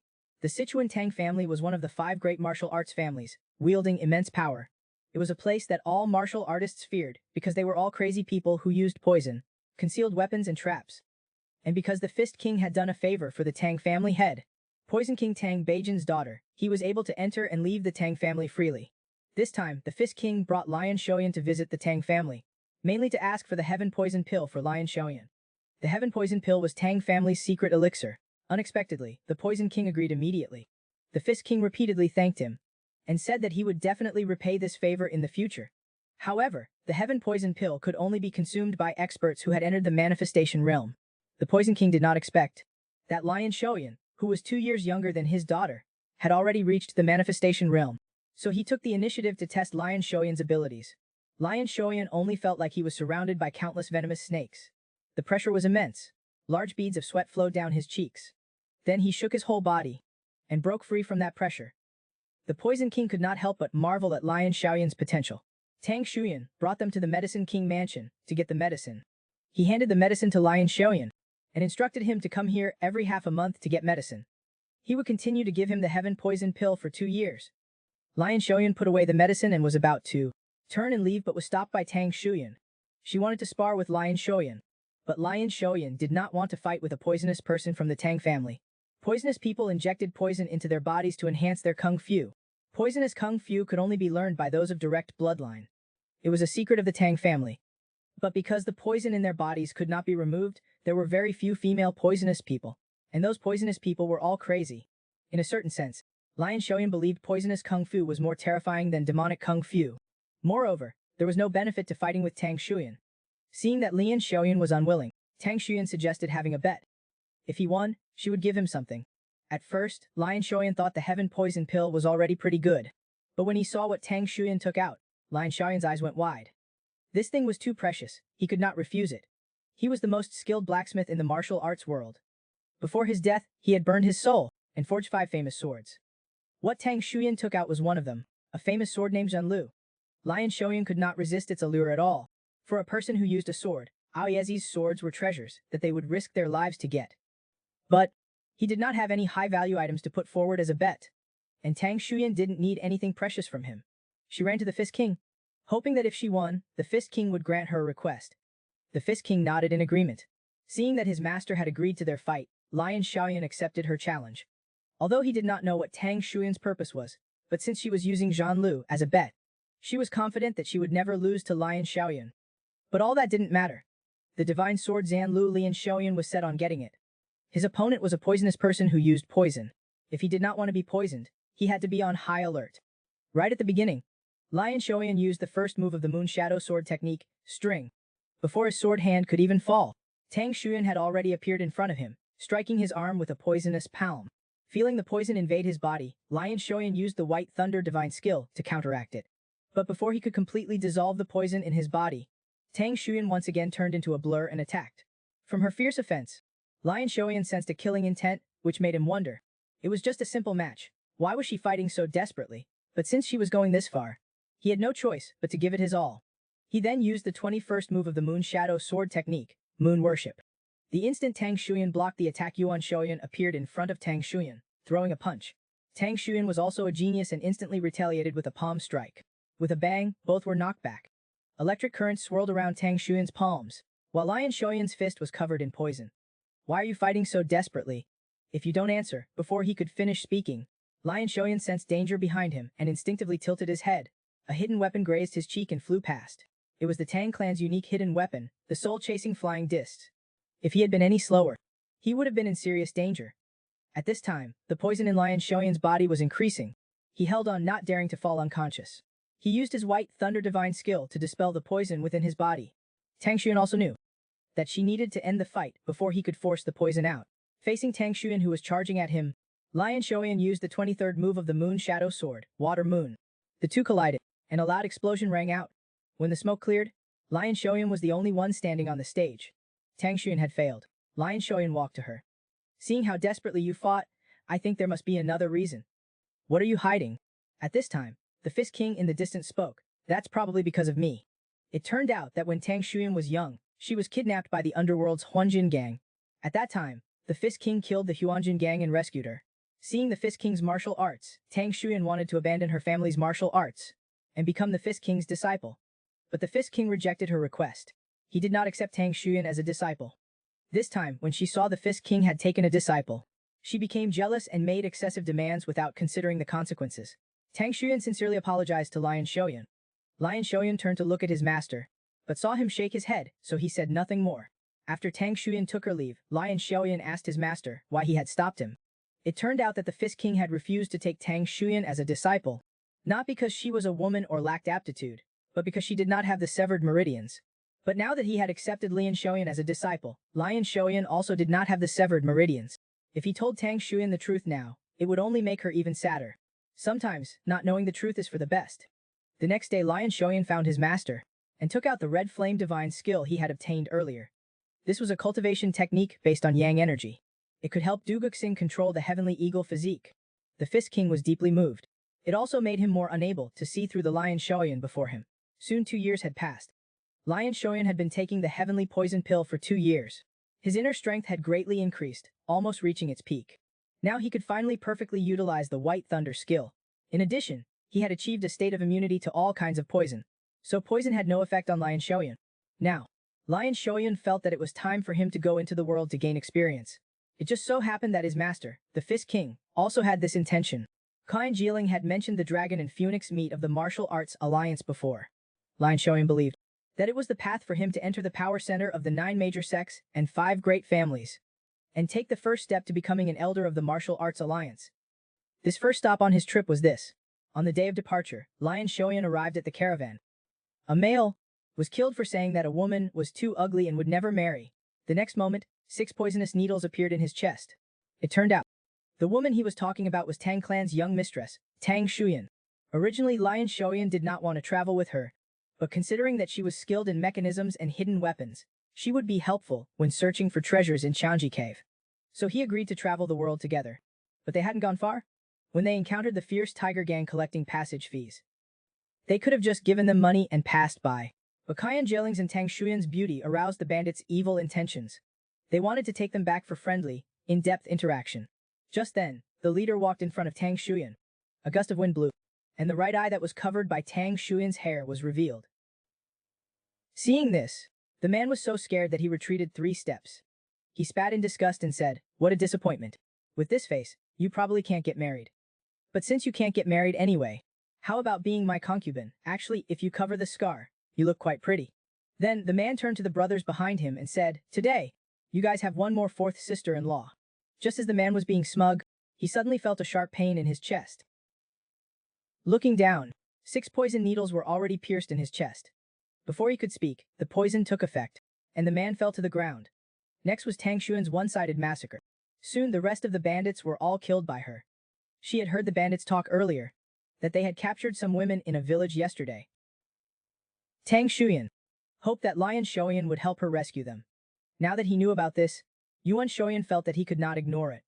At this time the chief of Fierce Tiger Fort, Mo Ping, was drinking and enjoying the company of women when a subordinate rushed in, shouting that they were under attack.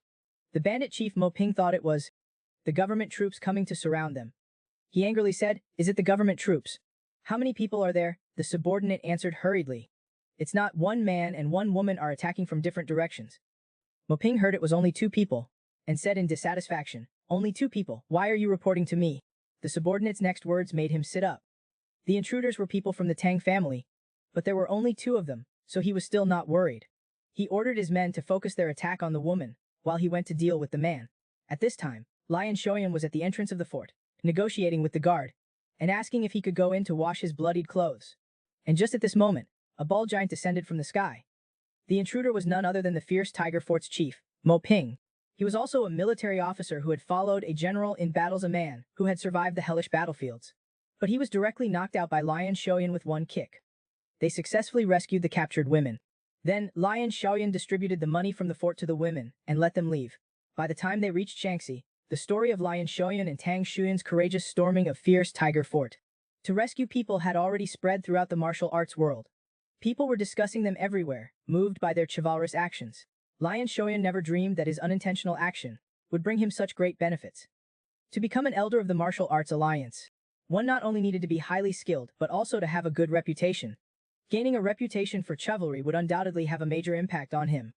After winning at the Dragon and Phoenix meet, Lion Shoyan would reveal his identity. At that time, everyone would praise him as a true hero. At the same time, there was another piece of news. A crazed demon had appeared in Shaanxi and killed a disciple of Manhwa Sect. The leader of Manhwa Sect was so enraged that he issued a kill order. The government had sealed off all of Shaanxi. Before that guy was caught, Lion Shoyan and the others could only stay in Shaanxi. Although Lion Shoyan did not want to waste time here, he did not want to actively seek out that demon. If that demon was caught by nobody like him, wouldn't that be a slap in the face for Manhwa Sect? The streets were full of Manhwa disciples investigating the demon's whereabouts. At this moment, a Manhwa disciple walked up to Lion Shoyan, wanting to check his identity tag. Lion Shoyan did not carry anything to prove his identity, so he had to take him to the inn and ask Tang Shuan to help prove his identity. Seeing that it was the young mistress of the Tang clan from Sichuan, the Manhwa disciple's expression immediately changed to a smile. His arrogance toward Lion Shoyan instantly disappeared. He bowed and said, "I'm Washan." Taoist Qianyu was trying to flatter Tang Shuan with a lustful face. At this time, Qian Jiling saw Lion Shoyan, grabbed his arm, and wanted to leave. Taoist Qianyu saw another great beauty and hurriedly bowed, wanting to greet her. Qian Jiling ignored him and pulled Lion Shoyan away quickly. After walking a distance, Qian Jiling told Lion Shoyan that that person was not simple. He was the only disciple of the Plum Blossom Sword God of the martial arts world. Qian Jiling took Lion Shoyan to a black market. In the black market, Lion Shoyan spent 20 taels to buy a small list. The small list contained an internal injury medicine unique to Wuding. Although it could not increase inner strength, like a spirit pill, it could save a life at a critical moment, so it was worthwhile. When they returned to the inn, they saw a muscular man lying on the ground in front of Tang Shuan in pain, in critical condition from a severe poison. It turned out that just now, the man saw an extremely beautiful woman, sitting alone by the roadside. He approached her and asked her to drink with him, but he did not expect to be rejected. The man was the chief of the local underworld gang, the Heavenly Fins gang. How dare anyone refuse him? Ashamed and enraged, he wanted to teach this ignorant woman a lesson. But before he could raise his hand, he felt a sharp pain in his chest. Then he collapsed to the ground. Without realizing it, he had been poisoned. Seeing that he could last so long after being poisoned, Lion Shoyan thought his martial arts should be good. He was also a local bigwig. Considering this, he could be useful. So Lion Shoyan persuaded Tang Shuan to let the man go and hand him over to him. Lion Shoyan leaned down and said softly to the man, "If you help me with a small favor, I will not only detoxify you, but also treat this as if it never happened." The man, seeing that he could save his life, agreed immediately. At night, Zhang Song was a little resentful. He was the chief of the Heavenly Fiends gang. When had he ever suffered such humiliation? So he mobilized his men, preparing to take down Lion Shaoyan at night. But just as he picked up his weapon to leave, the door was suddenly broken open with great force. The subordinate, who was about to go out, was blasted away. Zhanakshang looked at the door in panic. At this time, Lion Shoyan walked in with a calm face. Behind him lay all the members of the Sky Fiend gang. It turned out, Lion Shoyan wanted Zhanshang to use the power of the underworld to help find the location of the rampaging demon, and then he would hand the demon over to the Huashen sect. This way, he could lift the blockade and also have the Huashen sect owe him a favor. Not long after, Zhang Song told Lion Shoyan that he had found the demon's location. Lion Shoyan, after some disguise, prepared to take a look at how the Huashen Taoists would capture the demon. When he arrived, the demon was already surrounded by Huashen disciples. Looking at their positions, Lion Shoyan recognized this as the Plum Blossom Formation. With the help of the formation, 5 first-class experts had trapped the demon, who was a top-level expert. In the formation, the demon could only be passively beaten. Suddenly the demon roared, and his aura surged in an instant. Then he rushed towards one of them recklessly. Seeing this, Taoist Tanyu, to save his companion's life, left his position without permission and rushed towards the demon. Seeing someone rushing towards him from behind, the demon's mouth showed a smile. Then he leaped up suddenly and turned to accelerate towards the gaps in the formation. Because Taoist Tianyu left his position without permission, the formation failed. The demon took the opportunity to break free of their encirclement. Lion Shoyan, who was watching from the side, couldn't help but curse them as idiots, and then chased after the direction the demon was fleeing. The demon was injured from the previous battle and was quickly caught up by Lion Shoyan. But in order not to leave sword marks on the demon's body and expose his identity, Lion Shoyan prepared to suppress him with his bare hands. And when the demon saw someone chasing him, he directly used his innate true energy and consumed his life force, preparing to fight to the death. Faced with the demon's sudden increase in strength, Lion Shaoyan, who did not use weapons, had a very difficult time. Relying only on his fists, he couldn't break through the demon's protective barrier. The energy source moved from the outside to the inside. Lion Shoyan prepared to attack from the inside. Then he saw that his right hand was covered with lightning, and then he suddenly leaped up and struck the demon's head with a palm. The power of lightning destroyed the demon's body from the inside out, resolving the demon. Lion Shoyan breathed a sigh of relief. This way, he just had to wait for the Huashen disciples to arrive. But just as he was about to leave, a voice suddenly came from behind him. "I want to talk to you. Can you spare some time?" Hearing the voice, Lion Shaoyan was shocked. When did this person appear? He hadn't noticed it at all. Shoyan's group continued their journey towards Hangzhou, Zhejiang. But they did not expect to encounter bandits again on the way. But this time, there was also a caravan. The caravan's guards were all top-tier experts. Seeing the caravan's banner, Lion Shaoyan's expression changed. There were 2 banners hanging on the horseback. One was the banner representing the royal family, and the other was the banner representing the Zhuge family. Sitting in the carriage was a young girl, which made Lion Shaoyan feel puzzled. In his memories of the previous life, there was no female of the Zhuge family who appeared in Zhejiang. Instead, there was a male who helped the government in Zhejiang clear out the pirates and achieved great merit. He gained the title of Earth Dragon in the martial arts world. When they rested for the night, the girl from the Zhuge family took the initiative to go to Lion Shoyan's camp. She said her name was Zhuge Hu, and she wanted to make friends with everyone. This made Lion Shoyan become suspicious of Zhuge Hui. Several people gathered around the campfire and chatted happily. Midway, Zhuge Hu invited them to travel together. But Lion Shoyan's destination was Hangzhou, while Zhuge Hu was going to Zhejiang. However, in order to travel with Lion Shoyan, Zhuge Hui changed her destination and was going to Hangzhou together. This made Lian Shoyan even more curious about Zhuge Hui.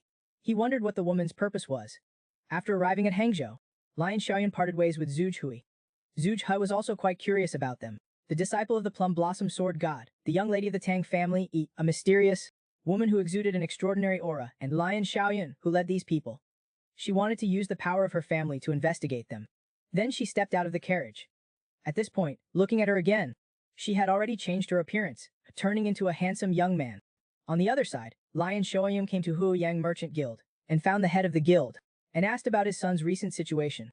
He learned that he had not announced his son's recovery and had not investigated. the demonic cult spy hidden in the merchant group. And the reason he did this was to wait for the demonic cult to contact him on their own initiative. Originally, Lion Shoyan thought that, when the Sky Demon learned that he had snatched 2 of his 5 planned targets, he would definitely send people to look for him. So whatever he did, he would be very cautious. Now it seems that he still has a chance to steal the cult leader's arrangements, and have the core figures of the righteous path owe him a favor and ruin the demonic cult's plan to dominate the martial arts world. This time, Lion Shoyan asked the merchant group head to buy grain and medicine. At the same time, he invested half of the profits earned from the spice trade. The head of the merchant group was confused. He did not understand why Lian Xiaoyan wanted him to buy grain and medicine.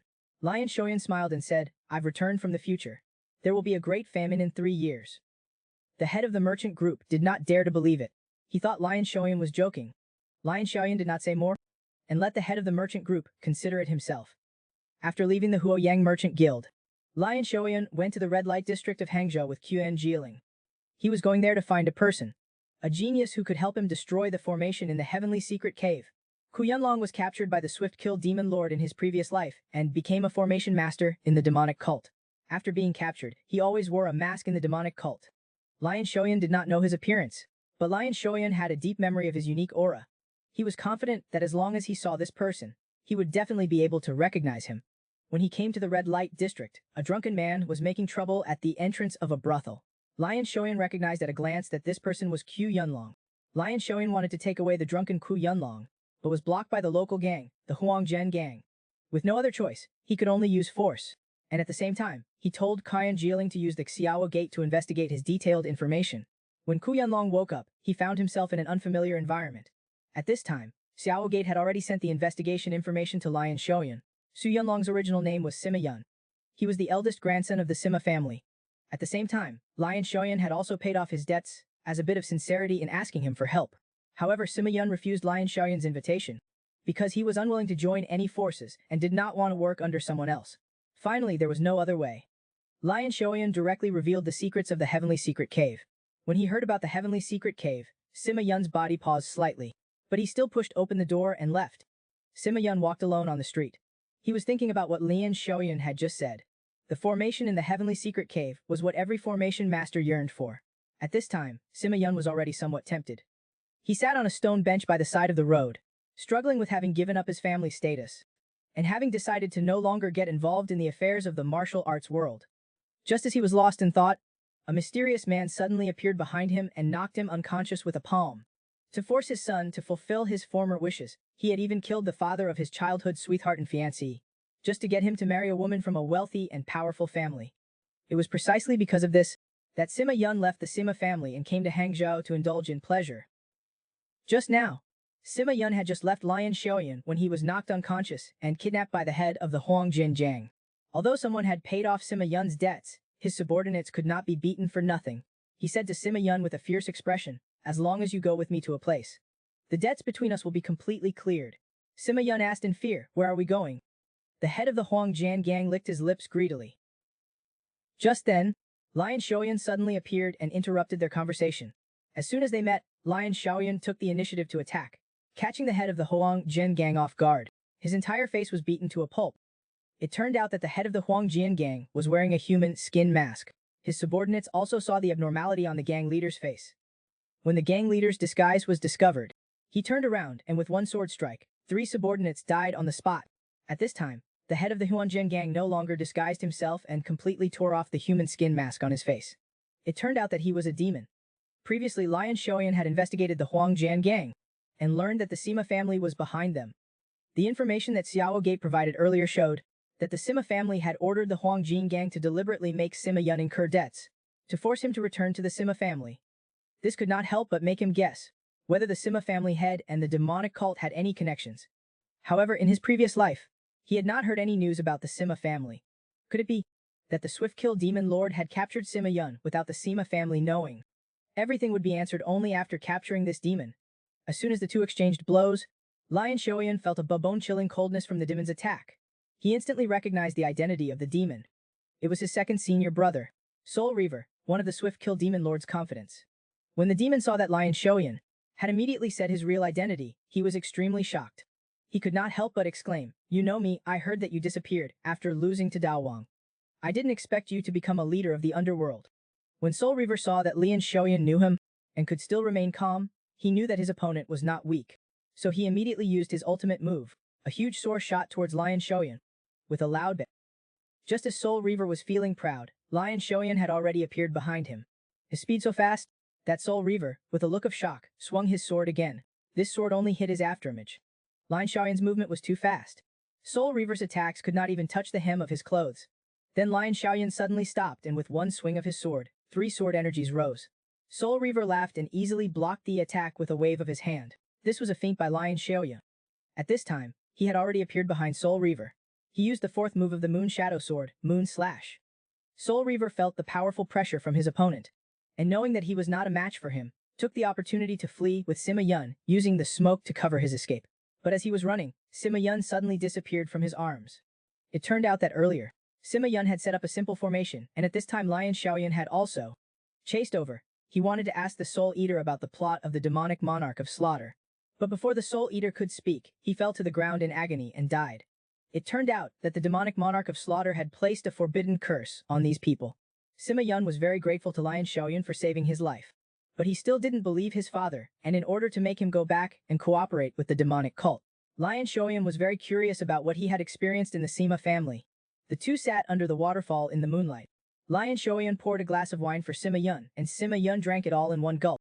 Then he began to talk about his past. It turned out that he had been a particularly outstanding genius since he was a child, but his father had placed his unfulfilled dream of revitalizing the family all on him.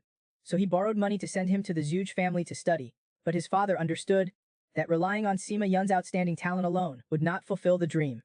Even if the Sima family worked hard, they couldn't even catch up to the Zhuge family's toes. So his father started to cooperate with the underworld, opening casinos and selling opium. Not only that, but he also secretly adopted orphans and created an assassin organization. Sima Yun knew everything his father had done, but his own power was weak, and he couldn't solve these problems at all. But even this was not enough for his father. He wanted Sima Yun to give up his fiancée and marry the daughter of a wealthy and powerful family. Sima Yun and his fiancée loved each other very much, but in order to achieve his goal, his father actually sent assassins to kill his fiancée's father. From then on, Sima Yun declared a break with his father, and then left Hangzhou. Fortunately, his fiancée eventually became a Wuding disciple. After listening to Sima Yun's words, Lian Xiaoyan said calmly, "I don't think the head of the Sima family will give up on you. Don't you want to escape from the shadow of the Sima family and gain freedom?" Sima Yun felt that it was impossible. Lian Xiaoyan invited him to go with him. Sima Yun suddenly said excitedly, "Being with me is the same as being enemies with the Sima family. The assassins, trained by the family head, will kill you and your friends." Hearing this, Lian Xiaoyan didn't speak, but stood up. He drew his sword and slashed at a distant mountain. With just one slash, the mountain was split in two. Sima Yun was dumbfounded. Lian Xiaoyan reached out his hand again. "I need you. If you are with me, wealth, fame, power, and even the formation diagram left by Tianji Zi, I'll give them all to you. So how about entrusting your future to me?" Anzi just lightly touched a stone wall. An entrance to a treasure cave appeared, filled with countless gold and silver jewels. In order to get these treasures, Lian Xiaoyan and Sima Yun were trapped in an illusion at the same time. In the illusion, Lian Xiaoyan encountered his senior brother, the demonic monarch of slaughter. In his previous life, he was betrayed by his senior brother, and finally ended in a draw. Because he used the aggressive Bukuon demonic technique, he was eventually devoured by the demonic technique, and died. This has always been his inner demon. If he wanted to break through the illusion, he could only kill the demonic monarch of slaughter once again. But in this life, his power is only at the Hobjing level. He was far from being a match for a super top-tier expert. In the end, he had to use the aggressive Bulokian demonic technique again to kill the demonic monarch of slaughter. Seeing him use the aggressive technique again, he was also filled with fear. But the reason why Lian Xiaoyan was not afraid of the backlash of the demonic technique was because in the illusion, he would only suffer mental attacks, and his body would be fine. Although he used the Bulokian demonic technique, his power greatly increased. But because his strength was not as good as in his previous life, he still couldn't gain an upper hand against the Crimson Sand Demon Monarch. In the end, Lian Xiaoyan took a punch from him and seized the opportunity to grab his arm. Then he killed the Crimson Sand Demon Monarch with a single strike. After some time had passed, Tang Shuan and Qian Jiling, who were waiting outside, became anxious. At this time, the stone door opened again. Lian Xiaoyan and Sima Yun walked out. The two of them worked together to break through the illusion. Lian Xiaoyan gained Sima Yun's loyalty. Not long after they came out, Sima Yun swore allegiance to Lian Xiaoyan. But he had a doubt, and that was who exactly Lian Xiaoyan was. Because in the illusion, he had heard the conversation between Lian Xiaoyan and the demonic monarch of slaughter. He couldn't help but suspect that Lion Shoyun was a member of the demonic cult. Lion Shoyun did not hide it from him. He told him that he was the fifth disciple of the demonic cult, who had been reborn back to the past. Sima Yun was filled with disbelief, but after a bit of pondering, he still chose to believe him. At this time, Sima Yun also understood that Lion Xiaoyan had deliberately approached him before. Lion Xiaoyan also frankly admitted it. Sima Yun learned from Lion Xiaoyan that in his previous life, under the manipulation of Huang Jianbang, he became a subordinate of the demonic monarch of slaughter and was also filled with helplessness. But these did not hinder his loyalty to Lion Xiaoyan. The group entered the treasure vault left by Qianji Zi. Inside were countless gold and silver treasures. Lion Xiaoyan obtained the giant ku, one of the 5 famous swords, and a sky silk treasure armor that even the giant ku could not cut through, as well as the inner core of a human-faced spider. Even someone like him, who was immune to all poisons, couldn't resist the poison. But Lion Xiaoyan only took these 3 treasures. He gave Qianjizi's formation diagram to Sima Yun. But Sima Yun kept writing and drawing there, not knowing what he was doing. Lion Xiaoyan planned to distribute the money here to the common people. But Sima Yun put forward a different opinion. He believed that this would allow the underworld and thieves in the vicinity to run rampant. Even if the money was distributed to the common people, it would eventually be robbed by the underworld and thieves. Sima Yun took out the diagram he had just drawn. He wanted to lure the underworld and thieves to one place, and that place was the Tianji cave. They would disguise it as someone else's treasure cave, then spread rumors about this place in Zijing. Someone discovered a treasure cave left by an unparalleled expert. In this way, all of the somewhat organized underworld and thieves would gather here. Then they would have Lion Xiaoyan pretend to be a different kind of thief, and take advantage of the absence of the main bandit force, to rob them of their money. Finally, the stolen money would all be returned to the common people. This would help Lion Xiaoyan establish a reputation for chivalry in the martial world. After the Dragon and Phoenix assembly is over, it would definitely cause a sensation in the entire Central Plains. The winner of the Dragon and Phoenix assembly, and the unknown righteous thief who saved them were actually the same person. After listening to Sima Yun's suggestion, Lion Xiaoyan couldn't help but admire his prowess. In a short period of time, he was able to come up with such a plan. Before they left this place, Sima Yun and Tang Shuan repaired the formation here and the mechanical traps. Lion Xiaoyan made a few fake martial arts manuals. Now they were just waiting for Qian Jiling to spread the news throughout Zijiang. On the way back, Lion Xiaoyan's convoy encountered bandits again. When he wanted to quickly resolve the matter and continue on their way, Lion Xiaoyan saw a familiar figure among the bandits. That person was actually Heavenly Friend Taoist of the Hoa Mountain Sect, Sword God's disciple. He had actually fallen to the point of becoming a bandit. On the way back after completing the treasure cave, Lion Xiaoyan encountered bandits robbing them again. He wanted to quickly resolve and eliminate these bandits, but among them he saw a familiar figure. It was none other than the Heavenly Friend Taoist who had left some time ago. Lion Xiaoyan was shocked. He transmitted his voice saying, "You've actually fallen to the point of being a bandit." Heavenly Friend Taoist hurriedly explained, "Don't misunderstand, I have a reason for doing this." At the same time, he also requested that Lian Xiaoyan not kill them, because he needed to follow these people to the bandits' lair to investigate some things. At this moment, the bandit leader saw that Lion Xiaoyan had not spoken the entire time, and his body was emitting a murderous aura. He felt some anger in his heart, and he drew the long sword from his waist and charged toward Lion Xiaoyan. Just as he reached him, he was killed by Lion Xiaoyan with one punch. The other bandits were frightened by the sight and turned to run. After they left, Heavenly Friend Taoist explained the reason. It turned out that Heavenly Friend Taoist had encountered a crying child. That child used all of his wealth, 2 silver coins, to hire him, to help him find his kidnapped older sister. Lion Xiaoyan didn't expect that the arrogant and conceited disciple of the Sword God would be moved by a child's cries. Heavenly Friend Taoist knew he couldn't do it alone. He had no information about the bandits. So Heavenly Friend requested that Lion Xiaoyan help him. Lion Xiaoyan waved his hand and said, "Even if you take out your gratitude token, I would still have to consider whether to help you or not." Seeing that he had a chance, Heavenly Friend immediately stated that he was willing to use his sect's name to guarantee he would repay Lion Xiaoyan. Lion Xiaoyan looked at him sideways with great joy in his heart. Originally, he was going to be a righteous thief and become enemies with these bandits.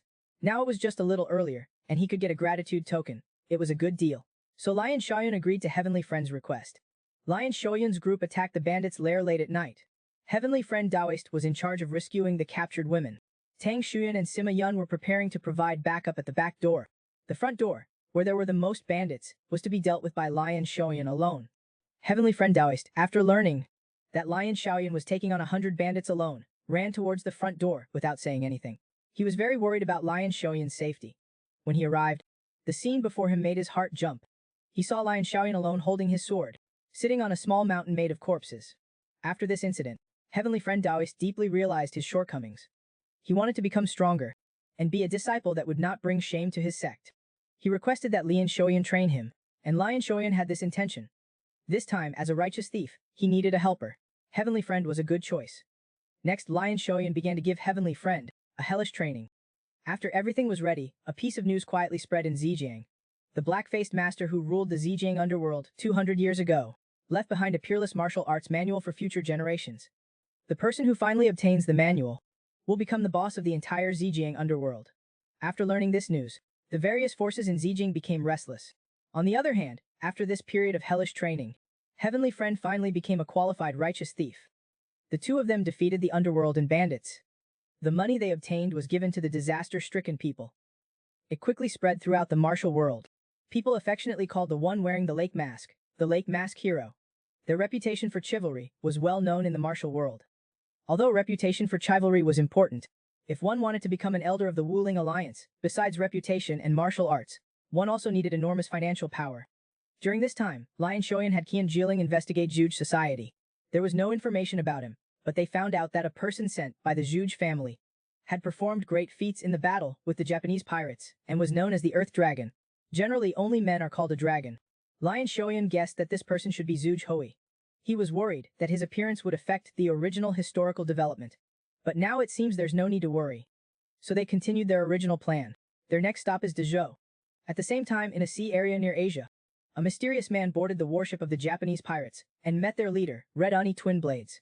He said that he would help them open the city gate and let them enter the city. Before leaving, he also gifted them 2 top-grade Japanese swords as presents.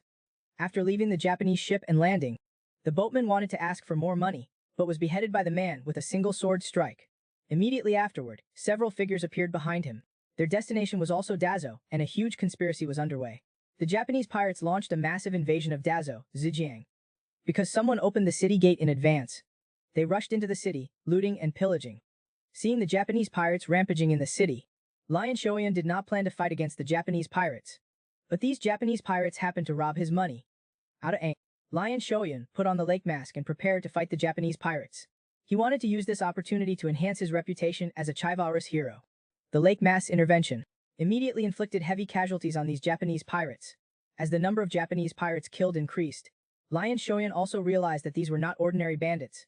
They were well-trained and unafraid of death.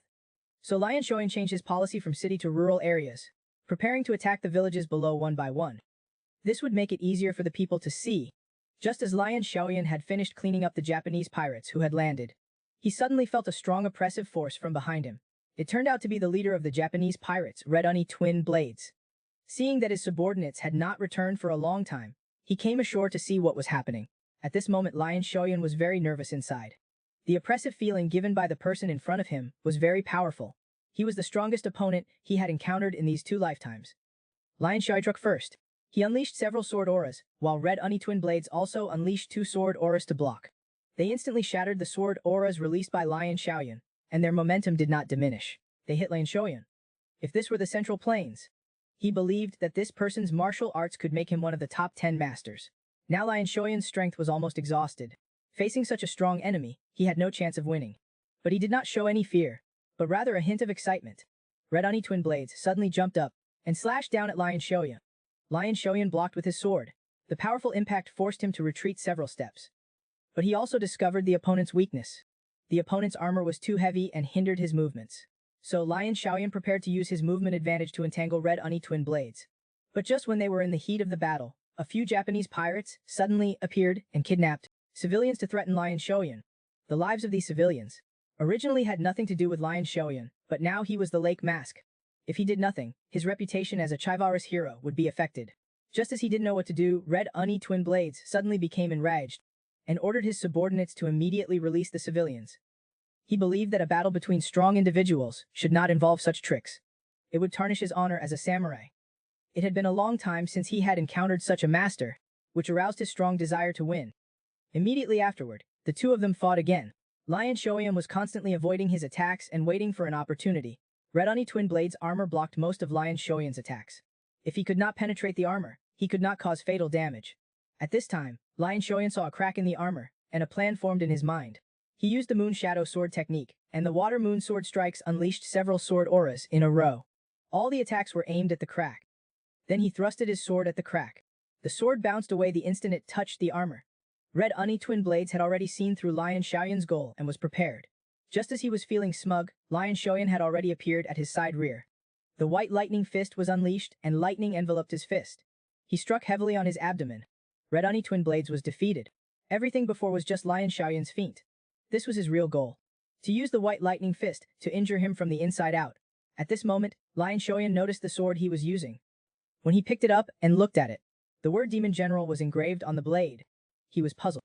How could the demon cult's weapon be in his hands? Just as Lion Xiaoyan wanted to continue asking, a hidden weapon was suddenly shot from the darkness, ending Red Oni twin blade's life. Immediately afterward, the person in the dark quickly left. Lion Xiaoyan also flashed and chased after them. At the same time, Zhu Hui, also known as the Earth Dragon, arrived at Dazou's coast. They were in Dazou. They cleared a small number of Japanese pirates on the coast, and did not encounter the main force of the Japanese pirates. Just then, a group of masked men in black suddenly appeared. They were highly skilled in martial arts. Zhu Hui and his party were quickly surrounded. At this time, Zhu Hui finally understood everything. The purpose of all this was to capture her. Red Oni twin blades attacked Dazou with his people, just to lure her over. Just at this time, someone suddenly said to the leader, "Number 4 is back." The leader couldn't help but wonder. Number 4 was monitoring Red Oni twin blades. How could they have come here? As he hesitated, several hidden weapons suddenly flew towards them. A few subordinates were unable to dodge and were immediately killed. But he caught the arrow that was shot. In order to catch one person, they actually let the Japanese pirates enter the city to burn, kill, and plunder. Lion Xiaoyan caught up with the person who had shot the hidden arrow from behind. Judging from their aura, he determined that they were a member of the demon cult. To prevent them from being like the soul harvester last time, being under a restriction and committing suicide before he could ask questions, he first destroyed the person's danshin. Without the support of internal energy, the restriction would lose its effect. Lion Xiaoyan learned from that member of the demon cult that everything that happened here was actually the demon cult's conspiracy, just to capture the Earth Dragon. Because Lion Xiaoyan had obtained Sima Yun and disrupted the demon cult's plan, they had to find someone who could replace Sima Yun. So they set their sights on the Earth Dragon, who had recently become famous in the martial arts world. Lion Xiaoyan changed into the demon cult's clothes, relying on disguise to take them by surprise, and instantly killed a few of them. Only the leader of the demon cult remained. As soon as they exchanged blows, Lion Xiaoyan knew that the other party was a top-tier master. He had just experienced a major battle, and his internal energy was almost depleted. Although the opponent was not a strong enemy, he was not easy to deal with. Yuan Xiaoyan chose to avoid a head-on confrontation, seeking for the opponent's weakness and killing with one blow. He first faked a move, unleashing several sword auras to block the opponent's view. Immediately afterward, he threw out 3 hidden weapons. The man caught the hidden weapons that were shot, and threw them back at Yuan Xiaoyan. Yuan Xiaoyan instinctively raised his arm to block the hidden weapons. The hidden weapons were poisoned. Not long after, Yuan Xiaoyan was poisoned and fell unconscious. The man laughed triumphantly. Unless they are immune to all poisons, they will surely die. Without any obstacles, the man flashed and moved towards the Earth Dragon to kill him. But just at this time, a sword suddenly appeared from behind, pressed against his neck. Actually, I'm immune to all poisons. Then Lion Xiaoyan beheaded him with a single sword strike. To thank Lion Xiaoyan for saving his life, the Earth Dragon invited him to visit the Zhuge family in the future. Lion Xiaoyan did not answer him, and with a flash, he disappeared into the moonlight. When the Earth Dragon was cleaning up the battlefield in the city, he found the body of Red Oni twin blades. To kill Red Oni twin blades, one would need to be at least in the top 100 of martial arts masters. The sword marks on the bodies of Japanese pirates in other parts of the city were determined to be caused by the sword style of the Wan Sect. This couldn't help but raise some doubts in his mind. On the other side, Lion Xiaoyan's previously collected wealth suffered some losses due to the arrival of the Japanese pirates this time. So he led Qianyu to loot several bandits, although Qianyu was very unwilling. But he had no choice in the face of Lion Xiaoyan's coercion. After it was over, Lion Xiaoyan gave Taoist Qianyu some money and sent him on his way. He couldn't just let Qianyu contribute. He still needed to give him some benefits. On the other side, Sima Yun had prepared everything in the Qianji cave. He passed the information to Lion Xiaoyan through the Xiao gate. So Lion Xiaoyan and Conjuling came near the Tanji cave. A large number of underworld figures had gathered there. As soon as he and Conjuling entered the hotel, they immediately attracted the attention of everyone inside. Just at this moment, Sima Yun waved at them from upstairs. Sima Yun had already made a suggestion to the underworld leaders. He would help them crack the formation of the Qianji cave, and then make a huge profit. Lion Shoyan also thought that breaking his own prepared formation and making a huge profit was a good idea. However, the other party was the underworld, and they didn't have a sense of contract. So Sima Yun asked Lion Shoyan to come over to protect his safety. The next day, the group found the underworld leader, Bo Zezhen. Bo Zezhen was also a top-tier master. Sima Yun explained his suggestion, but Bo Zezhen felt that the money he would have to pay was too much and refused to agree. Seeing that there was no point in further discussion, Sima Yun prepared to look for leaders from other factions. Before leaving, Sima Yun confirmed, although the money I want is huge, the benefits it brings are also huge.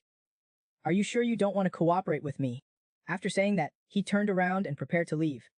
Just at this moment, Gu Zezhen shouted, wait a minute. Can you really break the formation of the Qianji cave? Finally, Sima Yun used his own life as a guarantee, ensuring that he could definitely break the formation of the Tianji cave, which is why Go Zizhen agreed to cooperate with him. That night, Lion Shoyan had something to do at the Huayang trade group, so he left alone. Sima Yun was left alone to prepare for the cooperation in the coming days. Late at night, a somewhat tired Sima Yun was about to go to bed to rest. Just after he blew out the candle, a figure was in hiding outside. The figure entered Sima Yun's room through the window. At this time, Sima Yun was already fast asleep and was completely unaware of what was happening outside. Then, the black-clothed figure pulled out a sword and thrust it towards Sima Yun's vitals. Sima Yun had just fallen asleep when an assassin appeared to try to assassinate him. The assassin raised the sword and stabbed it fiercely into Sima Yun's chest. However, just at this moment, the Sima Yun who was lying on the bed, suddenly turning into a piece of wood, the man instantly felt something was wrong and turned around. At this moment, a sword aura attacked him, and in a hurry, he swung his blade to block the attack. Then he jumped out of the window, and Lion Xiaoyan followed closely behind. A sword struck the man's back, but unexpectedly, he was wearing armor. It only caused a slight scratch. To capture him alive, Lion Xiaoyan did not use his full strength. At the moment of landing, the man turned and shot out 3 hidden weapons, then disappeared into thin air. Just as Lion Xiaoyan dodged the hidden weapons, the man appeared in front of him. While dodging, Lion Xiaoyan could not help but marvel at the man's ability to conceal his presence. Looking at the weapons and equipment in his hands, he should be a well-trained killer. Seeing Lion Xiaoyan rushing towards him again, the man tried to use poisonous smoke to get rid of him, but he did not know that Lion Xiaoyan was immune to all poisons. Lion Xiaoyan broke through the poison and instantly appeared next to the man. With a few quick moves, he sealed his acupoints. After leaving the Xido gang, Lion Xiaoyan felt someone following behind him. That was why he put on an act with Sima Yun, just to wait for that person to come out himself. From the assassin's mouth, he learned that it was the Wugi gang, the rival of the Xidao gang, who sent him to assassinate Sima Yun in an attempt to prevent their cooperation in going to the Qianji cave. Out of curiosity, Lion Xiaoyan pulled off the man's mask, and his expression changed.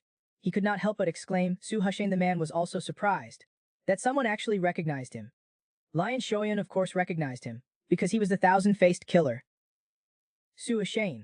In his previous life, he was the assassin who killed the Blade King, one of the 10 great martial arts masters. He was also a confidant of the demonic lord, specializing in dealing with various dirty things. He was the shadow who was finally killed while assassinating the Plum Blossom Sword God. At this time, he should not have joined the demonic sect yet. Thinking of this, Lion Xiaoyan could not help but smile. In this life, he will subdue Su Hushain and make him his own shadow. So Lion Xiaoyan spoke his thoughts, I can spare your life, but you must become my subordinate. He did not rush Su Hushain to answer. Instead, he invited him to go to the Qianji cave with him. Under the leadership of Sima Yun, they and the group prepared to conquer the Qianji cave. Sima Yun walked very slowly. He was delaying time. Sima Yun was worried that after breaking through the Qianji cave, the Xidao gang leader would have other ideas. Delaying time was to let other forces follow behind them. That way, the Xidao gang leader would not dare to act rashly. Thus, under the leadership of Sima Yun, they successfully arrived deep inside the Qianji cave. The gold, silver, and treasures inside surprised the Xidao gang leader, Gu Zezhen. At the same time, they also found the martial arts manual he had always dreamed of. However, after taking a closer look, he found that it was a demonic technique, and could not help but become annoyed. The aura around his body surged as he wanted to break the contract. Just as he was about to use force to solve the problem, a flash of sword light could be seen. An arc of lightning appeared in front of him. At this moment, Lion Xiaoyan said coldly, anyone who crosses this line will have their head chopped off immediately. Feeling the pressure in front of him, Gu Zizhen dared not step forward. Sima Yun then said, now is not the time for internal strife. Other forces are closely following us. If we fight among ourselves, we will all die in the end. Do you want to hand over all the gold, silver, and martial arts manuals to them? Only I know how to escape from here safely. After thinking it over, Gu Zizhen still chose to work together. As soon as they left the Qianji cave, they encountered an ambush by other forces. Lion Shoyan took the lead, opening a path in front. Anyone who blocked their way was killed by his sword. Seeing how powerful Lion Shoyan was, Gu Zezin was very glad that his choice just now was correct. Just as they were running quickly, Su Hushane, who was behind Lion Xiaoyan, suddenly changed his gaze, drew the long blade from his waist, and then a flash of blood burst out. Shoyan entrusted his back to an assassin. As they were escaping, Su Hushane's eyes narrowed. He pulled his blade from his back and swung it out. Then a scream was heard and blood splattered. It turned out that someone was trying to ambush Lion Xiaoyan from behind. Su Hushane intervened and stopped it. He was also very curious about Lion Xiaoyan. What kind of person was he who would entrust his back to an assassin, with the combined efforts of several people? They quickly broke through the encirclement. The Xidao gang leader Go Zezin was very impressed by Lion Xiaoyan and said he would fulfill the contract and invite them to have a drink sometime.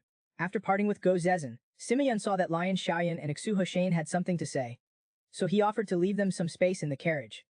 Su Hushane was not only proficient in assassination and surveillance, but also some more clandestine missions which would be more suitable for him. To become an elder of the martial alliance, Lion Xiaoyan needed him to secretly take care of many things.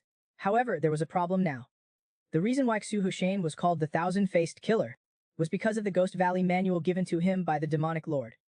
Unless he entered the demonic sect, there was no way to find the manual. But it was not without other solutions.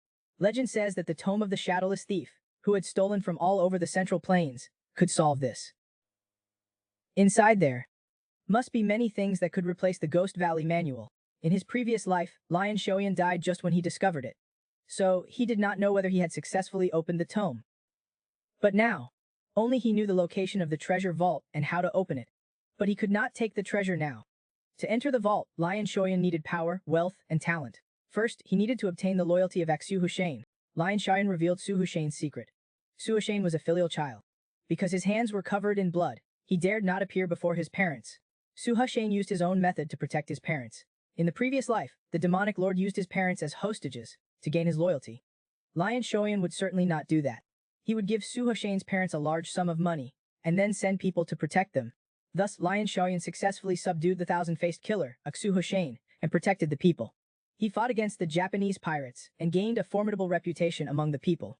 Now that everything was settled, Lion Xiaoyan prepared to go to Hunan to hold the Dragon Phoenix meeting. They had just arrived in Hunan when something very unpleasant happened to him.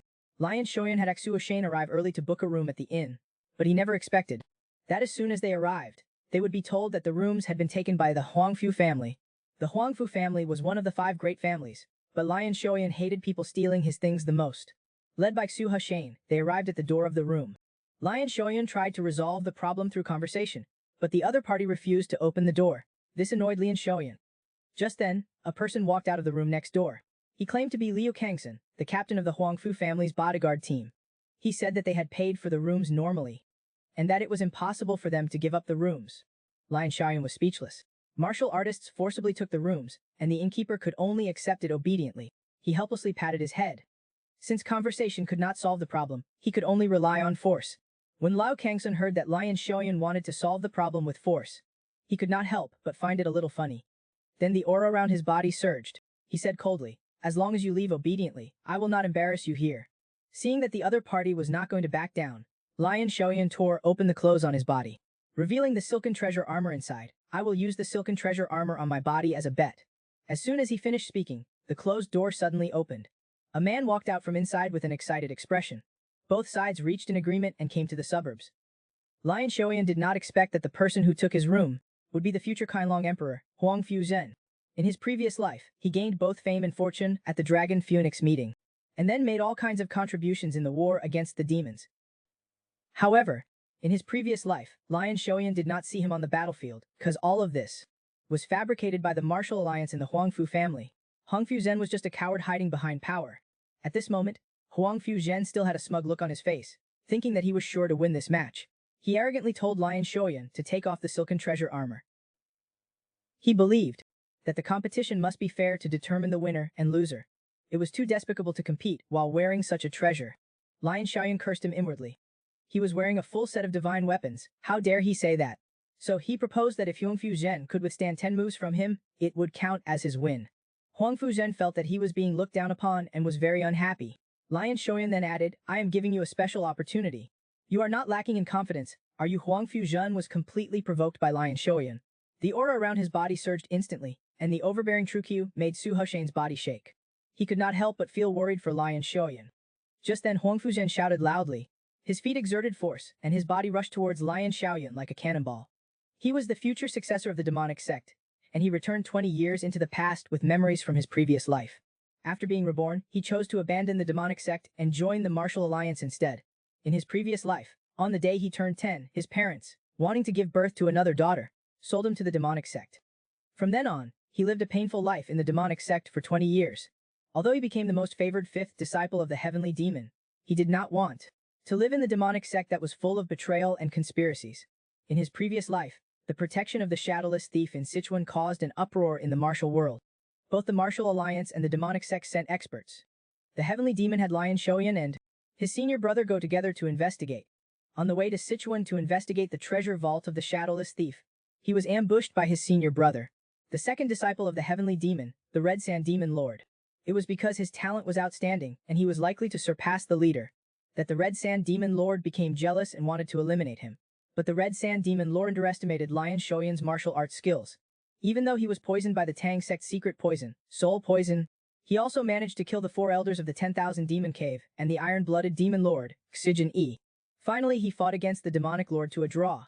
Lion Xiaoyan used a forbidden demonic technique to kill the demonic lord. And due to the backlash of his power, he did not live long. He recalled his life. At the age of 10, he was sold by his parents to the demonic sect.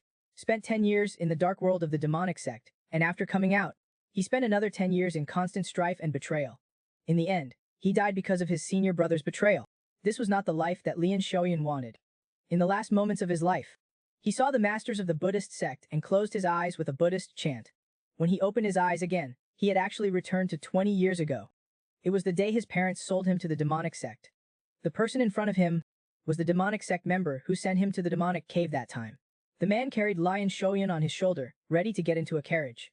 Suddenly, with a loud bang, a group of people broke through the door. These people were from the righteous Wan Jang family. A few days ago, they discovered traces of the demonic sect and tracked them all the way here. However, this group was no match for the 4 demonic sect members. They were quickly eliminated. Only 2 women remained. They planned to capture them alive for the usual purpose. But at this moment, one of the women suddenly leapt up. She raised her sword and stabbed at the demonic man carrying Lion Xiaoyan. Seeing things unfold as he had expected, Lion Xiaoyan's lips curled into a slight smile. As the man dodged the sword, he kneed him in the face. In that instant, Lion Xiaoyan snatched the wine gourd from his waist and ran off. However, his current body had not learned any martial arts. He definitely wouldn't be able to run far. Relying on his memories from his past life, Lion Xiaoyan went to a certain place and looked around. He eventually found what he was looking for. Because he had wasted time there, the demonic sect members were about to catch up to him. At that moment, a tree root tripped him. His body lost its balance. He fell forward. And then, Lion Xiaoyan was captured by the demonic sect members again. He was beaten and kicked. After they were tired of beating him, they casually took out their wine gourds and began drinking. They passed the wine gourd around, drinking it clean. But not long after, the members started spitting up blood. Realizing they were poisoned, the leader reminded everyone to channel their inner energy to resist. At this moment, Lion Xiaoyan broke free from the ropes, stood up, and looked coldly at the group. Indeed, using poison is the most effective way for the weak to kill the strong. It turned out, just now, when Lion Xiaoyan was running away, relying on the memories of his past life, he found a poisonous plant by the side of the road. He ground the plant into juice and poured it into the wine gourd. After that, everything went according to plan. Lion Xiaoyan picked up a long sword and killed all of the demonic sect members who were unable to resist. At this moment, he breathed a long sigh of relief. Finally, he didn't have to go to that hellish demonic cave. However, the demonic lord dared to stab him in the back. He would make him pay tenfold. Now, he did not want to go to the demonic sect, but he still had to learn martial arts. Without power, he would only be subjected to unreasonable violence and humiliation. Lion Xiaoyan did not know where to go. At this time, he thought of the conversation between a few demonic sect members. The elders of the martial alliance were all highly skilled in martial arts, but they didn't have the responsibility like the martial alliance leader.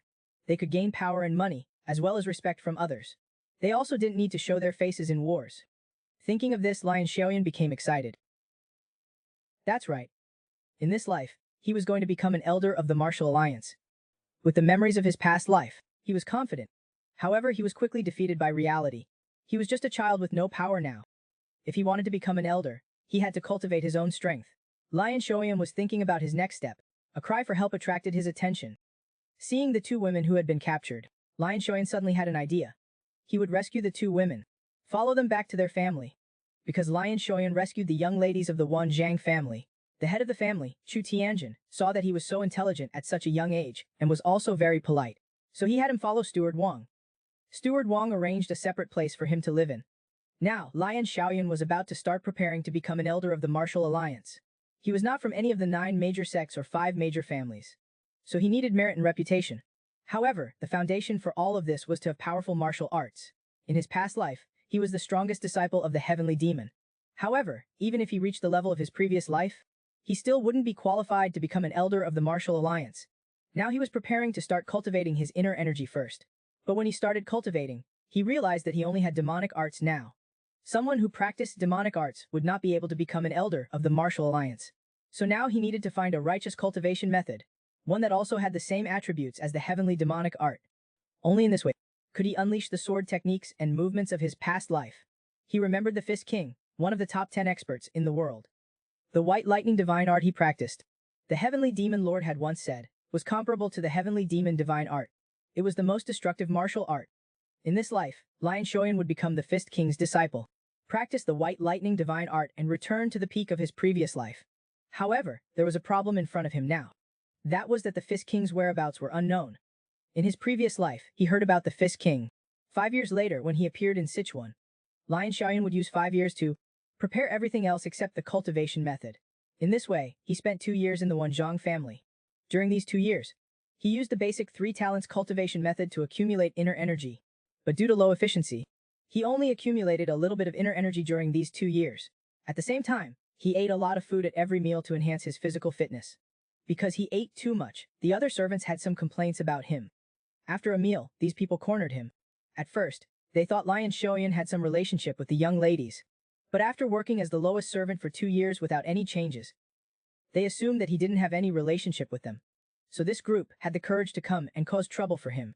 The servant leader even wanted to teach him how to be a servant, but was punched in the stomach by Lion Shuan, followed by a palm strike upward to his chin. Lion Shuan looked at the group with a sneer. Although in his past life, he was the heavenly demon's 5th disciple, he was only a child now. Facing so many grown, strong men, the odds of winning were still very low. He could only strike first. So at the beginning, Lion Shuan solved one first. Then he quickly appeared beside another person and took him out too. When he came to the third person, that person was already prepared. Both hands pounced at him like a tiger. Lion Shuan used the ghost step.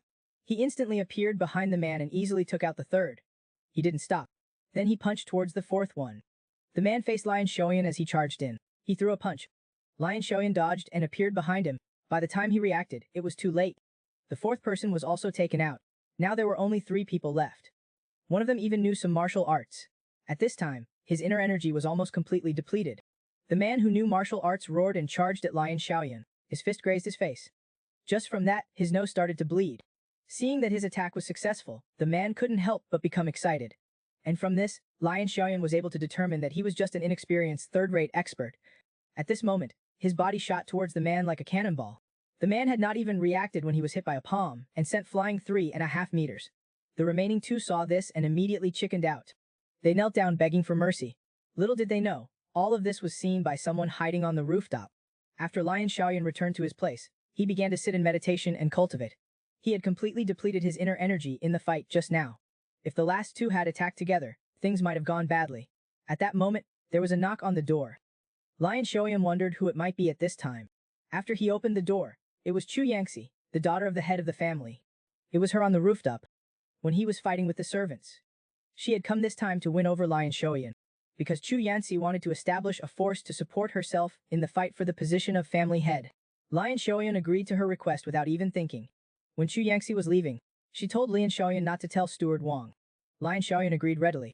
Turning around, he went to find Steward Wang and told him about Chu Yangxi wanting to compete for the position of family head, and trying to win it over. Steward Wang was very shocked after hearing this. Why would you tell me this, in any case? My position is neutral. Lion Shuan smiled after hearing this. I have followed you for 2 years. Do you think I don't know that you support the eldest son?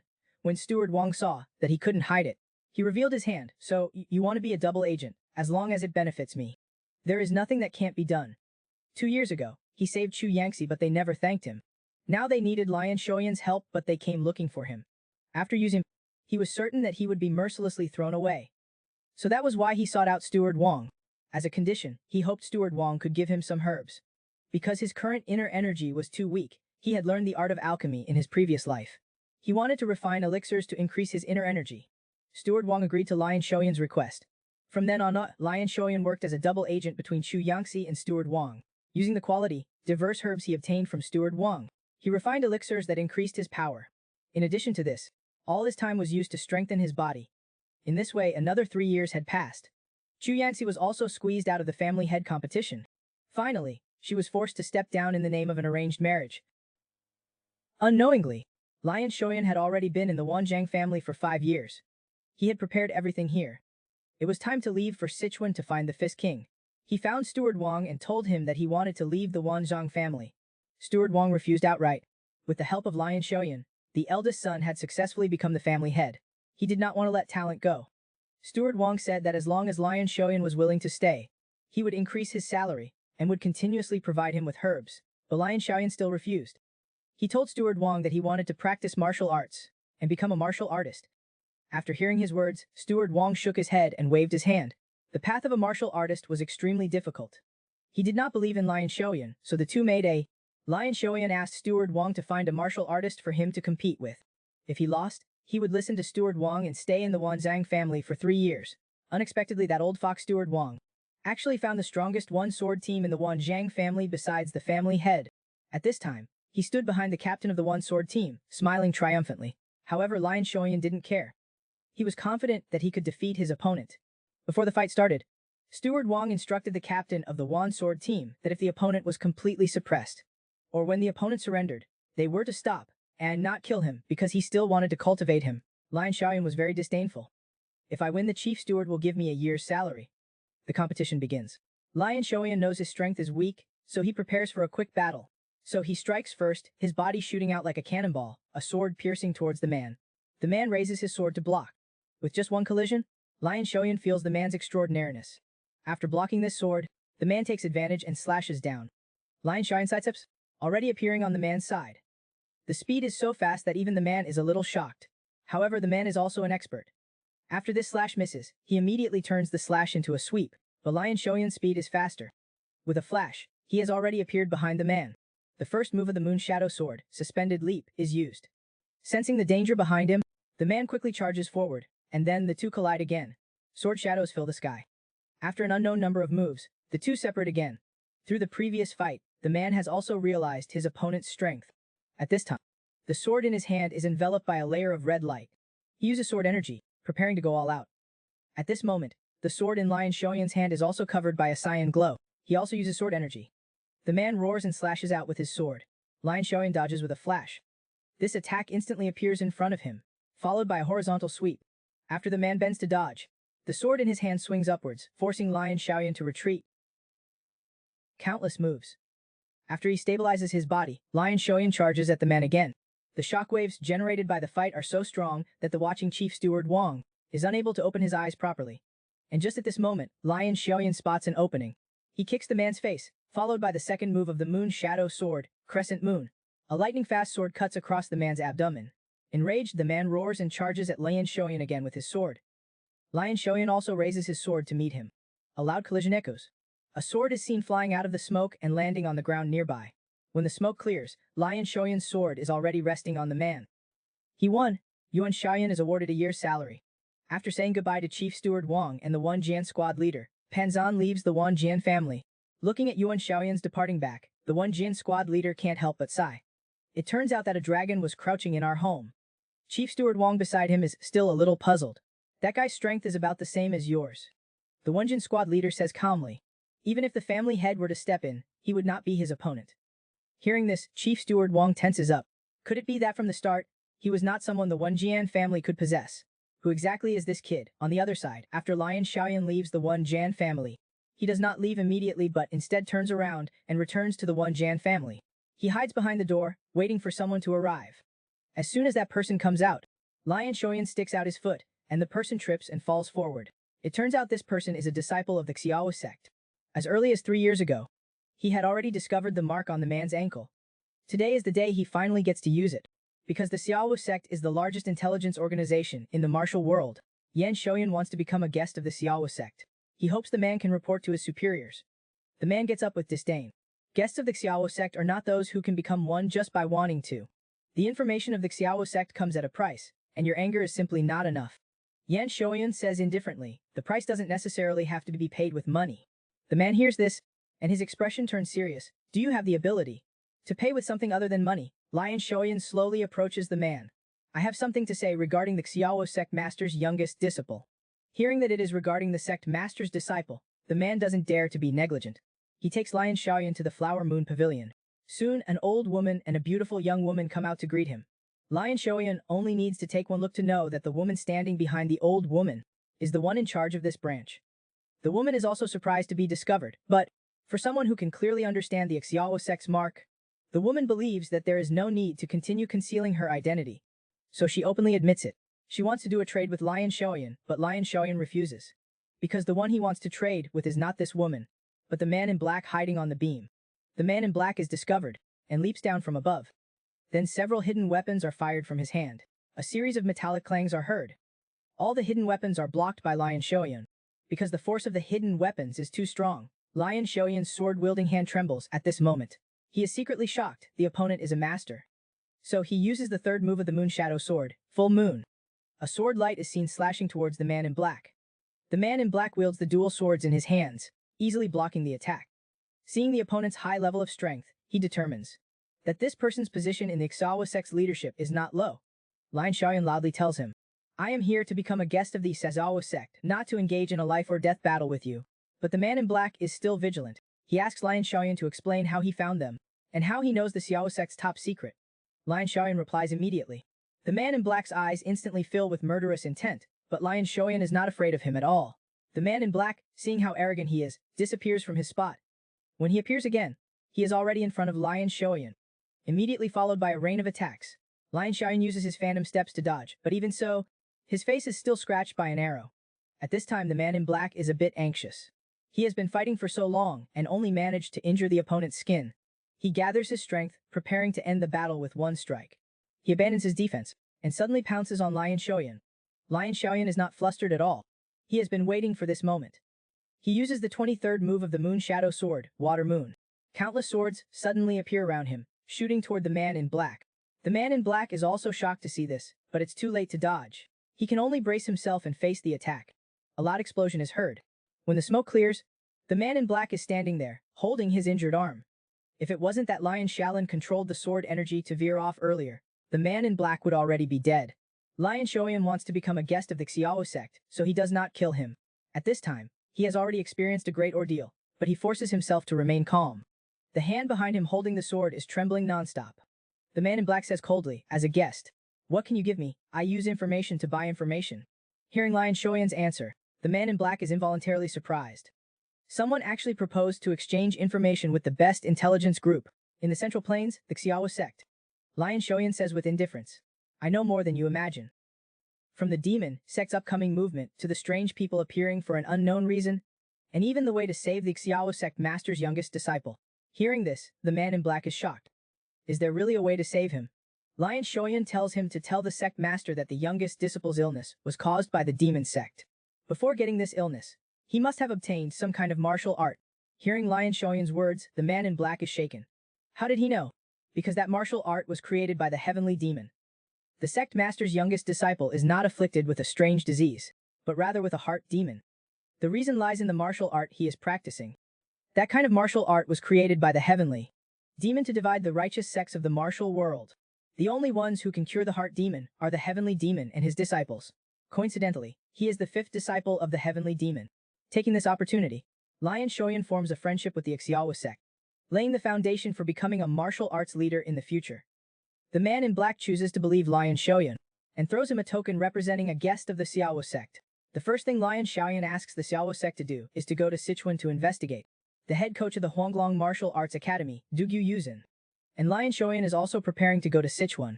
He is a boxing king, one of the top 10 martial artists, but is working as a coach in a small martial arts academy. Lion Shoyan finds the boxing king, wanting to take him as a teacher but unexpectedly enraging him, and is chased out. It turns out that Lion Shoyan in the Seia Wu sect Obtain detailed information about the Boxing King. He comes to the Honglong Martial Arts Academy in Sichuan, wanting to enter the academy in order to become a disciple of the Boxing King.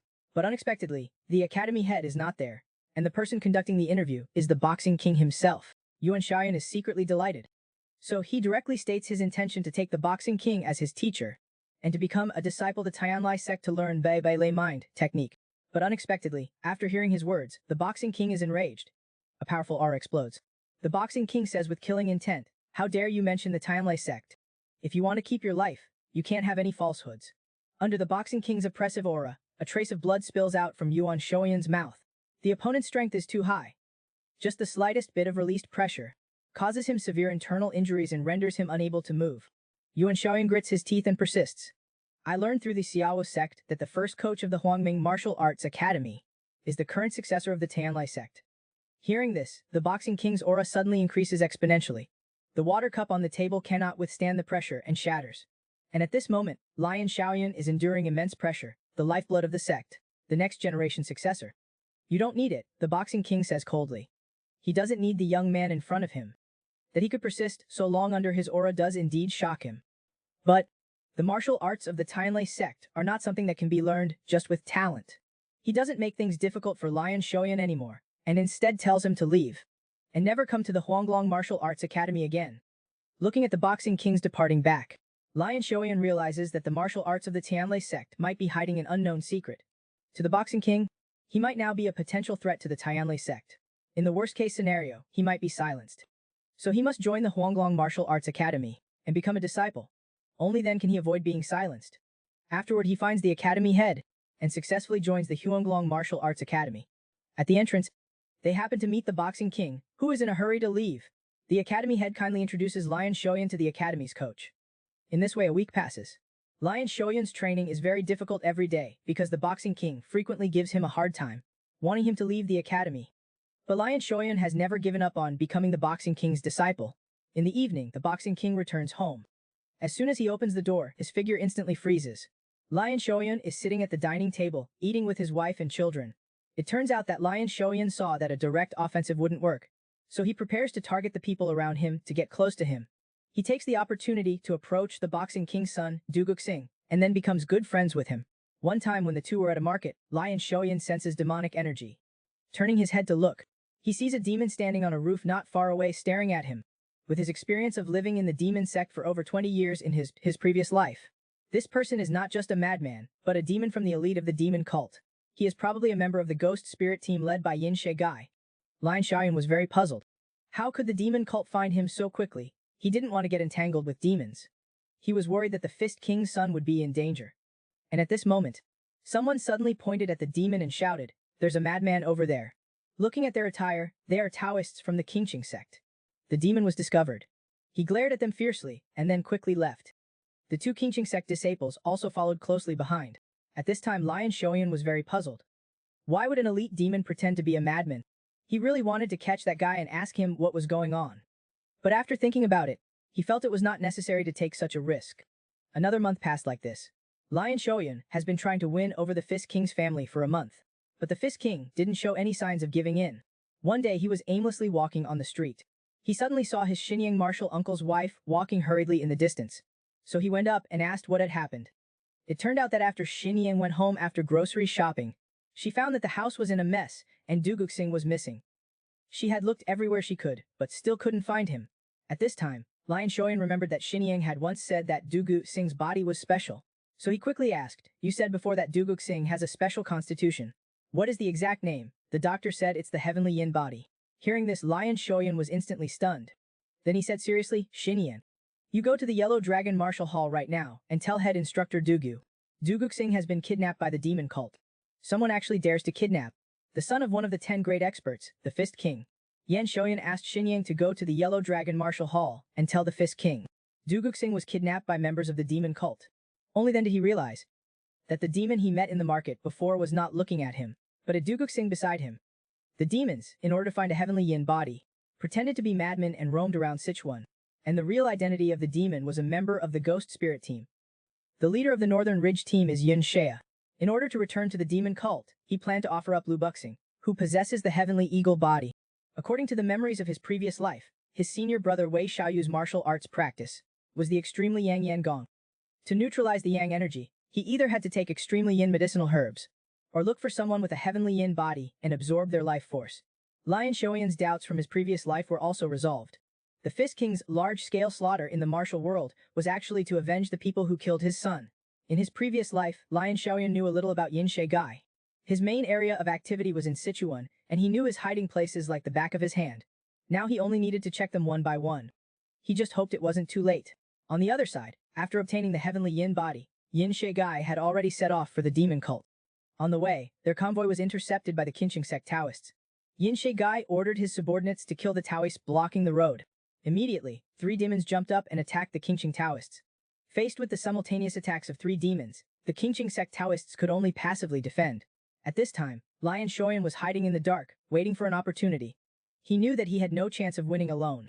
Joining forces with the Qingqing Sect Taoists might offer a glimmer of hope, but Yin She Gai was a true master he absolutely couldn't defeat. Thinking of this, Lion Xiaoyan had a headache. The other ghost spirit leader saw that the battle was not being resolved after so long, so he flashed in front of the Taoist. The powerful aura instantly made the Taoist feel the threat of the person in front of him. And at this moment, Lion Xiaoyan used the gap of the ghost spirit leader, leaving the carriage to quickly approach the carriage. He prepared to act when the time was right, but just at this moment, with a bang, the carriage shattered. A palm attacked him. Yin She Gai had discovered him. Lion Xiaoyan used the Shura Thousand Hand to meet Yin She Gai's demon soul palm. With a bang, Lion Xiaoyan was sent flying. But after regaining his balance, he saw Duguxing, who was grabbed by Yin She Gai in his hand and then leaped up violently. He charged towards Duguxing in his hand. Yin She Gai never expected that Lion Xiaoyan would attack Duguxing. At this critical moment, he had no choice but to turn around to dodge, and just at this time, Duguxing fell from his hand. Seeing this scene, Lion Xiaoyan smiled. He was sure that Yin She Gai would not disregard Duguxing's life. Lion Xiaoyan seized the opportunity and instantly appeared behind him. He picked up Duguxing and flashed to a distant place. The sound of the two fighting also attracted the ghost spirit leader who had just left. After rescuing Duguxing, Lion Xiaoyan kindly reminded them to leave quickly, or they would surely die. At this time, Yin She Gai was extremely angry at the loss of Duguxing. He ordered the ghost spirit leader to capture Lion Xiaoyan alive and make him die in pain. Lion Xiaoyan, while holding Duguxing, dealt with the ghost spirit leader's attacks with one hand. As soon as they fought, he was quickly defeated and forced back. Lion Xiaoyan didn't continue to attack the ghost spirit leader. Instead, he turned and used the 12th move of the Moon Shadow Sword against the 3 demons who were attacking the Taoists. Su Yu. The 3 of them scattered to avoid the approaching sword aura. The moment they left, Lion Xiaoyan came to the Taoist and handed Duguxing to him, asking him to leave first. He would stay here and delay them. The Taoist quickly left, carrying Duguxing. Yin She Gai told his subordinates to chase the Taoist, while he stayed to deal with Lion Xiaoyan. Faced with Yin She Gai's attacks, Lion Xiaoyan could only dodge. The gap in strength was too large. He was quickly grabbed by Yin She Gai. However, because he fought Yin She Gai's disciple in his previous life, he was extremely familiar with his moves. Using this advantage, he exchanged several blows with Yin She Gai. He only managed to cut through a bit of Yin She Gai's skin, but this completely infuriated Yin She. Before, he had always wanted to capture Lion Xiaoyan alive, so he had been holding back. Now he was preparing to go all out and end the battle quickly. His aura suddenly increased dramatically, and with just one palm, he seriously injured Lion Xiaoyan. And at this time, Lion Xiaoyan was still waiting for the Qingqing Sect Taoists to escape and bring reinforcements. But Yin She Gai coldly told him that the Qingqing Sect Taoists had fled in the wrong direction. He had already set up traps there. Only then did Lion Xiaoyan realize that he was still underestimating the cunning of Yin She. His son was kidnapped by the demon cult. His father finally stopped hiding, and in a rage, he killed all the demon cult members. It turned out that his father was the Fist King, one of the top 10 martial artists. Just now, Lion Xiaoyan rescued Duguxing from the demon cult and let the Qingqing Sect Taoists take him away first. He stayed behind alone to fight Yin She. But because the difference in their skills was too great, Lion Xiaoyan was seriously injured. And the ghost spirit leader standing on the side was also ready to join the battle at any time. But Lion Xiaoyan still forced himself to stand up. He knew that opportunities always come with danger. He only needed to hold on until the Fist King arrived. On the other side, the Qingqing Sect Taoist, carrying Duguxing, had not gone far when he encountered an ambush. There were demons in front and behind him. He was once again in a predicament. Faced with the attacks of so many demons, the Taoist was in despair. He had no confidence at all in escaping from these people. He closed his eyes in despair, waiting for death to arrive. But after a long time, he didn't feel any pain, so he opened his eyes. A man covered in electrical arcs was standing in front of him. With one hand, he grabbed a demon. It turned out that just as the blade was about to strike him, the Fist King arrived and saved him. More than 20 demons were killed by the Fist King in just a few breaths. The scene was simply one-sided slaughter. After resolving the trouble here, he asked the Toys to leave first with Duguk Singh, and he would go find Lion Xiaoyan. And at this moment, Lion Xiaoyan was using his identity to entangle with Yin Shigai. Yin Shigai had a lot of strength but could not hit Lion Xiaoyan. This made him very angry. Seeing this, the ghost spirit leader was worried that the prolonged fight would attract unnecessary trouble. So he disobeyed Yin Shigai's order and joined the battle. Lion Xiaoyan was unable to dodge and was cut across his abdomen by a sword. Yin Shigai, because the ghost spirit leader was hindering him, decided to tear Lion Xiaoyan apart first, and then punish the ghost spirit leader. But at this moment, the ghost spirit leader sensed a huge surge of energy suddenly appearing behind him. As soon as he turned his head, he was stepped on by someone who had descended from the sky. After recognizing the person, Lion Xiaoyan's heart that was hanging finally came down. Yin Shigai looked at the man who suddenly appeared, but did not make any moves. He was now afraid and unable to move, despite being in a transcendental state. He couldn't help but wonder. In Sichuan, he only knew of the Poison King, and had never heard of an expert whose body was covered in white electricity. At this moment, he heard the Fist King say, "You kidnapped my son. What do you want?" Yin Shigai was completely dumbfounded. When had he kidnapped the child of such a powerful person? After realizing it, Yin Shigai shouted loudly, threatening him that, if he wanted his son to be safe, he should not act rashly. The Fist King said, in a tone full of killing intent, "Unfortunately, those demons who chased after the Qingqing Taoists are all dead. I will ask you again. You kidnapped my son. How do you plan to die?" Hearing this, Yin Shigai's face turned deathly pale. The Fist King continued, "I will cripple your limbs or danshan, and then hand you over to Qingqing Sect. That might be a nice gift." Lion Xiaoyan suggested from the side, "If you want a gift, the one under your feet will do." After hearing that, the Fist King increased the pressure on his feet. There was a miserable scream, and the ghost spirit leader lost his life. At this time, Yin Shigai no longer had any fighting spirit. Only by living could he take revenge in the future. But now, no matter how he looked at it, there was no way to escape. When he saw Lion Xiaolin behind him, a thought seemed to come to mind. He turned around and grabbed at Lion Xiaoyan. At this time, Lion Xiaoyan was seriously injured and unable to move. Instead, the corners of his mouth curled up into a smile. He was ridiculing Yin Shigai for being an idiot, for exposing his back to an absolute master. Sure enough, the next second he was grabbed by the Fist King's head. When Lion Xiaoyan opened his eyes again, it was already 10 days later, in a medical clinic controlled by Tang Sect. The Fist King was very grateful to Lion Xiaoyan for saving his life, and said that he would agree to any of his requests. But except for joining the Tianlai sect to learn the White Thunder Heart Sutra, Yan Xiaoyan was speechless. Right now, apart from learning the White Thunder Heart Sutra, he needed nothing else. The Fist King said with a solemn expression, "I said before, you cannot learn the martial arts of the Heavenly Thunder Sect." Yan Xiaoyan said loudly, "Please tell me the reason why I cannot learn them. Only then can I give up completely." To dispel Lion Xiaoyan's hope, the Fist King is prepared to tell him the truth. Then he channels his inner energy and forms an energy field, isolating outside sound, then speaks. He has innate blocked meridians. Unable to cultivate martial arts, yet he became one of the top 10 martial artists. Just now, the Fist King told Lion Xiaoyan the reason why he cannot learn the Heavenly Thunder Sect's techniques. It turns out that to practice the White Thunder Heart method, one needs to have innate blocked meridians. The meridians of those with blocked meridians are very narrow, making it impossible for inner energy to circulate smoothly. Therefore, it's impossible to practice martial arts. But there is one exception. That is the Heavenly Thunder Sect's White Thunder Heart method. The White Thunder Heart method's inner energy flows at a very high density. It is incredibly destructive. If ordinary people were to learn it, they would explode and die, because their meridians could not withstand it. However, those with blocked meridians have thick meridian walls, with extremely high elasticity. They can withstand the White Thunder Heart method. After learning the truth, Lion Xiaoyan was full of worry. He thought there would be some hidden secret, but he did not expect it would be blocked meridians. If he cannot learn the White Thunder Heart method, then there is no way for him to continue using his previous life's martial arts. And the Fist King has a blocked meridians physique. His meridians can resist the White Thunder Heart method. The Fist King also once, in order to find a successor, looked everywhere for those with blocked meridians. However, a blocked meridians physique is extremely rare. But there is another way to practice the White Thunder Heart method. That is, the master interferes with the way a disciple's martial arts are circulated. After the body can withstand the inner energy, the heart method is taught. As long as there is hope, Lion Xiaoyan is unwilling to give up. He asked the Fist King to teach him, but the Fist King told Lion Xiaoyan that his body would have difficulty withstanding it. After the Fist King failed to find people with blocked meridians, he specifically gathered a group of orphans to teach. But the final result was that the children all, without exception, sacrificed innocently. After that, the Fist King directly gave up the Heavenly Thunder Sect's inheritance.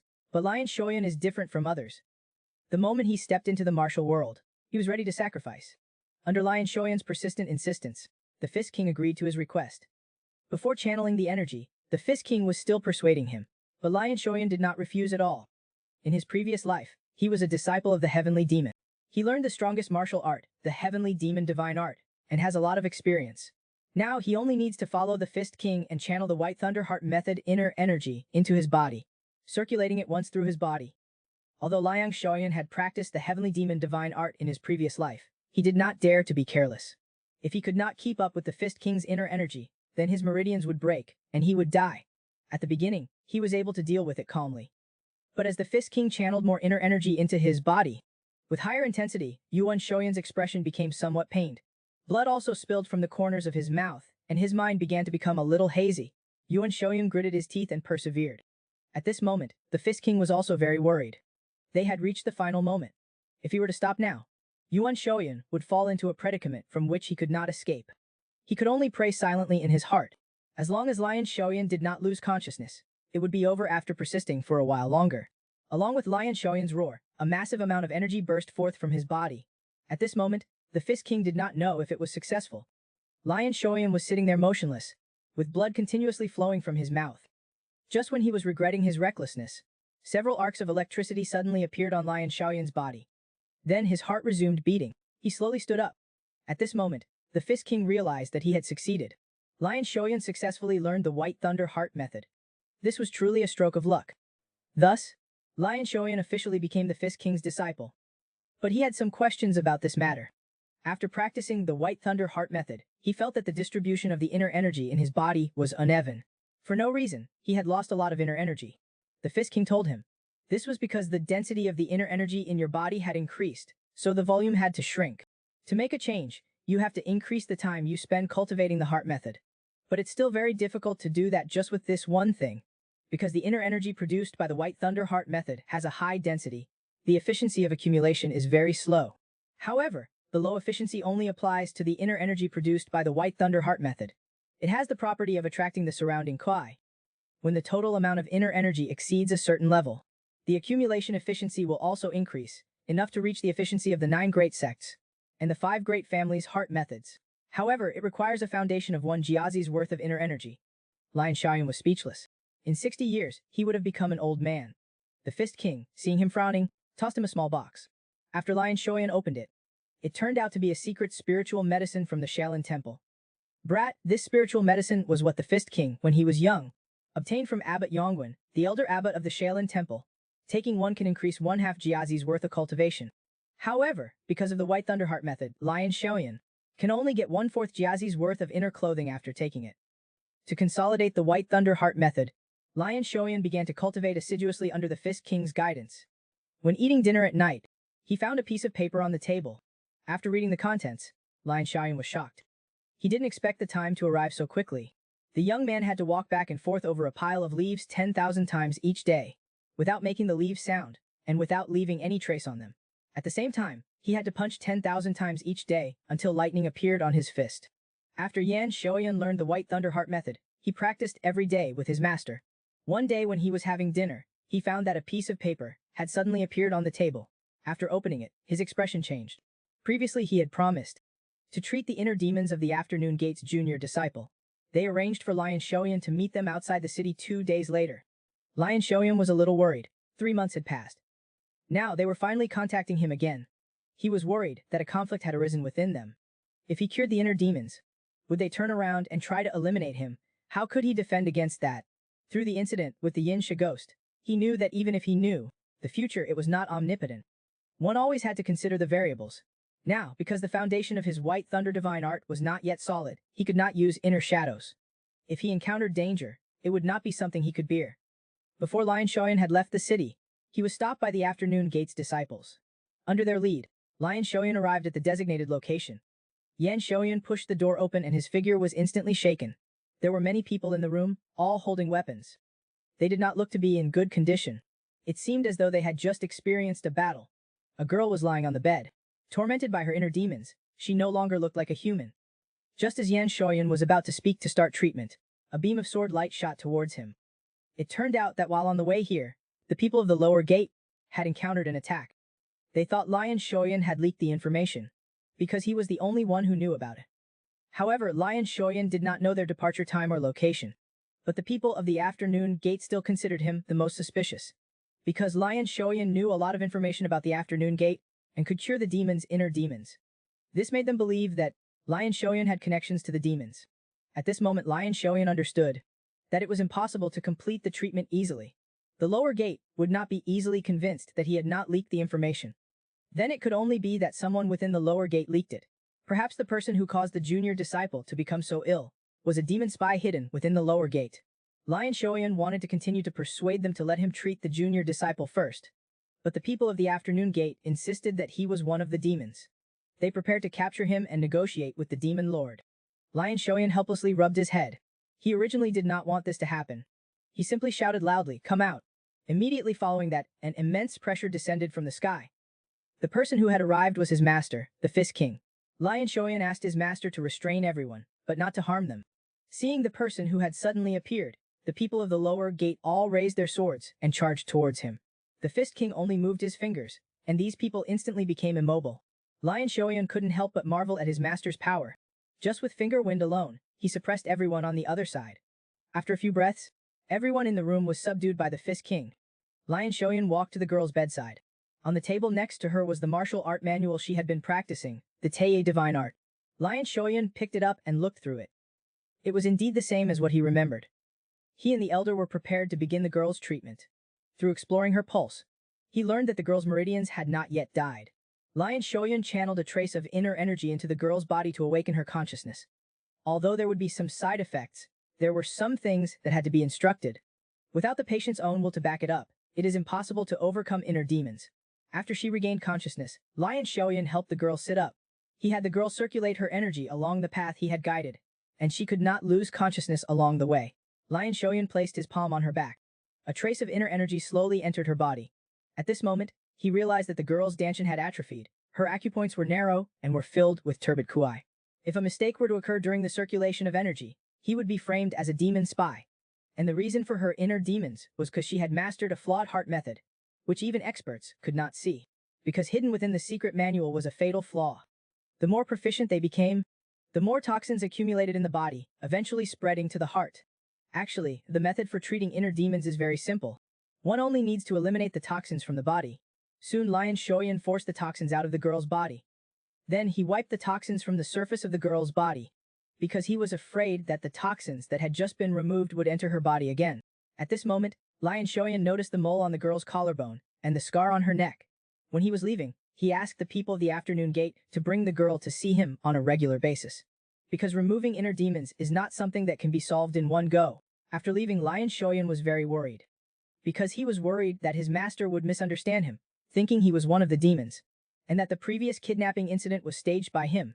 The Fist King also noticed that Lion Shoyan's eyes looked wrong after he came out. Lion Shoyan voiced the thoughts in his heart. "Why don't you ask what my relationship with the demons is?" Hearing his words, the Fist King suddenly turned around and looked at him. "I believe what I have seen with my own eyes, what I have heard with my own ears, and what I have felt. The person who is Lion Shoyan is enough." After listening to his master's words, Lion Shoyan was dumbfounded and frozen in place. He did not expect that his master would trust him so much. And just like that, 2 years passed. The foundation of Lion Shoyan's White Thunder Heart method was now solid. He no longer needed his master to interfere. "Today I can finally take the lesser revitalization pill." Lion Shoyan excitedly took out the lesser revitalization pill from his bosom, and without waiting for his master to finish speaking, he swallowed it in one gulp. Then he sat cross-legged to absorb the medicinal power. Absorbing spiritual medicine. He had done it countless times in his previous life. With the help of the lesser revitalization pill's power, Lion Shoyan opened up the Ren and Du meridians in one go. The internal energy in his body surged like a tide. With a punch boom, a huge hole was punched in the wall. Now he can normally exert his internal energy. At night, Lion Shoyan was walking alone on the road, thinking about how to quickly collect the power of a Jiazi. Suddenly, he noticed that there was a black figure following him behind. At this time, his hand was already gripping the knife at his waist. Then his figure disappeared into thin air. The next second, Lion Shoyan already had the knife against the follower's neck. A young man was followed by a lewd woman at night. After being discovered, The girl mainly invited him to a brothel, and even had the top courtesan release her charms up close. Just now, Lion Shoyan was walking alone on the road at night, when he suddenly noticed someone following him. Instantly, Lion Shoyan subdued that person. When the person took off her veil, it turned out to be a girl. At this time, Lion Shoyan noticed the mole on the girl's shoulder. It turned out to be the youngest disciple of the Seia Wu sect leader. Now he has fully recovered. This time he came to specifically thank Lion Shoyan for saving his life. Lion Shoyan was very disdainful. It has been 2 years since that happened. Only now they remembered to come and thank him. Clearly their sincerity was insufficient. The girl explained that it was because her body needed time to recover, so it had been delayed for 2 years. Lion Shoyan, being the perceptive person that he is, immediately saw through her trick. She must have had something else she needed to come find him for. So he said coldly, "It's probably not to express your gratitude that you came, Miss K-Kyun. You came." It turned out that the girl came to continue a friendly relationship with Lion Shoyan. Lion Shoyan had no good feelings towards them at all. They did not come to thank him in 2 years, and only knew to come looking for him now that they needed something. Actually, during this time, the Seia Wu sect had been sending people to look for him. But they were blocked every time by his master, the Fist King, because the Fist King was worried that external matters would affect his cultivation. After learning the truth, the misunderstanding between Lion Shoyan and the girl was resolved. The girl asked Lion Shoyan to meet at Huishan Tower to discuss details 2 days later. After speaking, the girl disappeared. 2 days later, Lion Shoyan arrived at Huishan Tower as agreed. He also wanted to see what the girl wanted to do. As soon as he walked into the brothel, Huishan Tower's top courtesan, Hua Chom, was waiting for him. Ho Chim's appearance instantly caused a commotion among the guests on the first floor, but she was rejected by Lion Shoyan. He wanted to be alone and didn't need anyone else to accompany him. When he got to the upper floor, he met the youngest disciple of the Seia Wu sect. This time, the main reason for inviting Lion Shoyan was to build a good relationship. This was also their first official meeting. The girl said her name was Qian Jieling. To thank Lion Shoyan for his kindness, Qian Jieling represented the Seia Wu sect to be his personal contact. This was a privilege only given to distinguished guests. However, Lion Shoyan didn't care about it, which made Qian Jieling somewhat annoyed. The youngest disciple of the dignified Seia Wu sect leader, acting as his contact, and he's not even happy. Qian Jieling said angrily, "If you don't want to, then forget it." But Lion Shoyan had no reason to refuse because the information provided by the Seia Wu sect was valuable. He could obtain information that was different from his previous life or information he had not grasped. Regardless of whether they had other purposes, Lion Shoyan would take advantage of everything he could. After that, Qian Jieling went to see the sect leader. It had been more than half a month, and there was no information about him. Today, Lion Shoyan came to the martial arts gym to practice as usual, but saw Qian Jieling at the gym. She had joined the martial arts gym and became the second disciple of the instructor. This made it more convenient for her to be Lion Shoyan's contact. As soon as the two met, Qian Jieling proposed to spar a bit. She thought she had no match among her peers. At the same time, she also wanted to test Lion Shoyan's martial prowess. Lion Shoyan saw through her intentions. But since the last encounter with the Yin She ghost, he had not encountered a worthy opponent. Lion Shoyan also wanted to know what level his strength had reached, and what the Seia Wu sect's beloved disciple's strength was really like. Qian Jieling made the first move. Before Lion Shoyan could react, Qian Jieling had already appeared behind him. With a swing of her sword, Lion Shoyan was even faster. The moment she struck, he had disappeared. When he reappeared, he was already behind Qian Jieling. Qian Jieling was indeed a genius of the Seia Wu sect. In that extremely short time, she quickly reacted and dodged Lion Shoyan's attack. In just a moment, the two exchanged several moves. At this time, Qian Jieling also understood part of Lion Shoyan's strength. She prepared to go all out. But even so, Lion Shoyan only used the Moon Shadow Sword's third move, Full Moon. The sword in Qian Jieling's hand was cut in two. The victory was decided in just one move. Qian Jieling was somewhat disappointed. She thought she was already very outstanding among her peers, but never expected to be defeated by Lion Shoyan in one strike. Qian Jieling, seeing how powerful he was, suggested that Lian Shoyan go to the Dragon and Phoenix Gathering. It was a martial arts event organized by the Martial Alliance where rising stars gathered. Lion Shoyan ignored her. He just said that he was going back to cultivate, and turned and left, leaving Qian Jieling there yelling. At night, Lion Shoyan was cultivating alone when suddenly Qian Jieling appeared, dressed in black. She said urgently, "Help me." The courtesan of the brothel was taken away because she was too beautiful by the righteous person, the poisonous serpent sword, wanting to force a match. Just now, Qian Jieling of the Seia Wu sect came to look for Lion Shoyan seeking help. A courtesan made the Seia Wu sect treat her so importantly. Lion Shoyan realized that this woman was not simple. Originally, he didn't want to go, but Qian Jieling told him that it would still take some time for the experts of the Seia Wu sect to arrive. With just him alone, it was impossible to ensure he could rescue Hua Chun. The kidnapper was the righteous sect member known as the Poisonous Serpent Sword, a very famous top expert. To ensure the safety of the hostage, the two prepared to cooperate. Wan Jang handed him a signal flare. If anyone found the hostage, they would detonate the signal flare to gather together and attack. Then, the two separated to look for her. At this time in a house, Hoa Chanvi had just woken up from her unconscious state. The Poisonous Serpent Sword was guarding by her side. Seeing her wake up, the Poisonous Serpent Sword lewdly touched her face. "You are destined to live with me as my husband. Now open your heart to me." Suddenly, with a boom, the wall next to him was split open by sword energy. The Poisonous Serpent Sword retreated, and a figure slowly emerged. It was Lion Xiaoyan who had found this place. Lion Xiaoyan tapped lightly with his sword sheath to unblock Ho Shan's vacuum points. This move also shocked the Poisonous Serpent Sword, and made him not dare to underestimate the person who had come after him. He raised his sword and shot out like a cannonball. Lion Xiaoyan also drew his sword to defend.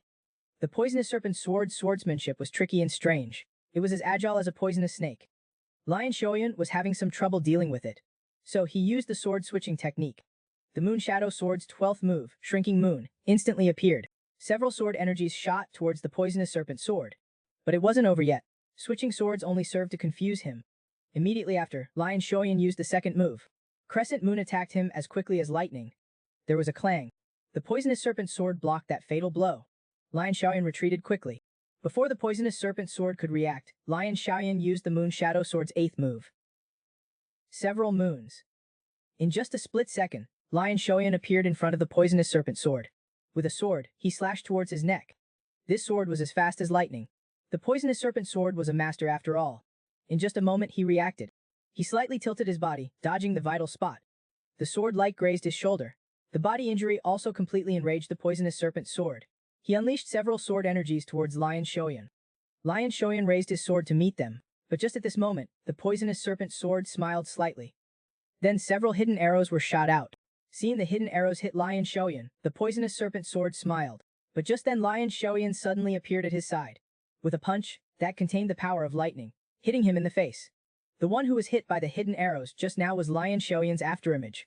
At this time, Lion Xiaoyan saw a token slip out from the Poisonous Serpent Sword's bosom. He picked it up and couldn't help but furrow his brows. This token was the identity tag of the Ghost Spirit team. A righteous expert shouldn't have a demon cult's token. Lion Xiaoyan asked the Poisonous Serpent Sword where he got the token. At first, he didn't want to say it. There was no other way. Lion Xiaoyan had to get a little forceful. The Poisonous Serpent Sword then told him everything. It turned out that this token was related to the powerful Xi family Manor in Sichuan. He didn't know the specifics. He had only helped them deal with a few matters. Lion Xiaoyan originally thought that the master of the Xi family Manor was a member of the demon cult. But the Poisonous Serpent Sword believed that the Xi Manor master should not be related to the demon cult. During their previous transactions, he did not see any liking from the Xi Manor master towards the Ghost Spirit team. They should just have been mutually using each other. In his previous life, Lion Xiaoyan knew that the Yin Shui Ghost traded a lot of money with people from Sichuan. Just as he was thinking absent-mindedly, Wan Jang arrived with the experts of the Seia Wu sect. He was shocked to see the Poisonous Serpent Sword subdued. He blamed Lion Xiaoyan for not sending a signal in advance. Lion Xiaoyan then told him it was because the situation was urgent, and there was no time to send a signal. But the result was good, so Wan Jang didn't pursue it any further. He had his subordinates control the Poisonous Serpent Sword, while he went over to help the weak Hua Siam. Ho Chanv expressed her gratitude to Lion Xiaoyan. Lion Xiaoyan said indifferently, "Today the Seia Wu sect owes me a favor. I will collect it later." As soon as the words left his mouth, Lion Xiaoyan vanished. He was going to beat up the Xi family Manor to see what kind of transactions they had with the demon cult. He was the head of a martial arts family in Sichuan, but he was kneeling down and kowtowing like a teenager. Just now, Lion Xiaoyan learned from the Poisonous Serpent Sword that the Sai Manor had transactions with the Yin Shui Ghost. So he planned to break into the Xi Manor alone at night. He was not good at stealth and infiltration, so he knocked out 2 guards and changed into their clothes. He disguised himself and snuck into the Xi Manor. When he entered the manor, he then realized that there were guards patrolling everywhere, as if something major was about to happen. Lion Xiaoyan looked around the manor, searching for the room where the manor lord was located. He needed to find the manor lord before he was discovered. Then he saw a house with guards standing at the door. They all had guard team waist tokens on their waists. Therefore, Lion Xiaoyan determined that this was where the manor lord lived. He rushed to the door anxiously, thinking that he needed to go see the manor lord quickly. The guard at the door asked, "What is it?" He replied, "Poisonous snake sword has been captured." Hearing this, the guard urgently wanted to let him in to report to the manor lord. However, just then, A voice called out, "Wait." It turned out to be the West Sword Captain. He continued to ask Lion Xiaoyan, who captured Poisonous Snake's sword. Lion Xiaoyan answered honestly, "Seia Wu men." At this, the West Sword Captain was a little puzzled. Among Seia Wu men, there shouldn't be any experts who could defeat Poisonous Snake's sword. Lion Xiaoyan quickly explained, "The little disciple of the Seia Wu men sect leader is nearby. If it's a disciple of the Seia Wu men sect leader, it is indeed possible." Seeing that the West Sword Captain was somewhat convinced, Lion Xiaoyan wanted to go into report to the Manor Lord. But at this moment, the West Sword Captain's tone changed. "The matter of Poisonous Snake's sword seems to be something that our West Sword team is investigating." Seeing that he had been exposed, Lion Xiaoyan stopped hiding. He struck first, drawing his sword and slashing at the West Sword Captain. The West Sword Captain commanded his men to take the Manor Lord to a safe place, while also ordering his men to form a 6-harmony sword formation to defend. Although they could not harm Lion Xiaoyan for the time being, Lion Xiaoyan was also unable to break through within a short period of time. Just as he was thinking about what to do next, the West Sword Captain suddenly launched a sneak attack from the side. Unable to dodge in time, Lion Xiaoyan was slashed on the shoulder. This situation was very disadvantageous for him. If he delayed any longer, the people of the Xi family manor would soon be alerted. It wouldn't be easy to escape then. Thus, Lion Xiaoyan decided to fight a quick battle. He used a very powerful move, Moon Shadow Sword, 19th move, Moon Wave. He suddenly leaped into the air, swinging his sword. Countless sword lights fell like a scattering of flowers from the heavens. Meanwhile, on the other side, Kui family manor lord Axipujan was fleeing in a panic with 2 servants. One of the servants advised the manor lord that they should go back and explain. After all, it was Poisonous Snake's sword who caused the trouble alone. The other servant advised the manor lord to run away quickly. Just as Axipujan was hesitating, Lion Xiaoyan appeared in front of them. Seeing this, Axipujan instantly knelt and begged for mercy. Lion Xiaoyan threw the ghost spirit token he had obtained from Poisonous Snake's sword in front of him. Seeing the token, Axipujan was a bit puzzled. How did the token end up in his hands? Lion Xiaoyan, seeing that he was not being honest, took out a sword from his chest and threw it in front of him. He said coldly, "If you're not honest, I'll kill you." Seeing this, Axipujan immediately changed his attitude. He said ingratiatingly, "I made a deal with Yinshe Ghost. Yinshe Ghost wanted to make money with the money he had in hand, so he gave me a sum of money to do business." Lion Xiaoyan did not expect that Yinshe Ghost would dare to invest the war funds that the sect leader gave him, and the Xi family manor's dealings with Yinshe Ghost were all forced. After all, if they dared to resist, the entire Xi family manor would be gone. Lion Xiaoyan then told Saipo that Yinshe Ghost had already been killed by him and handed over to the Qingqing sect. Lion Xiaoyan took the account book from one of the servants. He said he would take all the money that Yinshe Ghost had earned, as long as Axipujan kept his mouth shut. The demon sect's money would become his first pot of gold. When Axipujan learned that Yinshe Ghost had been killed by Lion Xiaoyan, he immediately changed his attitude. He expressed his desire to pledge allegiance to Lion Xiaoyan, as he was impressed by Lion Xiaoyan's martial arts and courage. Axipujan honored Lion Xiaoyan as the supreme elder of the Xi family. Seeing that he was so persistent, Lion Xiaoyan did not refuse.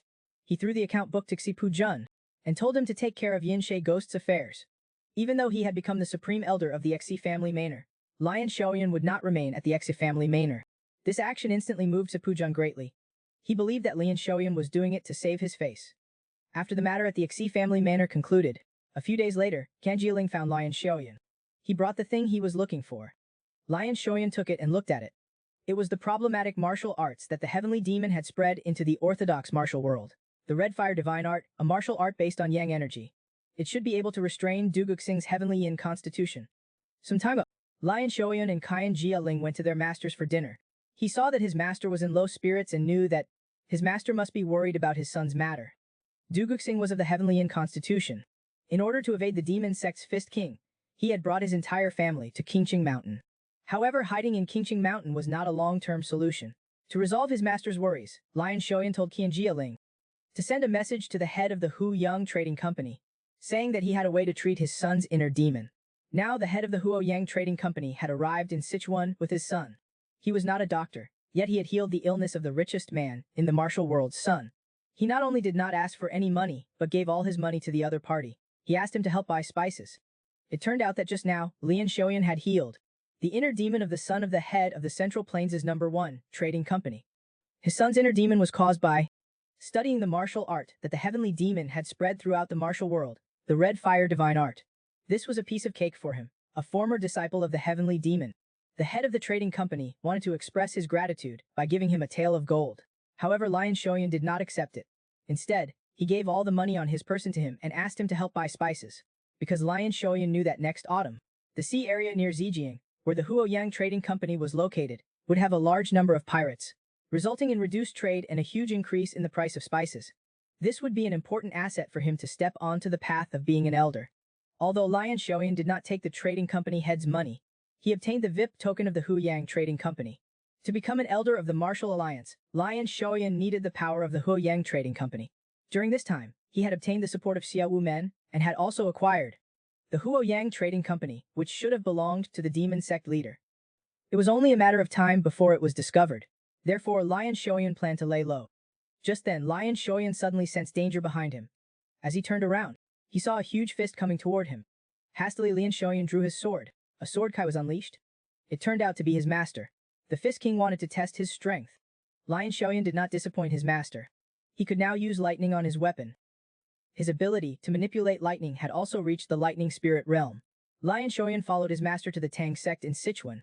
The Sichuan Tang Sect was one of the 5 great families of the martial world, possessing immense power. It was a place that all martial artists feared because they were all lunatics who used poison and hidden weapons. Due to the fact that the Fist King had a favor to the Tang Sect's master, the Poison King Tang Baijun, his daughter, he was able to come and go in the Tang family freely. This time, the Fist King was bringing Lion Xiaoyan to visit the Tang family, mainly to request the Heavenly Poison Pill for Lion Xiaoyan. The Heavenly Poison Pill was the Tang family's unique elixir, but unexpectedly, the Poison King agreed readily. The Fist King thanked him repeatedly, saying that he would definitely repay this favor in the future. The Heavenly Poison Pill could only be taken by experts who had entered the transformation realm. The Poison King had not expected that Lion Xiaoyan, who was even younger than his daughter, had already reached the transformation realm. So he took the initiative to test Lion Xiaoyan's strength. Lion Xiaoyan only felt that his surroundings were being wrapped in countless poisonous snakes, creating a strong sense of oppression. Large beads of sweat flowed down his face. Then, he suddenly felt a surge of power and broke free from the oppression. The Poison King could not help but marvel at Lion Xiaoyan's abilities. Tang Shuan brought them to the Medicine King's mansion to pick up the medicine. She handed the medicine to Lion Xiaoyan and told him that he had to come here every half-month to pick up the medicine. They would continue to provide him with heavenly poison pills for 2 years. Lion Xiaoyan put away the medicine and prepared to turn around to leave, but was stopped by Tang Shuan. She wanted to spar with Lion Xiaoyan. However, Lion Xiaoyan did not want to compete with the Tang Sect's poison people. The poison people enhanced their martial arts by injecting poison into their bodies. The poison art could only be learned by direct descendants. It was the Tang family's secret. However, because the poison in their bodies could not be healed, female poison people were very rare, and those poison people were all lunatics.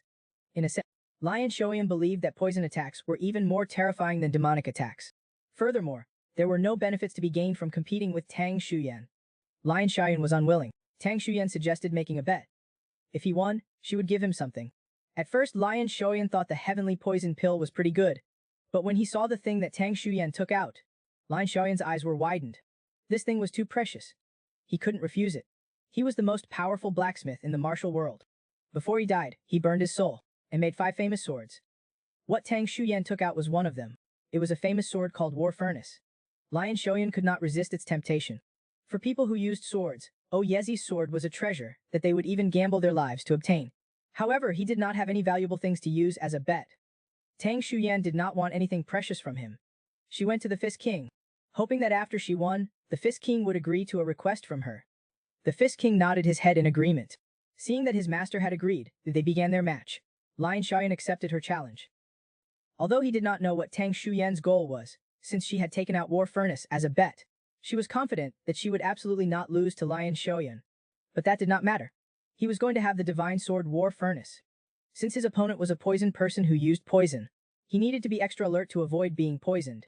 In the beginning, Lion Xiaoyan used the first move of the Moon Shadow Sword technique, Crescent Moon. The hand holding the sword had not yet come down. Tang Shuyan had already appeared in front of him, and a poisonous palm struck his arm. Feeling the toxins invading his body, Lion Xiaoyan used the White Lightning Divine Art to dissolve them. However, before he completely dissolved the toxins in his body, Tang Shuyan attacked again like a phantom. From her fierce offensive, Lion Xiaoyan sensed murderous intent. This made him somewhat puzzled. It's just a simple sparring match, why fight so hard? However, since the opponent is like this, he can only go all out. Immediately following, he used the Moon Shadow Sword technique's 21st move, Moon Worship. In the instant that Tang Shuyan blocked the attack, instantly, Yuan Xiaoyan had already appeared in front of Tang Shuyan and threw a punch. Tang Shuyan was a genius after all, instantly throwing out a palm to meet it. With a bang, both sides were knocked back. Tang Shuan's palm crackled with electricity. Lion Shoyan's fist was covered with poison. Why are you fighting so hard? If you don't answer, before the words could finish, Lion Shoyan sensed danger approaching from behind. Instinctively, he tilted his head to the side. A hidden weapon grazed his cheek as it flew past. This was the Tang clan's unique hidden weapon, the soul-chasing flying disc. If it had been any later, there would have been a big problem. And at this time, the toxins in Lion Shoyan's body were increasing. He was stubbornly holding on, not daring to lose consciousness. He activated the White Thunder Divine skill to begin expelling the toxins from his body. And Tang Shuan also knew that she had to end the fight before he could force out the toxins. Lion Shoyan, facing Tang Shuan charging at him, used the Moon Shadow Sword's 23rd move, Water Moon. The two collided, with a booming explosion. When the smoke cleared, only Lion Shoyan remained standing on the arena. Tang Shuan had lost. Lion Shoyan walked up to him. Looking at your all-out effort, I think there should be another reason. What exactly are you hiding? At this time, the distant Fist King said, that should be because of me. It turned out that when Tang Shuan was young, she was kidnapped by the underworld's Huang Yunbang. At that time, Fist King killed all of Huang Yunbang's men and saved her. Seeing Fist King's martial arts, Tang Shuan had the idea of abandoning her family's martial arts to become a disciple of the Fist King, but Fist King refused her request. He did not accept Tang Shuan as his apprentice. This time, seeing that Fist King had accepted an apprentice, she became jealous, so without considering the consequences, she made an excessive demand. Tang Shuan sincerely apologized to Lion Shoyan. Lion Shoyan turned to look at his master, but saw him shake his head at him, so he didn't say anything more. After Tang Shuan excused herself and left, Lion Shoyan asked his master why he had stopped him. It turned out that Fist King had refused to accept Tang Shuan as his apprentice. Not because she was a woman or not skilled enough, but because she was not the destined one. But now, accepting Lion Shoyan as an apprentice, Lion Shoyan is not the destined one either. If the truth was told to Tang Shuan now, it would only make her even more heartbroken. Sometimes not knowing the truth is a good thing. The next day Lion Shoyan found his master, and took out the Red Fire Divine skill he had previously obtained. This was a technique for extending life based on Yang energy, to help Duguxing restrain his heavenly eagle body. Fist King was full of emotion. This also made him more unable to see through the Lion Shoyan in front of him. Soon 2 years had passed. Lion Shoyan had been taking the poison-adding pill for 2 years. His inner strength had increased greatly, basically approaching its peak. Now, he could finally perfectly use the White Thunder technique. And on top of that, he had achieved a near immunity to poison. Poisons of ordinary standards had no effect on Lion Shoyan. Now Lion Shoyan believed that it was time for him to go into the world to temper himself. It just so happened that his master, Fist King, also had this intention. Kuan Jiling had previously mentioned the Dragon and Phoenix gathering of the Martial Alliance. Lion Shoyan believed that it was the first step for him to step into the power center of the 9 major sects and 5 major families, and become an elder of the Martial Alliance. The first stop of this trip was Zijing. On the day of departure, Lion Shoyan arrived at the caravan with a change in his expression. A man had said that a woman was too ugly and wouldn't be able to marry, and the next second, 6 poison needles had appeared in his chest. It turned out that the woman he was talking about was the Tang clan's young miss, Tang Shuan. Originally, Lion Shoyan did not want to travel with her, but considering that she was skilled in mechanisms and hidden weapons, it would be helpful for exploring Qianji Cave in the future. So he agreed to travel the world together. However, they hadn't gone very far when they encountered the fierce tiger gang collecting tolls.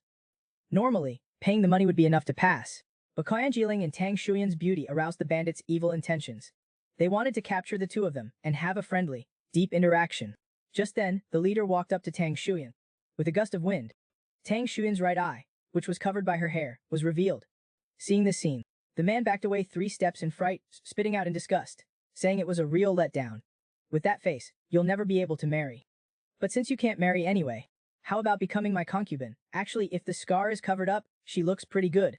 Then, the man turned to his brothers behind him and said, "Today, you guys have a new 4th sister-in-law." Just as the man was feeling pleased, he suddenly felt a stab in his chest. Turning his head, he saw that 6 poison needles had been inserted into his chest. Before he could speak, the toxins had already taken effect. The man fell to the ground with a thud. What followed was Tang Shuyan's one-sided massacre. Soon she had killed off all the remaining bandits. Previously hearing the bandits' conversation, they had captured some women from the village yesterday. Tang Shuan hoped that Lion Shoyan could help her to rescue those people together. Now that he knew about this, Yan Shoyan also felt he couldn't ignore it. At this time, Mo Ping, the chieftain of Fierce Tiger Stronghold, was drinking wine with women on both sides of him. When suddenly, a subordinate rushed in shouting loudly, "We are under attack." The bandit chieftain, Mo Ping, thought it was the government army coming to encircle them, and couldn't help but angrily ask, Is it the government army? How many people? The subordinate hurriedly replied. It's not. A man and a woman are attacking from different directions. As soon as Mo Ping heard that there were only 2 people, he said with displeasure, there are only 2 people, yet you report to me what happened next. From his subordinate's words caused him to sit up straight. The attackers were from the Tang family, but since there were only 2 people, he wasn't too worried. He ordered his subordinates to focus their attacks on the woman, while he would go and deal with the man. At this time, Lion Shoyan was at the entrance of the stronghold, discussing with the guard, to let him in to wash his blood-stained clothes. And just then, a ball giant descended from the sky. The person who had come was none other than Mo Ping, the chieftain of the fierce tiger stronghold. He had once been an officer, who followed the general to fight in all directions, a man who had survived a hellish battlefield. Yet he was directly killed by Lian Shoyan with 1 kick. They successfully rescued the captured women. And then Lion Shoyan distributed all the money in the stronghold to the women, telling them to leave. By the time they reached Shaanxi, Lion Shoyan and Tang Shuan's daring raid on fierce tiger stronghold, and the rescue of the people had already spread throughout the martial world. People in the streets and alleys were discussing them, moved by their acts of chivalry. Lion Shoyan had never dreamed that his unintentional actions would bring him such great benefits. To become an elder of the martial alliance, not only did one need great martial arts, but also a good reputation. Gaining a reputation for chivalry was undoubtedly of great importance to him. After winning the Dragon and Phoenix gathering, Lion Shoyan would reveal his identity. At that time, everyone would hail him as a true hero. At the same time, there was another piece of news. A crazed demon had appeared in Shaanxi, killing a disciple of the Manhwa sect. In a fit of rage, the Manhwa sect chief issued a kill order. The government had sealed off all of Shaanxi. Before that guy was caught, Lion Shoyan and the others could only stay in Shaanxi. Although Lion Shoyan didn't want to waste his time here, he also didn't want to actively catch that demon. If the demon was caught by him, this young man, wouldn't that be a slap in the face for Mount Hua? The streets were full of Mount Hua disciples investigating the demon's whereabouts. At this time, a Mount Hu disciple walked up to Lion Shoyan, wanting to check his identification tag. Lion Shoyan wasn't carrying anything to prove his identity. He had no choice but to take him to the inn and ask Tang Shuan to help prove his identity. Seeing that it was the young miss of the Sichuan Tang clan, the Mount Hua disciple immediately changed his expression to a smile. The arrogant look he had on his face toward Lion Shoyan disappeared instantly. He bowed respectfully and said, "This poor tourist is from Mount Hua, Taoist Jianyu," and fawned over Tang Shuan with a lustful look on his face. At this time, Qian Jiling saw Lion Shoyan and grabbed him, wanting to leave immediately. Seeing that there was another great beauty, Taoist Tianyu bowed to greet her, wanting to say hello. But Qian Jiling ignored him, pulling Lion Shoyan away quickly. When they were far enough, Qian Jiling told Lian Shoyan that the man was not simple. He was the only disciple of the martial world's heavenly plum blossom sword god. Qian Jiling took Lion Shoyan to the black market. At the black market, Lion Shoyan spent 20 jin of silver to buy a small cloud. The small cloud was an internal injury medicine only found in Wudang. Although it couldn't increase inner strength like a spiritual medicine, it could save a life at a crucial moment, and was considered relatively worthwhile. When they returned to the inn, they saw a strong man, lying in front of Tang Shuan with a face full of pain. He was gravely poisoned and on the verge of death. It turned out that just a moment ago, the man had seen a woman of unparalleled beauty, sitting alone by the roadside, so he had invited her to drink with him. But he never expected to be refused outright. The man was the leader of the local underworld's heavenly evil gang. How could anyone dare to disrespect him, feeling ashamed and angry? He wanted to teach the woman, who didn't know what was good for her, a lesson.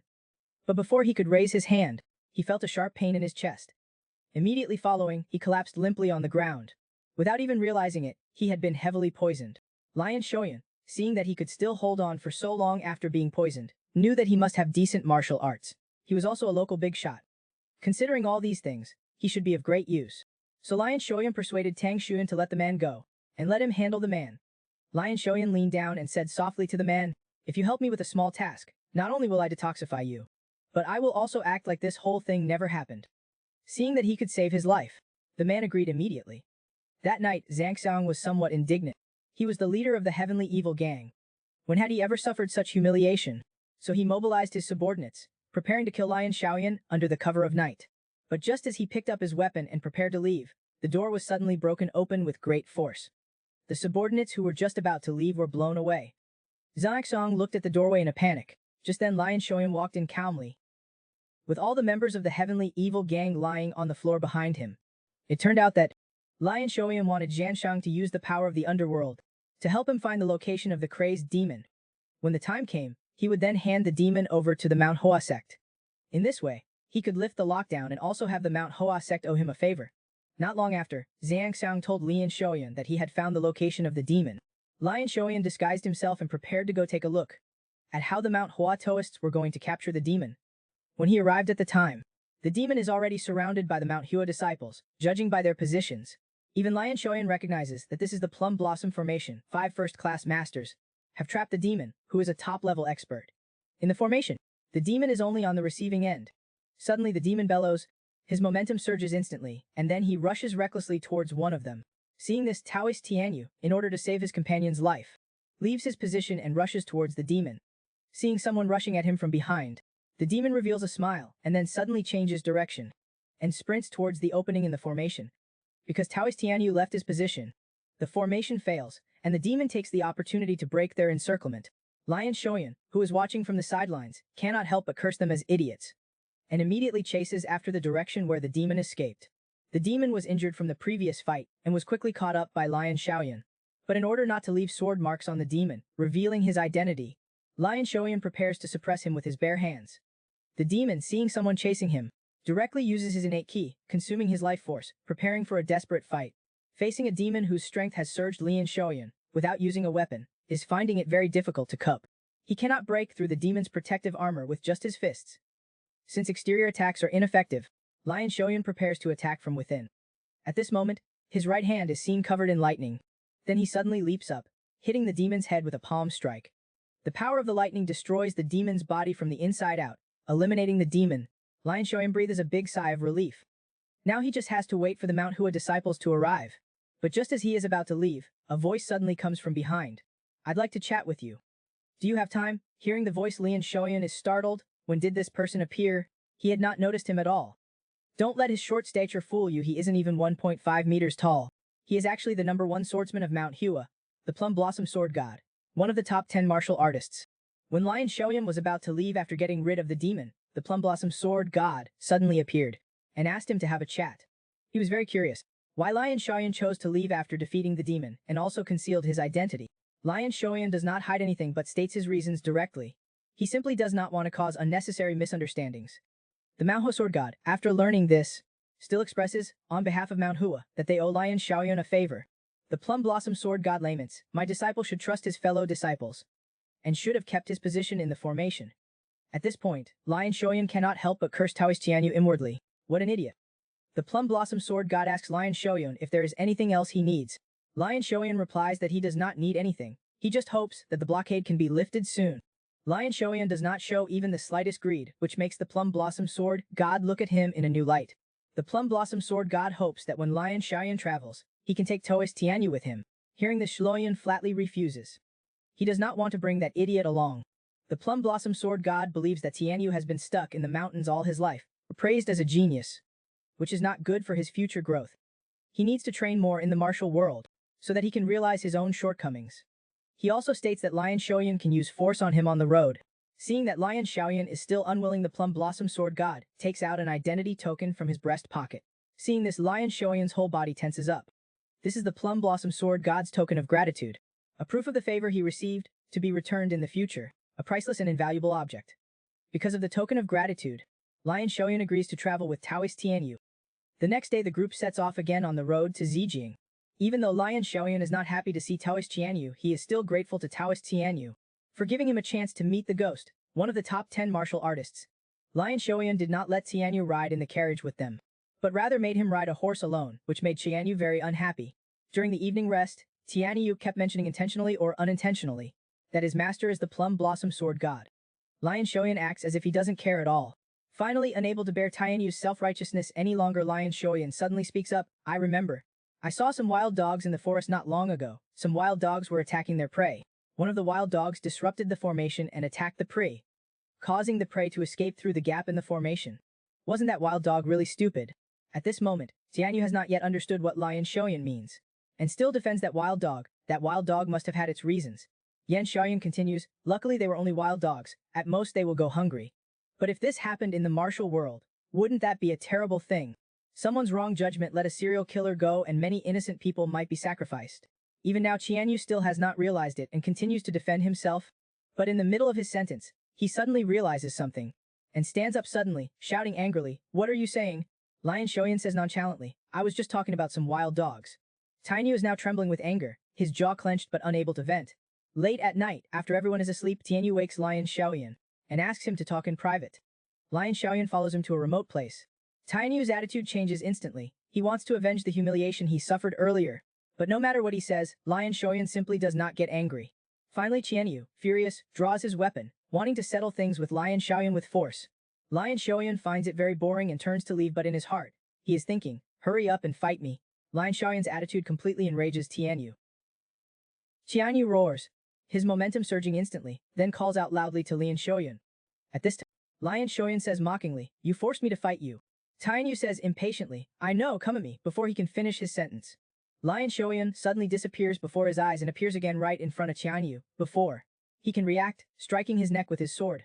Tianyu is very dissatisfied, saying that Lion Xiaoyan ambushed him, and then with a roar rushes at Lion Xiaoyan. Lion Xiaoyan uses only one move, knocking Tianyu's weapon out of his hand, and sending him sprawling on the ground. This time without letting him speak, Lion Xiaoyan beats him up. Even after being beaten like this, Tianyu brings up his master, the Plum Blossom Sword God, as a threat. Lion Xiaoyan even thinks about fabricating facts to frame him. But Lion Xiaoyan is not afraid. He shouts, come out, and then Tang Shuan walks out of the bushes. It turns out that when Tianyu asked him to go out, he had Tang Shuan follow him. With Tang Shuan present, Lion Xiaoyan was not afraid of Tianyu denying things. In front of Tang Shuan, the two make a bet. The loser will serve the winner. Taoist Tianyu still thinks that he lost the last time because he was not prepared and that he was ambushed. This time Lion Xiaoyan lets him make the first move. Tianyu from the beginning uses the Plum Blossom 36 strikes, the Plum Blossom swordplay.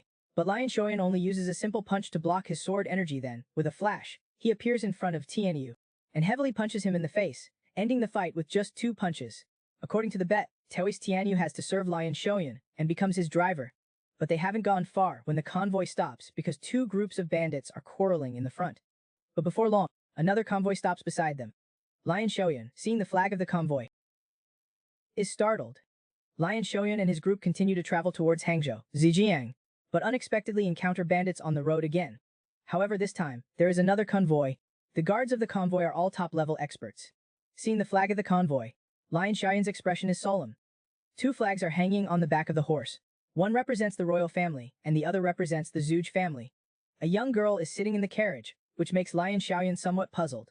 In his memories of the previous life, there was no female member of the Zhuge family who appeared in this Jiang. Instead, there was a man who helped the government in Zhejiang to wipe out the Japanese pirates and made great contributions.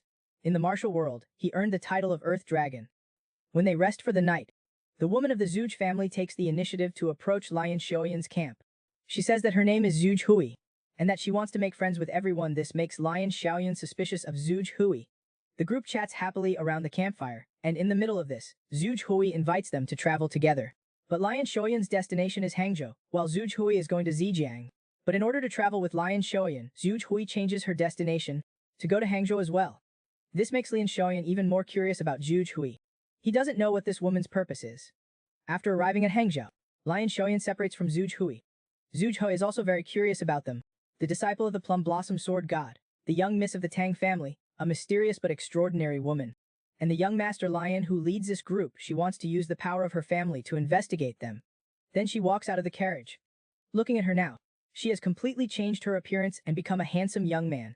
On the other side, Lion Xiaoyan goes to the Huyang Trading Company, finds the head of the trading company, and asks about his son's recent situation, finding out that he still has not made his son's recovery public and has not investigated the demonic cult spies hiding in the trading company. The reason he did this is to wait for the demonic cult to contact him on their own. Lion Xiaoyan originally thought that the Sky Demon, knowing that he has stolen 2 of the 5 plans they had, would definitely send people to find him, so he had been playing it safe. Now it seems he still has a chance to snatch away the cult leader's plans, and make the core people of the righteous path owe him favors, and destroy the demonic cult's plan to take over the martial world. This time Lion Xiaoyan asks the trading company head to purchase food and medicine. At the same time, he invests half of the money he earned from selling spices. The trading company head looks confused. He doesn't understand why Lion Xiaoyan wants him to buy food and medicine. Lion Xiaoyan then smiles and says, I came back from the future. There will be a great famine in 3 years. The trading company head looks disbelieving. He thought that Lion Xiaoyan was joking, and Lion Xiaoyan did not say much, letting the trade group leader consider it himself.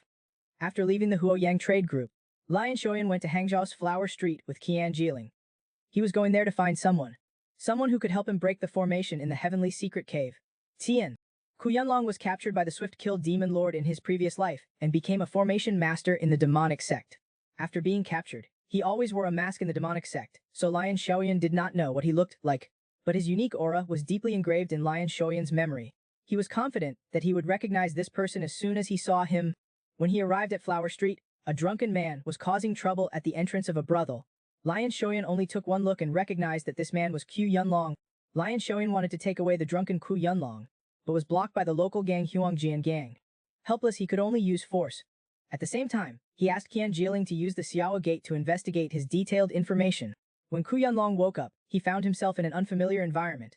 At this time, Seia Wu gate had already sent the investigation information to Lion Xiaoyan. Su Yunlong's original name was Sima Yun, and he was the eldest grandson of the Sima family. At the same time, Lion Xiaoyan also helped him pay off his debts as a gesture of sincerity for asking him for help, but Sima Yun rejected Lion Xiaoyan's invitation because he was unwilling to join any force, nor did he want to work under someone else. Finally, there was no other choice, so Lion Xiaoyan directly revealed the secret of the heavenly secret cave. When he heard about the heavenly secret cave, Sima Yun's body paused slightly, but he still pushed the door and left. Sima Yun walked alone on the street. He was thinking about what Lion Xiaoyan had said just now. The heavenly secret cave's formation was a place that every formation master yearned for. At this moment, Sima Yun was already a bit tempted. He sat on a stone bench by the road, struggling with his past decision to abandon his family status, and was determined to no longer get involved in martial world affairs.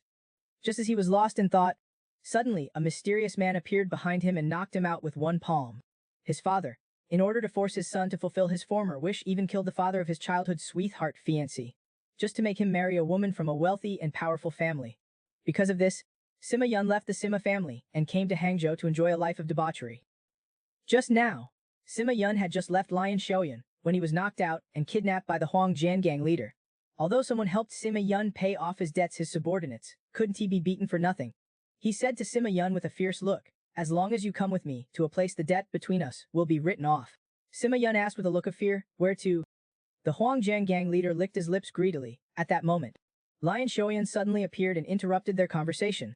As soon as they met, Lion Xiaoyan took the lead, and the Huangjian gang leader was caught off guard.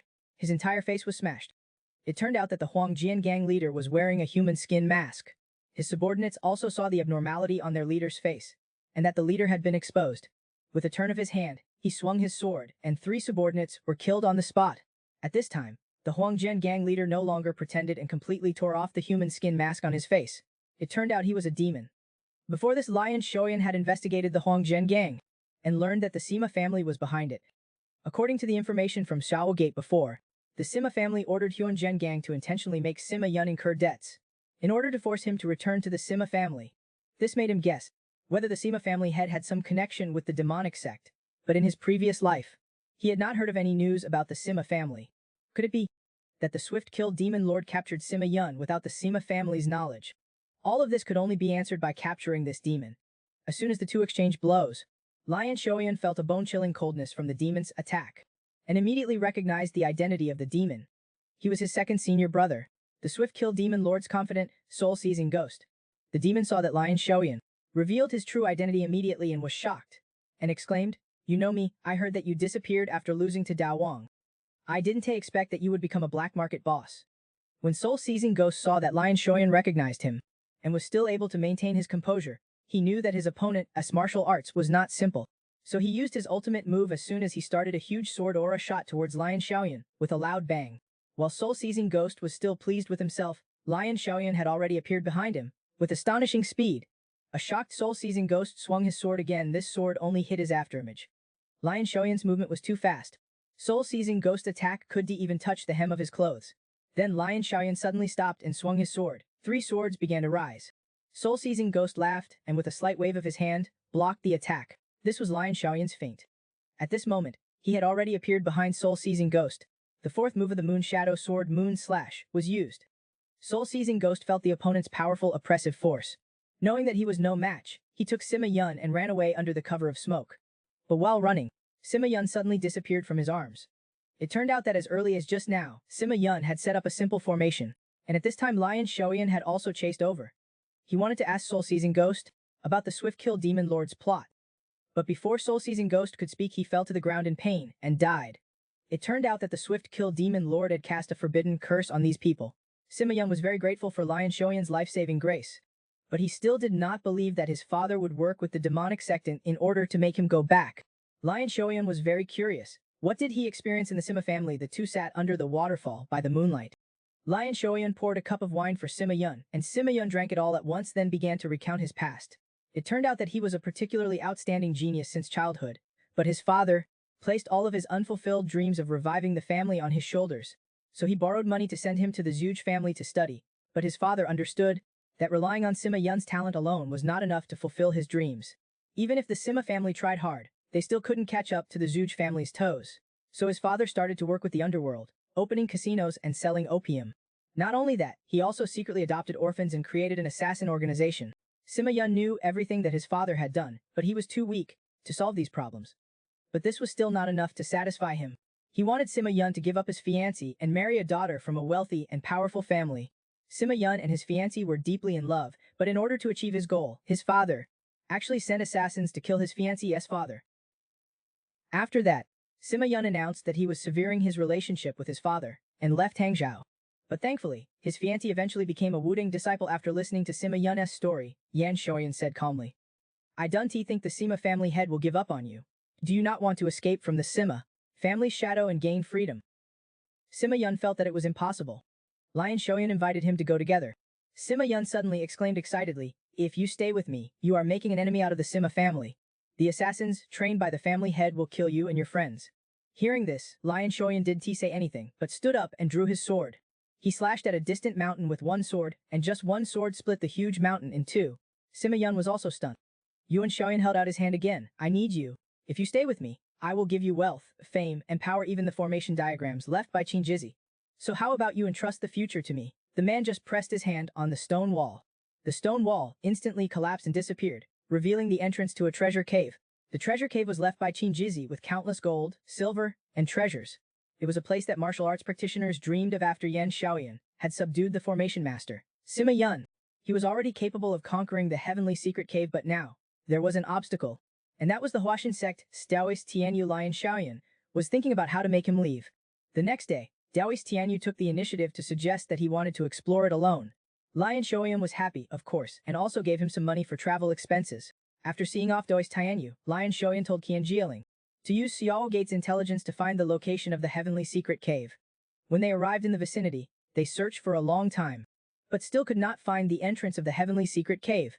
At this time, they realized that they had entered a phantom formation. Sima Yun looked around. He found a stone with writing on it by the roadside. At the same time, he also found writing carved on the big tree and leaves nearby. Sima Yun instantly understood what was going on. He drew a formation on the ground. From the characteristics of this formation, Sima Yun judged that Qian Jizi was a member of the Sima family because the formation here was very similar to the one passed down in the Sima family. At this time, Sima Yun confidently walked in front of the stone wall, and then pressed his hand on the stone wall, and then a strange phenomenon occurred. The smooth stone wall instantly disappeared, revealing the entrance of the treasure cave. The formation inside was just as Sima Yun had thought, and it was easily broken by him. The traps were also solved by Tang Shuan soon. Lion Xiaoyan arrived at the last checkpoint. Now they faced a very tricky problem, that is, if they did not enter this formation, they would not be able to break it at all. In order to gain Sima Yun's loyalty, Lion Xiaoyan chose to enter alone and take the risk. Only in this way could he gain Sima Yun's trust. The formation set at the last level was a phantom formation. It was completely different from the formations broken from the outside. In Lion Xiaoyan's memory from his past life, there were many experts who had challenged this secret cave, but none of them came back alive. He tried many times, and when he was about to give up, a Jinyue expert from the palace escaped from the formation with his last breath. At that time, the strength of that Jinyue expert was at the top level. No one revealed what kind of bad person they would encounter. Even Lion Xiaoyan didn't know. Although it was a bit difficult with his current martial arts level, he didn't want to give up easily. Lion Xiaoyan's fearless spirit touched Sima Yun. Sima Yun said that he wanted to enter with him to break the formation. The two were instantly surrounded by darkness as soon as they went in. Sima Yun, who was next to Lian Xiaoyan, also disappeared. Just as he was looking around, he suddenly felt a murderous intent coming from behind him. Lion Xiaoyan turned around. He actually saw his second senior brother, the Demon Lord Slayer. He knew this was an illusion created by the illusion array. Although he still has such high martial arts from his previous life, even Lion Xiaoyan is not afraid. At this moment, Sima Yun appeared from behind, followed by his father's Sima family. This formation is transformed according to the memories of the intruders. Lion Xiaoyan still wanted to ignore these illusions, but Sima Yun told him that he couldn't. This formation mainly attacks the spirit of the intruder. If you fail here, there is nothing wrong with the body, but the spirit will be hit and become an idiot. There was no other way. Lion Xiaoyan could only kill his senior brother again, but right from the start, the oppressive feeling that Qi Shi Demon Lord gave him was very strong. Lion Xiaoyan knew that the gap between his painting realm strength and the opponent's super top level strength was still very large. As soon as they exchanged blows, Lion Xiaoyan was always at a disadvantage, dodging his attacks. They were all lightly brushed away by Qi Shi Demon Lord. Even when using the Moon Shadow Sword, he could not pose a threat to him, because Qi Shi Demon Lord knew all of his sword moves. Therefore, Lion Xiaoyan gave up using weapons and used the White Thunder God Fist. But even though he hit Qi Shi Demon Lord's body, he could not break through his protective steel armor. He was punched by Qi Shi Demon Lord. If it weren't for the White Thunder Divine Art strengthening his body, he would have been seriously injured and unable to move. Qi Shi Demon Lord laughed strangely. How does it feel? The current situation is making me very happy. You are going to die in my hands again. Yun said calmly. The one who should die in my hands should be my senior brother. In my previous life, I died from the side effects of the Embracing Demon Palace, not in your hands. In order to kill the Demon Lord Slayer again, Yan Xiaoyan used the attacking path again. The man from the former Demon Palace just lightly stroked his arm, and a treasure cave entrance appeared, filled with countless gold and silver jewelry. In order to obtain these treasures, Yan Xiaoyan and Sima Yun were both trapped in the illusion. In the illusion, Lion Xiaoyan met his senior brother, the Demon Slayer. In his previous life, he was betrayed by his senior brother, and in the end they both suffered. Because he used the attacking power of the violent demon art, he was ultimately devoured by the demon art and died. This has always been his inner demon. To break through the illusion, he can only kill the Demon Lord Slayer again. But in this life, his power is only at the transformation level, far from being a match for a super top expert. In the end, he had no choice but to use the attacking violent demon art again. When the Demon Lord Slayer saw him use the attack again, his face was also filled with horror. And the reason why Lion Xiaoyan was not afraid of the demon art's backlash was because in the illusion, he would only suffer mental attacks, and his physical body would be fine. Although he used the Embracing Demon art, his power greatly increased, but because his strength was not as good as in his previous life, he still could not gain an advantage in the confrontation with Qi Shi Demon Lord. In the end, Lion Xiaoyan punched him hard, took the opportunity to grab his arm, and then killed Qi Shi Demon Lord with a sword. After another period of time, Tang Shuan and Qian Jieling, who were waiting outside, became a little anxious. At this time, the stone door opened again. Lion Xiaoyan and Sima Yun walked out from inside. The two worked together to pass through the illusion. Lion Xiaoyan won Sima Yun's loyalty. Not long after they came out, Sima Yun swore allegiance to Lion Xiaoyan. However, he had a doubt, that is, who exactly is Lion Xiaoyan? Because in the illusion, he heard the conversation between Lion Xiaoyan and the Demon Lord Slayer. He couldn't help but suspect that Lion Xiaoyan was a member of the demon cult. Lion Xiaoyan did not hide it from him, telling him that he was the fifth disciple of the demon cult and had been reborn into the past. Sima Yun couldn't believe it, but after a slight pause, he still chose to believe him. At this time, Sima Yun also understood that Lion Xiaoyan had deliberately approached him before. Lion Xiaoyan also generously admitted it. Sima Yun learned from Lion Xiaoyan that in his previous life, under the operation of Huang Jian Gang, he became a subordinate of the Demon Lord Slayer of the demon cult, and he also felt helpless. However, this did not hinder his loyalty to Lion Xiaoyan. The group entered the treasury left by Qian Jizi. Inside were countless gold and silver treasures. Lion Xiaoyan obtained the Great Ku, one of the 5 famous swords, and also an item that even the Great Ku could not cut through, the heavenly silk treasure armor, and a core from a human-faced spider, a poisonous pill that even he, who is immune to all poisons, could not withstand. Lion Xiaoyan only wanted these 3 treasures. The formation map of Qianjizi was given to Sima Yun. However, Sima Yun was writing and drawing there, not knowing what he was doing. Lion Xiaoyan planned to distribute all the money here to the people, but Sima Yun raised a different opinion. He believed that this would lead to the rampant activity of the underworld and thieves nearby. Even if all the money was distributed to the people, it would ultimately be taken away by the underworld and thieves. Sima Yun took out the drawing he had just completed. He wanted to lure the underworld and thieves to one place, and this place is the Tianji Cave, disguising it as someone else's treasure cave. Then spread rumors about it in Zhejiang, that someone had discovered a treasure cave left by an unparalleled expert. In this way, some of the larger underworld and thieves would gather here.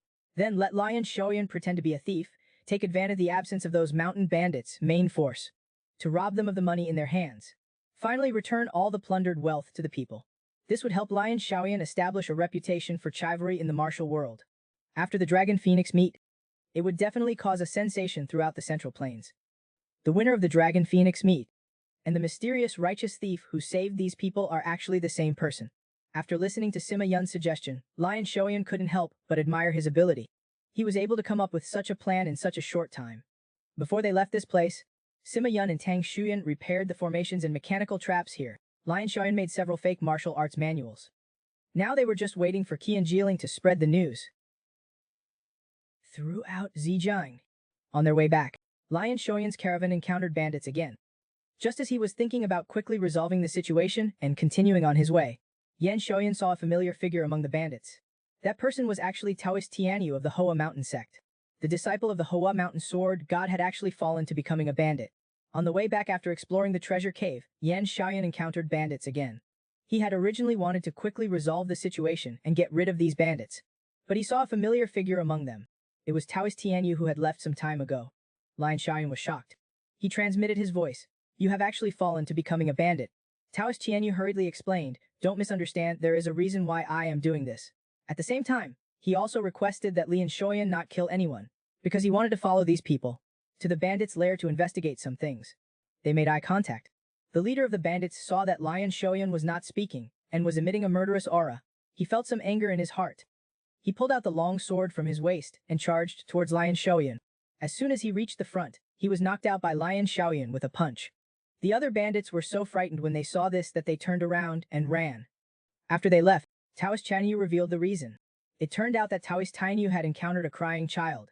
That child hired him with all of his wealth, 2 silver coins, to help him find his kidnapped sister. Lion Shoyan also did not expect that the arrogant and conceited disciple of the sword god would be moved to tears by a child's cry. Tianyu Taoist knew that he could not do it alone. He did not have any information about the bandits, so Tianyu asked Lion Shoyan to help him. Lion Shoyan waved his hand and said, even if you take out the reward token, I will still have to consider whether or not to help you. Tianyu saw that there was a chance, and immediately expressed his willingness to guarantee that he would repay Lion Shoyan in the name of his sect. Lion Shoyan glanced at him sideways, extremely happy in his heart. He was originally going to become a righteous thief and fight against these bandits. Now it was just a little early. He could get a reward token. This deal was not a loss, so Lion Shoyan agreed to Tianyu's request. Lion Shoyan's group attacked the bandits' lair at night. Taoist Tianyu was responsible for rescuing the captured women. Tang Shuan and Sima Yun were preparing to provide support at the back door. The front gate, where the bandits were the most numerous, would be dealt with by Lion Shoyan alone. Taoist Tianyu, upon learning that Lion Shoyan was facing 100 bandits alone, quickly ran towards the front gate without saying a word. He was very worried about Lion Shoyan's safety. When he arrived, the scene in front of him made his heart jump. He saw Lion Shoyan alone holding a sword, sitting on a small mountain made of corpses. After this incident, Taoist Tianyu deeply realized his shortcomings. He wanted to become stronger and become a disciple who would not shame his sect. He asked Lion Shoyan to train him, and Lion Shoyan had this intention. This time as a righteous thief, he needed a helper. Tianyu was a good choice. Next, Lion Shoyan began to put Tianyu through hellish training. After everything was ready, a message quietly spread throughout Zhejiang. 200 years ago, the black-faced lord who ruled the underworld of Zhejiang left behind a peerless martial arts manual for his descendants. The person who finally obtains the manual will become the boss of the entire Zhejiang underworld. After learning of this news, the various forces in Zhejiang were all eager to make a move. On the other side, after this period of hellish training, Tianyu had finally become a qualified righteous thief. The two of them eliminated the underworld and bandits. They distributed all the money they got to the affected people. Soon the news spread throughout the martial world. People affectionately called the person wearing a lake surface mask the lake surface hero. Their reputation for chivalry spread in the martial world. Although reputation for chivalry was important, in order to become an elder of the Martial Spirit Alliance, in addition to a reputation for chivalry and martial arts, one also needed a large amount of financial resources.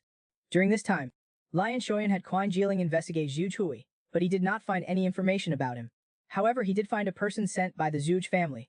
He made great contributions in the battle against the Japanese pirates, and was known as the Earth Dragon. Usually only men are called dragons. Lion Shoyan guessed that this person should be Zhuge Hui. Before, he was worried that his appearance would affect the discovery of the original history. Now it seems that he doesn't need to worry. So they acted according to their original plan. Their next stop was Dezhou. Meanwhile, in an area of sea near Asia, a mysterious person boarded a Japanese pirate's warship and met their leader, Red Oni Double Blades. He said that he would help them open the city gates and let them into the city. Before leaving, they also gave 2 top-grade Japanese swords as gifts. After leaving the Japanese ship and landing, The boatman wanted to ask for more money, but the man beheaded him with one sword strike. Immediately afterwards, several figures appeared, following behind him. Their destination is also Dezhou. A huge conspiracy is underway. Japanese pirates launch a large-scale invasion of Zhejiang Dezhou. Because someone opened the city gate for them in advance, they rushed into the city and looted wildly, seeing the Japanese pirates running rampant in the city. Lion Shoyan did not plan to fight the Japanese pirates. But these Japanese pirates happened to rob his money. In a fit of anger, Lion Shoyan put on the lake face mask and prepared to attack the Japanese pirates, taking this opportunity to enhance his reputation as a chivalrous man. The lake face warrior's entry instantly caused a large number of casualties among these Japanese pirates as the number of Japanese pirates killed increased. Lion Shoyan also realized that these people were not ordinary bandits, they were well-trained and fearless of death. So Lion Shoyan changed his policy from city to countryside, preparing to first go to the villages below to defeat them one by one. This way, it would be easier for the people to see. Just when Lion Shoyan had finished clearing the Japanese pirates who had landed, he suddenly felt from behind a powerful sense of oppression. It turned out to be the Japanese pirate leader, Red Oni Twin Swords. Seeing that his subordinates had not returned for a long time, he came ashore to see what was going on. At this time, Lion Shoyan was extremely nervous. The sense of oppression from the person in front of him was extremely powerful. He was the strongest opponent he had met in both lives. Lion Shoyan made the first move, unleashing several sword strikes. Red Oni Twin Swords also unleashed 2 sword strikes to block them, instantly shattering the sword energy released by Lion Shoyan, and the momentum did not decrease, striking Lion Shoyan. If this was in the Central Plains, he believed that the martial prowess of the person in front of him could squeeze into the top 10 masters. Now Lion Shoyan's physical strength has been almost exhausted. Facing such a strong enemy, there was no chance of winning, but he was not afraid at all. Instead, he felt a trace of excitement. Red Oni Twin Sword suddenly leaped up and slashed at Lion Shoyan. Lion Shoyan blocked with his sword. The powerful impact forced him back a few steps, but he also discovered the opponent's weakness. The opponent's armor was too heavy, hindering movement. So Lion Shoyan prepared to use his movement advantage to entangle with Red Oni Twin Swords. But just as they were in the heat of the battle, a few Japanese pirates suddenly appeared and kidnapped the people, threatening Lion Shoyan. The lives of these people were originally none of Lion Shoyan's business, but now he was the lake face warrior. If he ignored them, his chivalrous name would be affected. Just as he didn't know what to do, Red Oni Twin Sword suddenly became furious and ordered his men to immediately release the people. He believed that a strong person's battle should not use such tricks, as that would damage his warrior's honor. He had not encountered such a master in a long time. This aroused his strong desire to win. Immediately the two began fighting again. Lion Shoyan had been avoiding direct confrontation, and then waiting for an opportunity to act. Red Oni Twin Sword's armor blocked most of Lion Shoyan's attacks. If he could not penetrate the armor, it would be difficult to inflict fatal damage on him. At this time, Lion Shoyan saw a crack in the armor and had an idea. He used the Moon Shadow Sword technique. Moon Water continuously unleashed several sword strikes. All of the attacks targeted that crack, and then he thrust his sword towards that crack. The sword was repelled the moment it touched the armor. Red Oni Twin Swords had already seen through Lion Shoyan's purpose and was prepared. Just when he was complacent, Lion Shoyan appeared behind his side. White Thunder God Fist, using the long fist style, lightning wrapped around his fist. He heavily struck his abdomen. Red Oni Swords was defeated. All the previous actions were Lion Shoyan's feints. This was his true purpose, using the White Thunder God Fist to severely injure him from the inside out. At this time, Lion Shoyan noticed the sword he used. He picked it up and saw. The word Demon General was engraved on the sword. He couldn't help but feel doubtful. How could a demon cult weapon be in his possession? Just as Lion Shoyan wanted to continue to ask, a hidden weapon suddenly shot out from the shadows, ending Red Oni Twin Sword's life. Immediately afterwards, the person in the shadows quickly left. Lion Shoyan also pursued them with a flash, and at the same time, on the other side, at the Dazhou coast, Zhuge, known as the Earth Dragon, had also arrived. Dazhou's people had cleared out the small number of Japanese pirates on the coast, and had not encountered the main force of the Japanese pirates. Just at that moment, a group of masked men in black suddenly appeared. Their martial arts were strong. Zhuge Hui and her party were quickly surrounded at this time. Zhuge Hui finally understood everything. The purpose of all of this was to capture her. Red Oni Twin Swords led his men to attack Dazhou, just to lure her over. Just then someone suddenly spoke to the leader. Number 4 is back. The leader couldn't help but wonder. Number 4 was monitoring Red Oni Twin Swords. How could he be here? Just as he was hesitating, several hidden weapons suddenly shot towards them. Several subordinates were unable to dodge in time and died on the spot, but he caught the arrow that was shot at him. The demon cult actually allowed Japanese pirates to enter the city to burn, kill, and loot in order to capture one person. Yan Shoyan caught up with the person who had shot a cold arrow from behind. Judging from his aura, he was a member of the demon cult. In order to prevent him from being like the last soul-stealing ghost, being placed under restriction and committing suicide. Before being interrogated, he first disabled the inner man's dantian. Without the support of internal force, the restriction would lose its effect. Lion Shoyan learned from that demon cult member that everything that happened here was a conspiracy of the demon cult, just to capture the Earth Dragon. Because Lion Xiaoyan had obtained Sima Yun, he ruined the demon cult's plan. They had no choice but to look for someone who could replace Sima Yi, so they set their sights on the recently well-known figure in the martial arts world, Lion Xiaoyan. He put on the clothes of the demon cult, relying on disguise to catch them off guard, instantly killing a few people, leaving only the demon cult leader. As soon as they exchanged blows, Lion Xiaoyan knew that the opponent was a peerless master. He had just gone through a major battle, and now had very little inner force left. Although the opponent was not a strong enemy, they were not easy to deal with. Yuan Xiaoyan chose to avoid direct confrontation, looking for the opponent's weaknesses, to kill him with one blow. He first made a feint, unleashing several sword strikes to block the opponent's line of sight, and then threw out 3 hidden weapons. The man caught the hidden weapons that were shot, and threw them back at Yuan Xiaoyan. Yuan Xiaoyan subconsciously raised his arm to block the hidden weapons. The hidden weapons were poisoned, and before long, Yuan Xiaoyan was poisoned and passed out. The man laughed triumphantly. Unless one is immune to all poisons, they are bound to die. Without any obstruction, the man moved in a flash towards the Earth Dragon, but just then a sword suddenly appeared from behind, stopping at his neck. Actually, I am immune to all poisons. Then Lion Xiaoyan cut off his head with one sword strike. To thank Lion Xiaoyan for saving his life, the Earth Dragon invited him to visit the Zhuge family as a guest in the future. Lion Xiaoyan did not answer. He disappeared in a flash into the moonlight.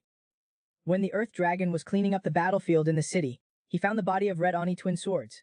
To kill Red Oni swords, at least one needs to have the strength of the top 100 masters in the martial arts world. The sword marks on the bodies of other Japanese pirates in the city, judging from their form, were caused by the Mount Hoa school's swordsmanship. This couldn't help but create some doubts in his mind.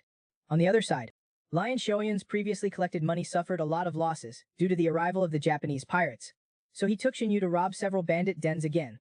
Although Qin Yu was very unwilling, he had no choice because of Lion Xiaoyan's tyrannical power. After it was over, Lion Xiaoyan gave Qian Yu Doi some money and then sent him away. He couldn't just let Qian Yu contribute his strength. He still had to give him some benefits. On the other side, Sima Yun had already prepared everything in the heavenly secret cave. He used the lower crow gate to transmit information to Lion Xiaoyan. So Lion Xiaoyan and Kan Jiling arrived near the heavenly secret cave. There was already a large number of underworld figures gathered here. The moment he and Qian Jiling walked into the hotel, they instantly attracted the attention of everyone inside. Just then Sima Yun waved to them from upstairs. Sima Yun had already made a suggestion to the underworld leaders to help them break the heavenly secret cave's formation and then make a fortune. Lion Xiaoyan also thought that breaking the formation he had prepared to make a huge profit was a good idea. However, since the other party was in the underworld, they had no sense of contract at all, so Sima Yun had Lion Xiaoyan come over to protect his safety. The next day, the group found the underworld leader, a Bo Zezin. Bo Zezin was also a peerless master. Sima Yun spoke of his suggestion, but Bo Zezin thought the amount of money they had to pay was too much and refused to agree. Seeing that there was no need to discuss it further, Sima Yun prepared to find leaders of other forces. Before leaving, Sima Yun confirmed, although the amount of money I want is huge, the benefits it brings are equally huge. Are you sure you don't want to cooperate with me? After saying that, he turned around and prepared to leave. Just at that moment, Go Zezin shouted, "Wait a moment. Can you really break the heavenly secret cave's formation?" Finally, Sima Yun used his own life as a guarantee that he would definitely be able to break the heavenly secret cave's formation, and only then did Gu Zezin agree to cooperate with him. That night, Lion Xiaoyan had something to do at the Huayang business group and left alone. Sima Yun stayed behind alone to prepare for the future cooperation matters. Late at night, Sima Yun, who was somewhat tired, prepared to go to bed. Just after he blew out the candle, a figure in a hidden place outside flashed and entered Sima Yun's room through the window. At this time, Sima Yun was already fast asleep, completely unaware of everything that was happening outside. At this time, the man in black took out his sword and thrust it towards Sima Yun's vital point. Sima Yun had just fallen asleep when an assassin appeared wanting to assassinate him. The assassin raised his sword and fiercely stabbed into Sima Yun's chest. Just at that moment, Sima Yun, who was lying on the bed, suddenly turned into a piece of wood. The man instantly felt that something was wrong and turned around. At this time, a sword energy attacked him. In a hurry, he swung his sword to block this attack, and then jumped out of the window. Lion Xiaoyan also pursued closely. He slashed at the man's back with his sword, but did not expect that he was wearing armor, only causing a slight scratch. In order to capture him alive, Lion Xiaoyan did not use his full strength. At the moment of landing, the man turned around and shot out 3 hidden weapons, and then disappeared into thin air. Just as Lion Shoyan dodged the hidden weapons, the man had already appeared in front of him. While dodging, Lion Shoyan couldn't help but sigh. The man's ability to hide his aura is indeed powerful. Looking at the weapons and equipment in his hand, he should be a killer who has received strict training. Seeing Lion Shoyan charge at him again, he tried to use poison smoke to kill him, but he didn't know that Lion Shoyan was immune to all poisons. Lion Shoyan broke through the poison and instantly appeared next to the man. With a few taps, he sealed his blood points. After leaving the West Island gang, Lion Shoyan felt someone was following him. That's why he and Sima Yun staged a play, just to wait for that person to show himself. From that assassin's mouth, he learned that it was the Five Ghosts gang, the rival of the West Island gang. He came to assassinate Sima Yun, trying to stop them from cooperating to go to the Thousand Machine Cave.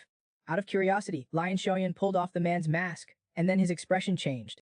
He couldn't help but exclaim Xu Husen. The man was also surprised. Someone actually knew him. Of course, Lion Shoyan knew him, because he was the thousand-faced killer. Su Husen, in his previous life, killed one of the top 10 martial arts masters, the Blade King's world-ending assassin. He was also the confidant of the slaughtering demon lord, specializing in handling various dirty matters. The Shadow, and he was eventually killed when assassinating the Plum Blossom Sword God.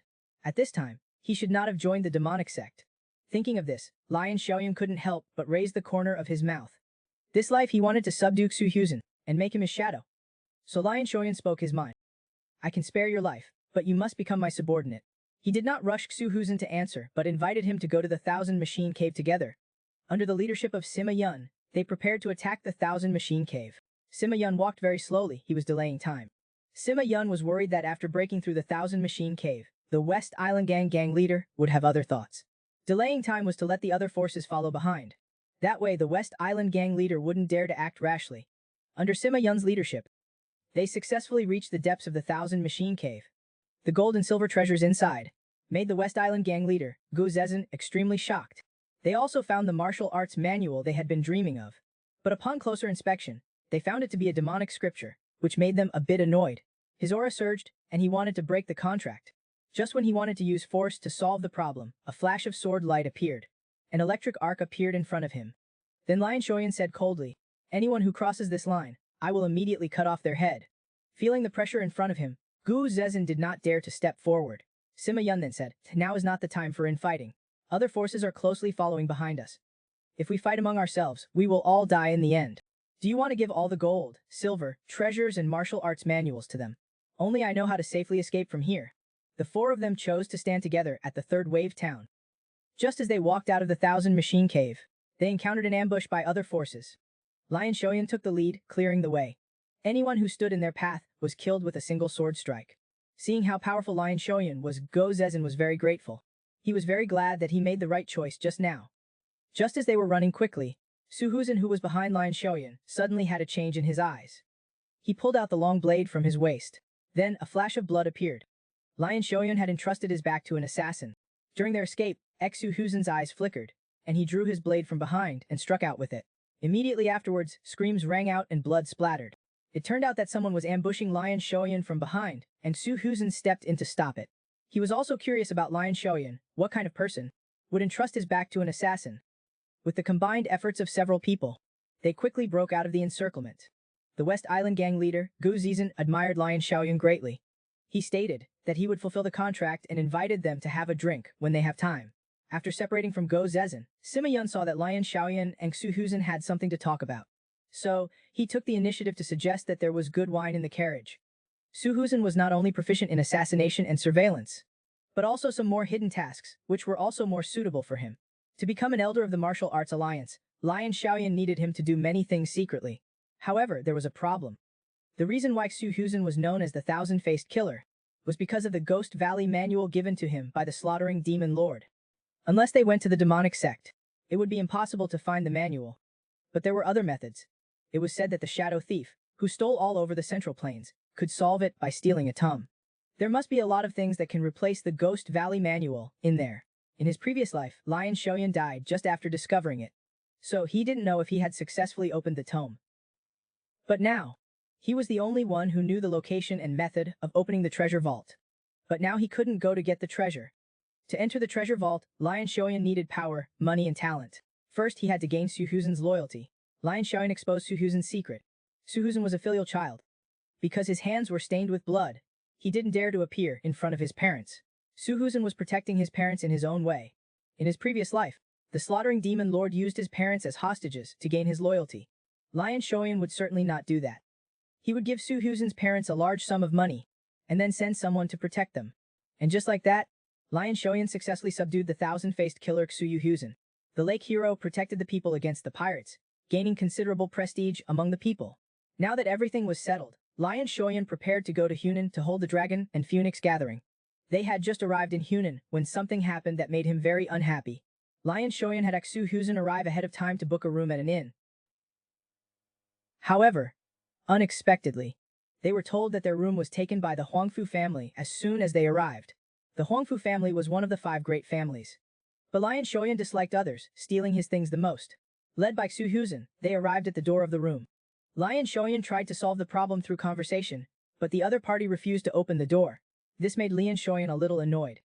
Just then, a person walked out of a room beside them. Claiming to be Liu Kangxin, the captain of the Huangfu family's royal guard. He stated that this was a hotel room they paid for normally.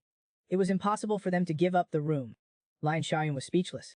Martial artists forcibly took the room, and the innkeeper could only accept it obediently. He helplessly patted his head. Since talking couldn't solve the problem, then he could only rely on force.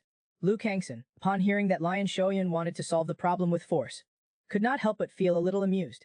Immediately his aura surged. He said coldly, "If you leave obediently, I can avoid making you lose face here." Seeing that the other party was being unyielding, Lion Shoyan tore open the clothes on his body, revealing the heavenly silk armor underneath. "I will use the heavenly silk armor on my body as a bet."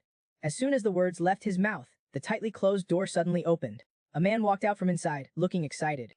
The 2 parties reached an agreement and went to the suburbs. Lion Shoyan did not expect that the person who took his room was actually the future Qianlong, Huang Fuzhen. In his previous life, he gained both fame and fortune at the Dragon and Phoenix Gathering. He also performed various merits in the war against the demonic sect. But Lion Shoyan did not see him on the battlefield in his previous life. Because all of this was fabricated by the Martial Arts Alliance and the Huangfu family. Huang Fuzhen was just a coward hiding behind power. But at this moment, Huang Fuzhen was still looking smug, thinking that he would win this match for sure. He arrogantly told Lion Shoyan to take off the heavenly silk armor, saying that he thought the competition had to be fair to distinguish between the strong and the weak. Fighting with such a treasure was too despicable. Lion Shoyan cursed him in his heart. He himself was wearing a full set of divine weapons, and he had the nerve to say that, so he suggested that Huang Fuzhen take 10 moves from him. If he could withstand it, then he would win. Huang Fuzhen felt like he was being looked down upon, and was very unhappy. Lion Shoyan then continued to say, "I am giving you a special opportunity. You don't lack confidence, do you?" Huang Fuzhen was completely enraged by Lion Shoyan. His aura surged instantly. The domineering true ki made Xu Huzhen's body tremble. He couldn't help but feel a little worried for Lion Shoyan. At this moment, Huang Fuzhen roared loudly. With a stomp of his feet, his body shot towards Lion Shoyan like a cannonball. The full attack of the genius of the Heavenly Palace family was easily blocked by Lion Shoyan. He did not even draw his sword. Lion Shoyan continued to attack Huang Fuzhen. Huang Fuzhen did a flip to avoid Lion Shoyan's attack. He thought that he had been too careless just now. This time he used the Huangfu family's unique 5 elements fist. Just as he began his stance, Lion Shoyan struck him on the head with his sword, followed by a rain of attacks. They all landed on Huang Fuzhen's body. There was only the last move left. If he could withstand it, Lion Shoyan would give him the heavenly silk armor. But at this time, Huang Fuzhen had beaten into a pig's head. He shouted and ordered his subordinates to attack. Upon receiving Huang Fuzhen's orders, a group of people suddenly appeared and surrounded Lion Shoyan. Lion Shoyan just stomped hard on the ground, and the people around him were forced back 10 feet. He did not need to use his sword to deal with these small fry. Even the yellow guard captain was defeated by Lion Shoyan with 1 punch. Seeing all the people around him beaten to the ground, Huang Fuzhen was a little flustered. Lion Shoyan slowly approached him and said, "You haven't forgotten our bet, have you? I bet my heavenly silk armor, you bet your gauntlets." Huang Fuzhen hurriedly protected his gauntlets, saying, "No way. This was given to me by the head of the family at my coming-of-age ceremony." Seeing that Lion Shoyan didn't care about his personal affairs, Huang Fuzhen threatened, "Aren't you afraid that the Huangfu family will retaliate against you?" Hearing this, Lion Shoyan immediately remembered Taoist Tianyu. The 2 of them talked very much alike. But he was not worried about that. The masters of the martial arts families were beaten to a pulp by an unknown young man. Lion Shoyan believed that they wouldn't say it out loud. Seeing Lion Shoyan was unyielding, Huang Fuzhen spoke out the final truth. It turned out that the reason they wanted to take Lion Shoyan's room was because a great figure was about to arrive, the elders of the Martial Arts Alliance, Xiao Xuanjin and Wan Li Quan. After saying the names of these 2 people, Huang Fuzhen said smugly. Do you understand now? If the two of them know what happened here, you will be in big trouble. But Lion Shoyan didn't buy their act. He told Huang Fuzhen to quickly hand over the gauntlets. For the sake of some unnecessary impact, Lion Shoyan had long ago asked Tang Shuan and Taoist Tianyu to hide aside to act as witnesses for him. Huang Fuzhen saw that one was the Tang family's young miss, and the other was a disciple of the Plum Blossom Sword God. He completely lost his momentum. At this time Lion Shoyan said in a cold voice, now there is only the last move left. Let's finish this. Or you obediently hand over the gauntlets to me. In the end Huang Fuzhen chose the latter. Lion Shoyan returned to Lake Dongting. He believed that what he had done must have reached Elder Yuan's ears. At this time, suddenly, someone called out to him from behind.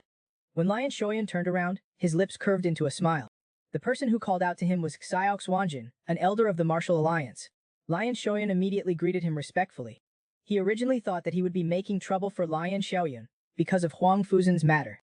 But he didn't expect Seia Wu to laugh heartily. This immediately made Lion Shoyan feel somewhat confused. Seia Wu invited Lion Shoyan to chat on Dongting Lake. Through their conversation, Seia Wu thought Lion Shoyan was a very humble young man, not like what Huang Fuzhen said. After a few drinks, Seia Wu revealed his purpose. He believed that with Lion Shoyan's strength, he would definitely achieve good results, even the championship, in the Dragon Phoenix meet. He hoped that Lian Shoyan would pledge his allegiance to him. Once he won the championship of the Dragon Phoenix meet, Seia Wu would support him to make some contributions in the future. At the same time, Seia Wu would also gain a higher status because of Lion Shoyan. Lion Shoyan saw the shadow of his senior brother, the Demon Lord Slayer, in him.